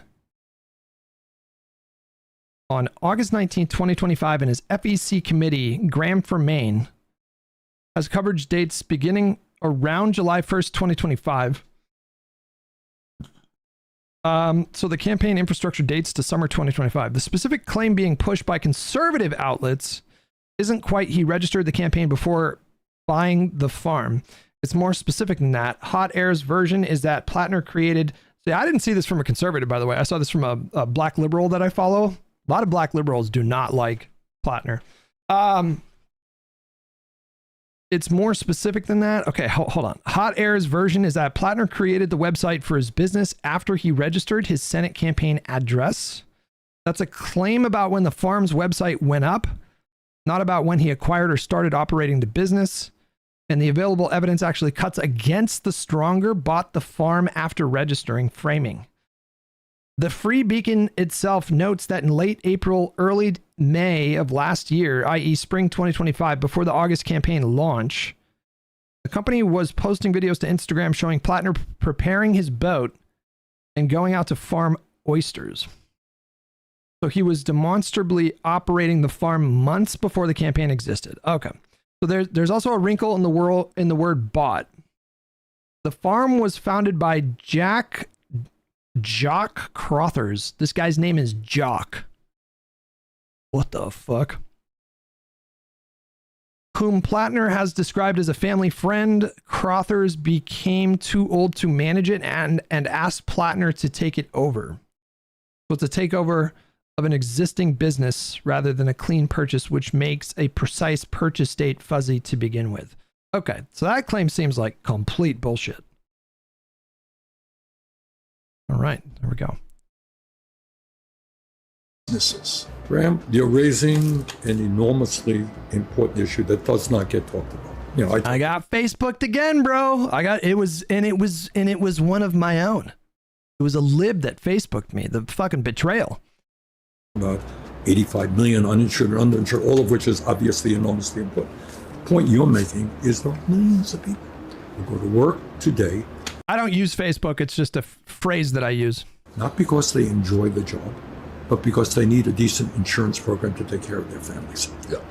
And when you have universal health care, you don't have to do that anymore. You're free to pursue your own ambitions. We don't talk about that enough, but that is the idea that healthcare is tied to your job is totally absurd. As someone that runs a small business, an oyster farm, and I have a lot of friends who build boats, these are all folks who He cheated on his wife with America. work really, really hard, and we have fairly significant tax burdens. It is always wild for us down here who work, who run our own little companies, to then see... Is AI taking your job, Hutch? Technically, there are like a lot of AI influencers now. That's kind of crazy. That companies like Amazon pay almost $0 in federal taxes. CBS News finds hundreds of U.S. I challenge you to find one black liberal in Maine that does not like Plattner. I challenge you to find one black liberal in Maine. It's a very white state. companies paid more taxes to foreign governments than to Washington last year. 241 companies set aside $73 billion to pay taxes to foreign governments last year, compared to the $6.7 billion that went toward U.S. taxes. The inequality of our system, the wealth inequality that we have, it isn't organic. It didn't magically happen. It happened because we have a tax code that has allowed wealth to be taxed at a lower rate than wages, and where we put the burden of taxation often on small and medium-sized businesses, while multinational corporations don't pay a single dime. Kamala Harris had a policy for that, but, you know, fuck her, right? And that's why we need to tax billionaires, we need to tax wealth. I did see a few black liberal accounts that really did not like Tallarico. That one kind of confused me a bit. Boy, did they have the knives out for him. You know, we're living at a time, you know, when you and I were in school, we studied the Gilded Age. Remember that? I saw that, Saf, Daddy. I saw that. That was a little much. The idea that New York Times was intentionally trying to give Plattner a gift is a bit much. The Rockefellers and the Carnegies and the Astors and the Vanderbilts, all these guys, incredibly wealthy. The situation today in terms of income and wealth inequality, much worse. You don't have a media that talks about it. Very few people in Congress are talking about it. You go out to the American people and say, do you think it vaguely makes sense to have an economy where the top 1% owns more wealth than the bottom 93%? I mean, that's a lot of money. Freedom is priceless. And your point is exactly right. You have billionaires, you have these large profitable corporations who write the tax laws with their lobbyists, who have wonderful accountants enabling them to avoid taxes, who can stash their money in tax havens around the world. And I think what the American people want us right now is to have a tax system which is fair, which says to the billionaires, hey, guess what? We just need to close these crazy loopholes that allow people like Bezos to pay an effective tax rate of, what was it, 0.8% or something like that? I just learned about that because of the Ezra Klein interview with that one accountant lady like a month and a half ago. It's nuts. They just get new loans. They're so fucking fabulously wealthy that they just keep getting new loans to pay off the previous loans, and they just keep doing that over and over and over without like liquidating their assets. Warren Buffett, I think, pays an effective tax rate of like 0.4% or something ridiculous. You're going to start paying your fair share of tax. And I'm proud to have introduced legislation that finally calls for a tax on billionaires. I am very excited to go to the United States Senate and help get that passed. There we go. All right. I mean, he just is objectively like running a very good campaign. Like you can't, I have my complaints about him, but you can't take that away from him. Okay, where's the one? Okay, so there was a CNN debate. Can Trump and Paxton backers credibly rebuke Plattner's character? The answer to that is fucking no. Rokushos, thank you so much for 7 months. And the gifted membership. Thank you, buddy. Original Heirloom with $2. Kamala policy mostly in the memory hole now, sadly. True. Kamala wanted to give, what was it, a $50,000 or was it $25,000 tax credit for entrepreneurs? Was it a tax credit or was it a grant? I think it was a tax credit. All elite memes with $5. I'm so sorry I missed that. 2016 was the first time I was old enough to vote, and I was a Bernie girl. Yes, my mind was fucked afterwards, but many of my peers never grew out of that. Many such cases. Original Heirloom with $5. Plattner voice. Okay, you want me to do this in a Plattner voice. However, the fake news neoliberal establishment corporate media New York Ivory Tower Times has it out for the working man. And I think I'm caught up. Okay. The Democratic ethos for a long time was believe all women. And of course, Christine Blasey Ford was lauded. She was hosted on The View. She was on the cover of Time magazine. She was on CBS. She was a celebrity for the left. And there was no evidence actually to suggest that she had even met Brett Kavanaugh. And yet the Democrats embraced. Huh? Why didn't they go to school together? It's been so many years. Oh my God. How many years it's been since the Kavanaugh hearings? When was that? 2018, maybe? 19? Did you see the YouGov analysis that found that 89% of Kamala's policies were backed by a majority of voters in a blind poll? Policy was never her problem. All of her policies were popular. Her policy proposals. All of Biden's policies were popular. I don't even mean just popular with the Democratic Party. They were broadly popular. The majority of the country liked the IRA and the infrastructure bill and the gun control bill and the ARP, and Democrats have never really had like a problem on policy. It's the Republicans at like literally everything they do is unpopular. And yet they're competitive in elections. I have no idea why that is a thing. It doesn't make any sense to me, but like all of I don't know if Donald Trump has ever done anything in terms of like policy, like legislation. Has he done anything popular? Maybe the CARES Act during COVID? Maybe? I don't know. Hook, line, and sinker. And now that has changed, and it's only changed because the accuser against Graham Plattner is a Republican. That is it. There is no difference. The only reason they want to discredit her, and the very people who were defending Christine Blasey Ford are now attacking her. Went after E. Jean Carroll and tried to discredit her because she was a woman attacking a Republican. Is that the same reason? Those accusations. So no, let's be clear. Saturday. You said this on Saturday. About E.G. Do you want me to read back what you said on Saturday? Feel free. Oh, please, thank you. Thank you. He wrote it down. She didn't expect him to say. She thought he was bluffing. Because I come prepared. Okay, so first thing you said. Okay, I would be careful here. She thought he was bluffing. He wrote it down. What a king! Nuclear swords with $10.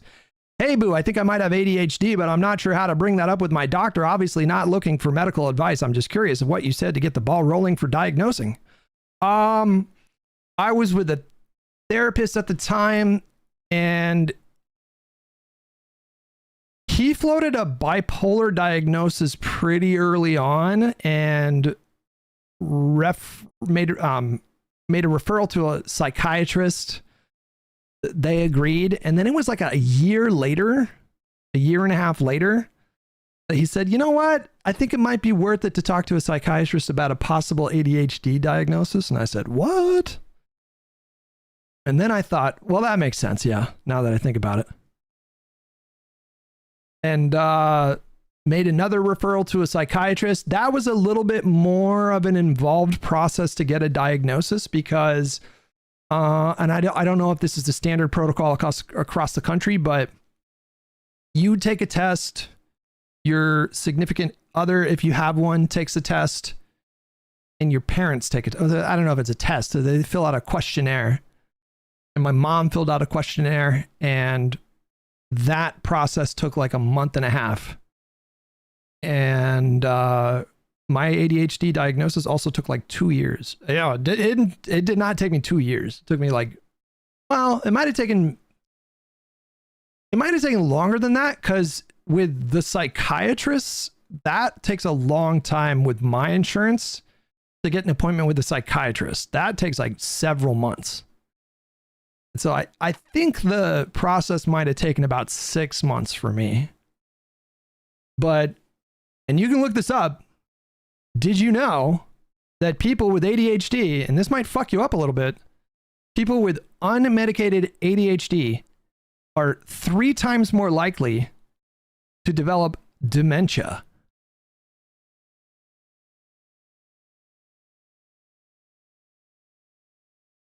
That's pretty fucked up. I'll say that again. People with unmedicated ADHD are at 3 times the risk of developing dementia when they get older, which is kind of horrifying. But, and I don't know how this works. One of these crazy things, people that are medicated for ADHD, that risk basically goes away, as I understand it. But as is like all the questions about like mental health stuff, it's not that complicated. If you just go to your doctor and you say, hey, I have some concerns about a possible ADHD diagnosis, who would I talk to? Or can you make ask your doctor to make a referral to a psychiatrist is what you should do. And you get the ball rolling, because they're the ones that do the diagnostic testing or whatever. It takes a little bit to get a diagnosis. Not something that just happens overnight. Because people have had to pay millions of dollars for... He came prepared, man. This is amazing. This fucking king.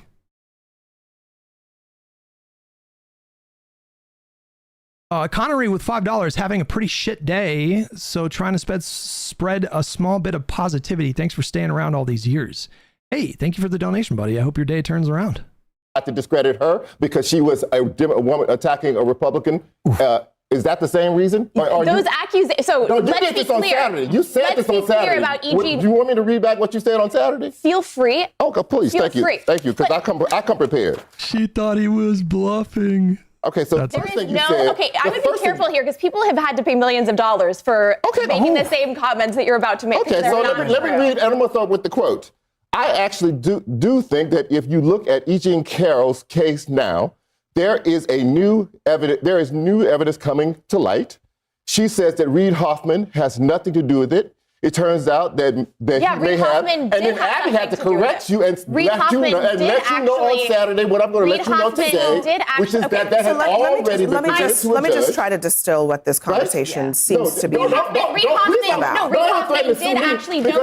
She, I swear, she has the hardest job on TV. That's a bit an exaggeration, but holy moly, her panel specifically, she has to herd cats every night.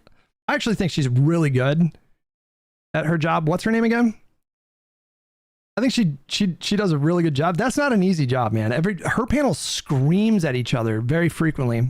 Hold on. Abby Phillips, yeah. Hold on a second. This is not about Reid Hoffman, but I do want to observe something about this interaction, because if you're a regular non-red shirt, blue shirt wearing American, what you're basically seeing is that Democrats have decided that sometimes it's okay to believe the accuser and sometimes it's not. And then Republicans have decided that sometimes it's okay to believe the accuser and sometimes it's not. And it really depends mostly on the partisanship in the moment. To me, it's all very cynical and blackpilling. That is like everything that people think is wrong with our politics. And Abby, you saw it on display at Graham Plattner's rally tonight. You had Ro Khanna get up and basically say, we should believe the women who have come out and disclosed these allegations. And then you had Graham Plattner saying the exact opposite, that it was a politicized attack. Abby Phillip, not Phillips. Gotcha. His campaign went on the offensive and went after Lindsey. All elite memes with 8 months. My grandma's dementia made me take my ADHD seriously.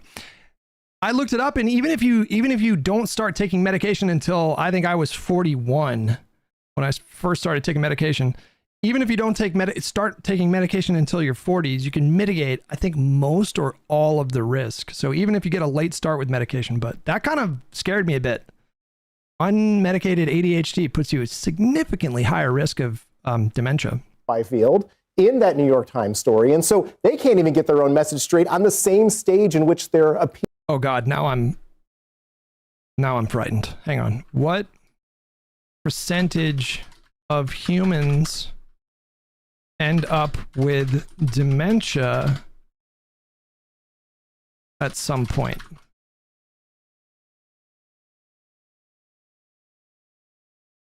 Oh!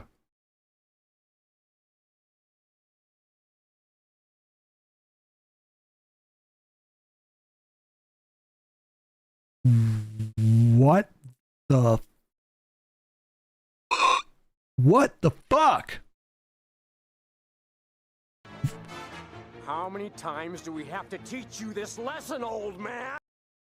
About 40 to 50% of humans who live into older age will develop dementia at some point.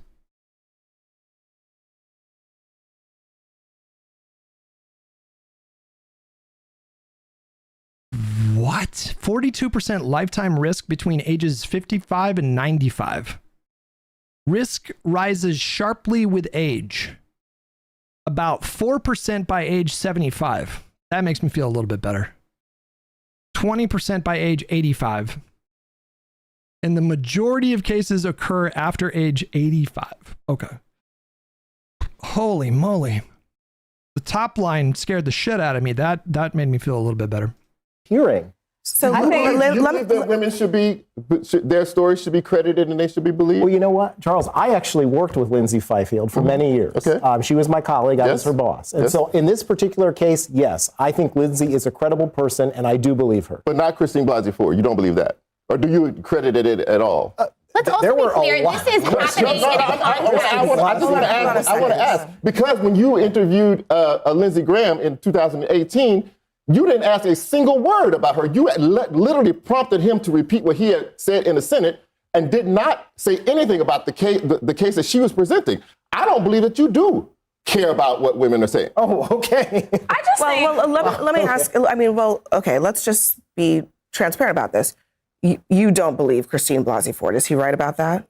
I think there are many holes that were poked in Christine Blasey Ford's story, not only by Senate Republicans at the time, but also in all of the information that was revealed. I mean, it was clearly an attempt to try to take down Justice Kavanaugh. So that's a no. Is that no? But Charles, you said the people of Maine will decide. Sure, they will. Right. Do you believe Lindsay Fifield?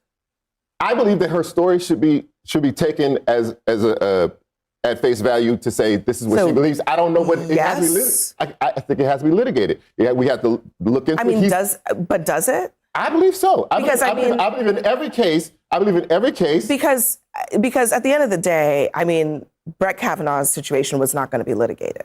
The ask from Democrats was take it at face value and don't vote. There was testimony. I mean, well, maybe some people. BM669 with $10. Do you think it's unfair for progressives who don't take money from PACs, big donors, to publicly differentiate themselves from candidates who do? A lot of libs seem really salty about this. It's just typically the Democratic Party candidates that don't take PAC money are in very safe seats. And so I do have an issue with that.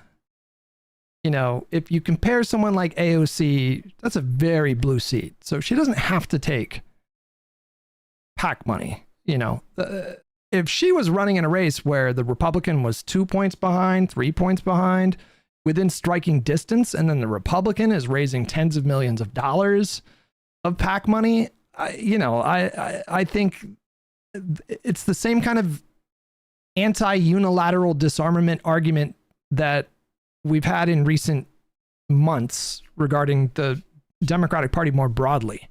You know, like, not everybody has the luxury of relying on small donors, of having that kind of like base of small donor support.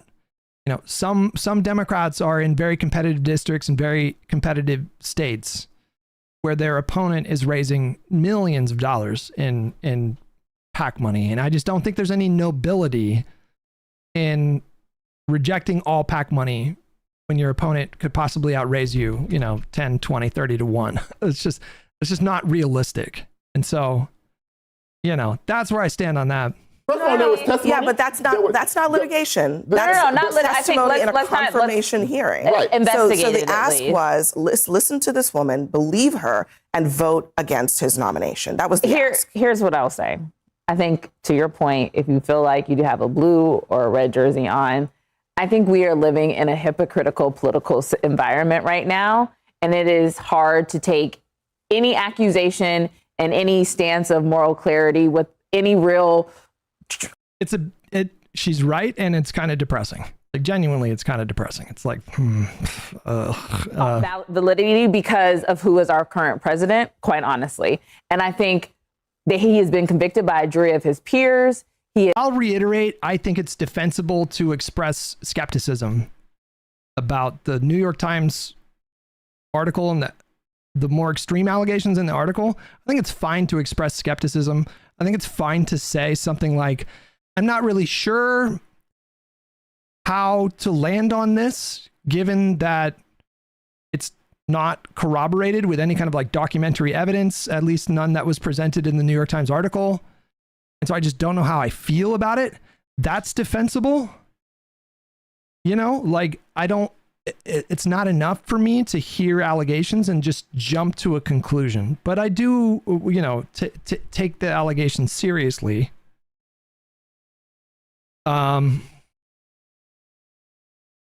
What I think is indefensible is disregarding allegations entirely because of the partisan leaning of the person who's making the allegations. That to me is highly problematic.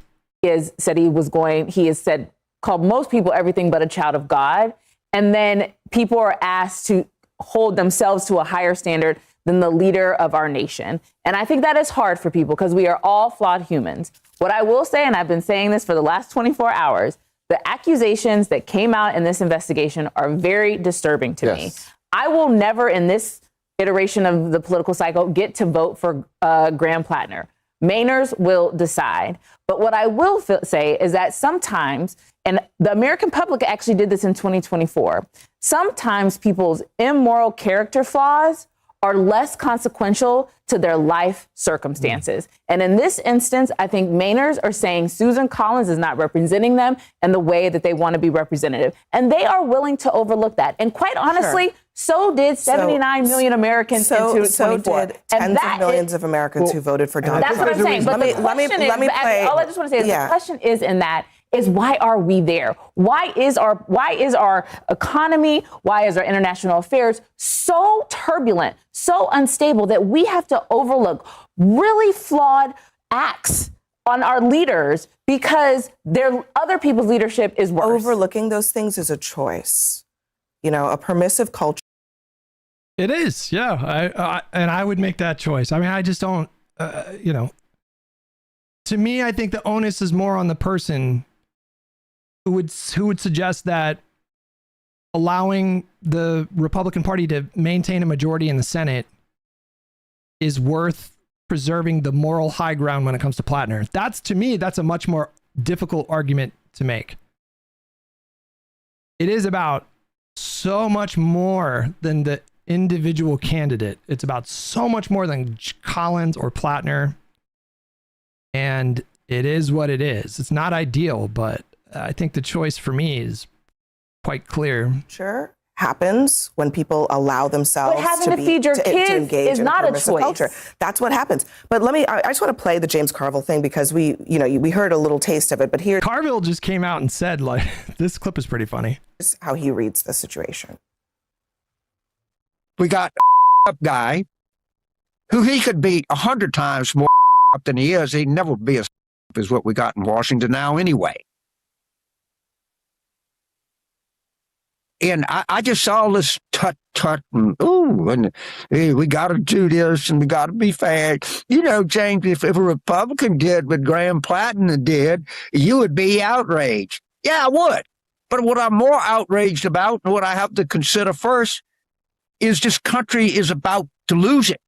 The whole god thing. They didn't include the clip, but Jake Tapper said, what do you say to the people who say that if this was a Republican, you would never forgive them for this stuff? And Carville just said, yeah, that's true. And I appreciated the honesty too.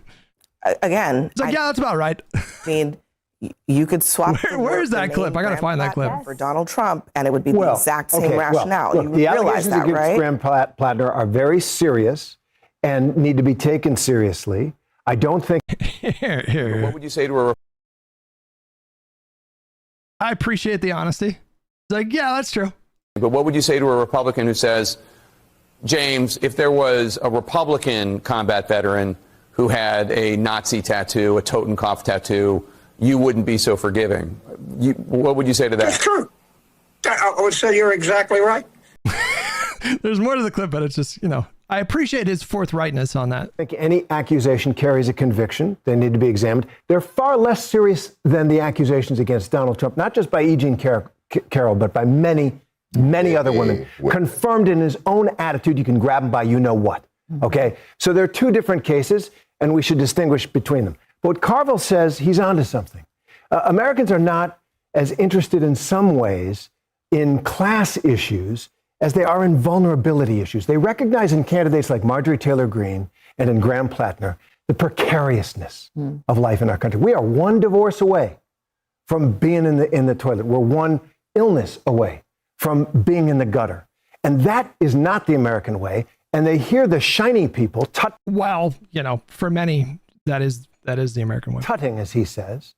Get this candidate out, get that candidate out. Don't vote for this person. Don't leave it up to the people of Maine. I trust them. Well, okay. Then we can say pretty definitively, no more talk about character. Whether it's Donald Trump or Graham Plattner or Marjorie Taylor Greene or anyone. No, it's not. No, I mean, why not? I mean, let's not talk about it because if the policy is the thing that is the most important to you, and the policy from the left looks a certain way to you, policy from the right looks a certain way to you. I think if this was still a competitive primary, then we should continue to have these discussions about character. I think it does matter that Plattner was sexting like a dozen women, and his more distant past matters much, much less to me. The Reddit posts I don't think matter at all. The way that he's handling these controversies, I think, speaks to his character in a negative way. All those things matter much more and are actually consequential if there's an ongoing competitive primary. And I think just generally speaking, voters have a right to know. You're placing a lot of trust in someone to elect them to the Senate. So people have a right to know like how you think and what's your moral system and how do you behave when no one is looking. It matters frankly a lot less when the primary is effectively over. And I could learn things that are literally 100 times worse than what we've learned. And I would still vote for Plattner if I lived in Maine. I said this last week, but we could find out that he, killed a guy and got away with it 20 years ago. I would still vote for him. Truly. I really would. I don't fuck about when it comes to, I just think MAGA is, I think the Republican Party is very, very, very, very dangerous. Very dangerous. And as much as I don't like Plattner as a candidate and as just generally a human being, I don't think he carries himself with a lot of honesty and integrity. None of that matters even 1% of the structure of the Senate. Then all the other moral issues should just be off the table. No, but I'm saying this. I refuse. I've watched enough cycles since 16 of Democrats being judged by a different ruler. Mm-hmm. And I'm not saying that the worst ruler should rule today. I'm simply saying this idea of that there are different measurements for the same sorts of behavior that some people just ignore, and other people drop out and say, okay, well, you're supposed to be the better the more moral group, I that would is like played to point out. out, though, this is a primary. So Democrats have the opportunity to select a candidate. They can take out Susan Collins. It's true on paper. Effectively, this race is over. Right? This isn't about a question, do I vote for Graham Plattner or do I vote for Susan Collins? This is a question, do I vote for somebody who's normal or do I vote for somebody who has a Nazi tattoo? Let me just ask you one last thing, and then we have to go. Given everything that was said here, especially about the allegations against President Trump, many of which were validated. Oh boy. What's this?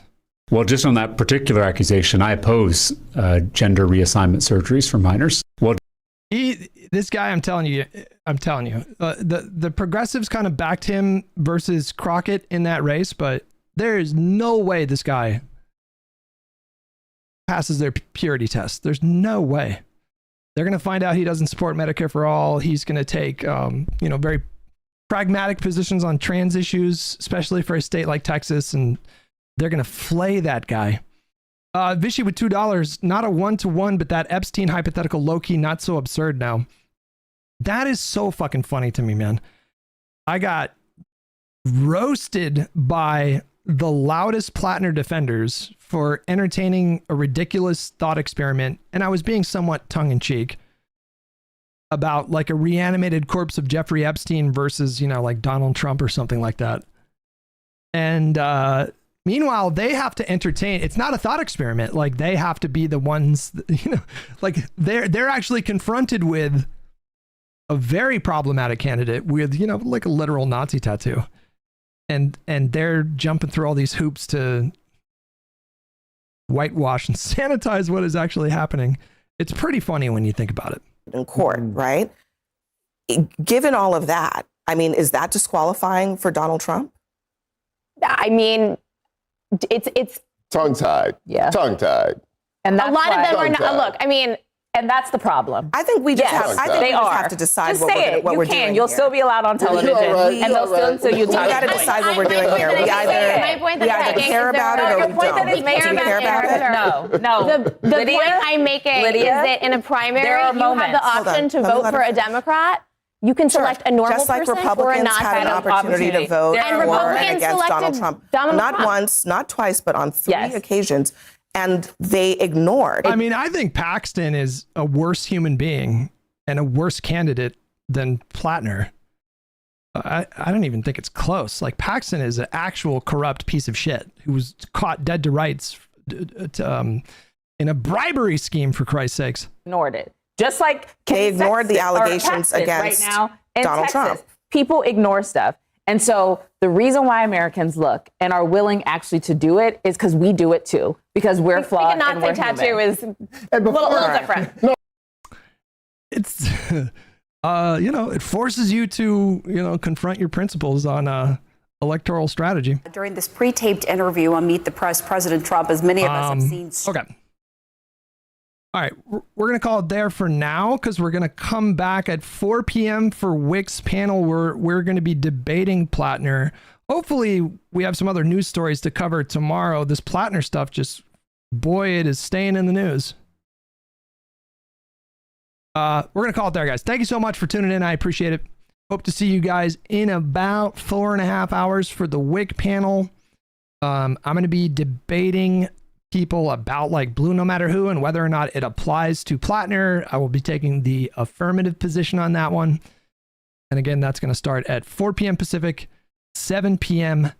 Eastern in about 4 hours and 21 minutes. So I will see you guys then. Take it easy. If I don't see you at the panel later tonight in chat, I will be firing up the stream tomorrow bright and early in the AM, and I hope to see you guys there. Bye-bye.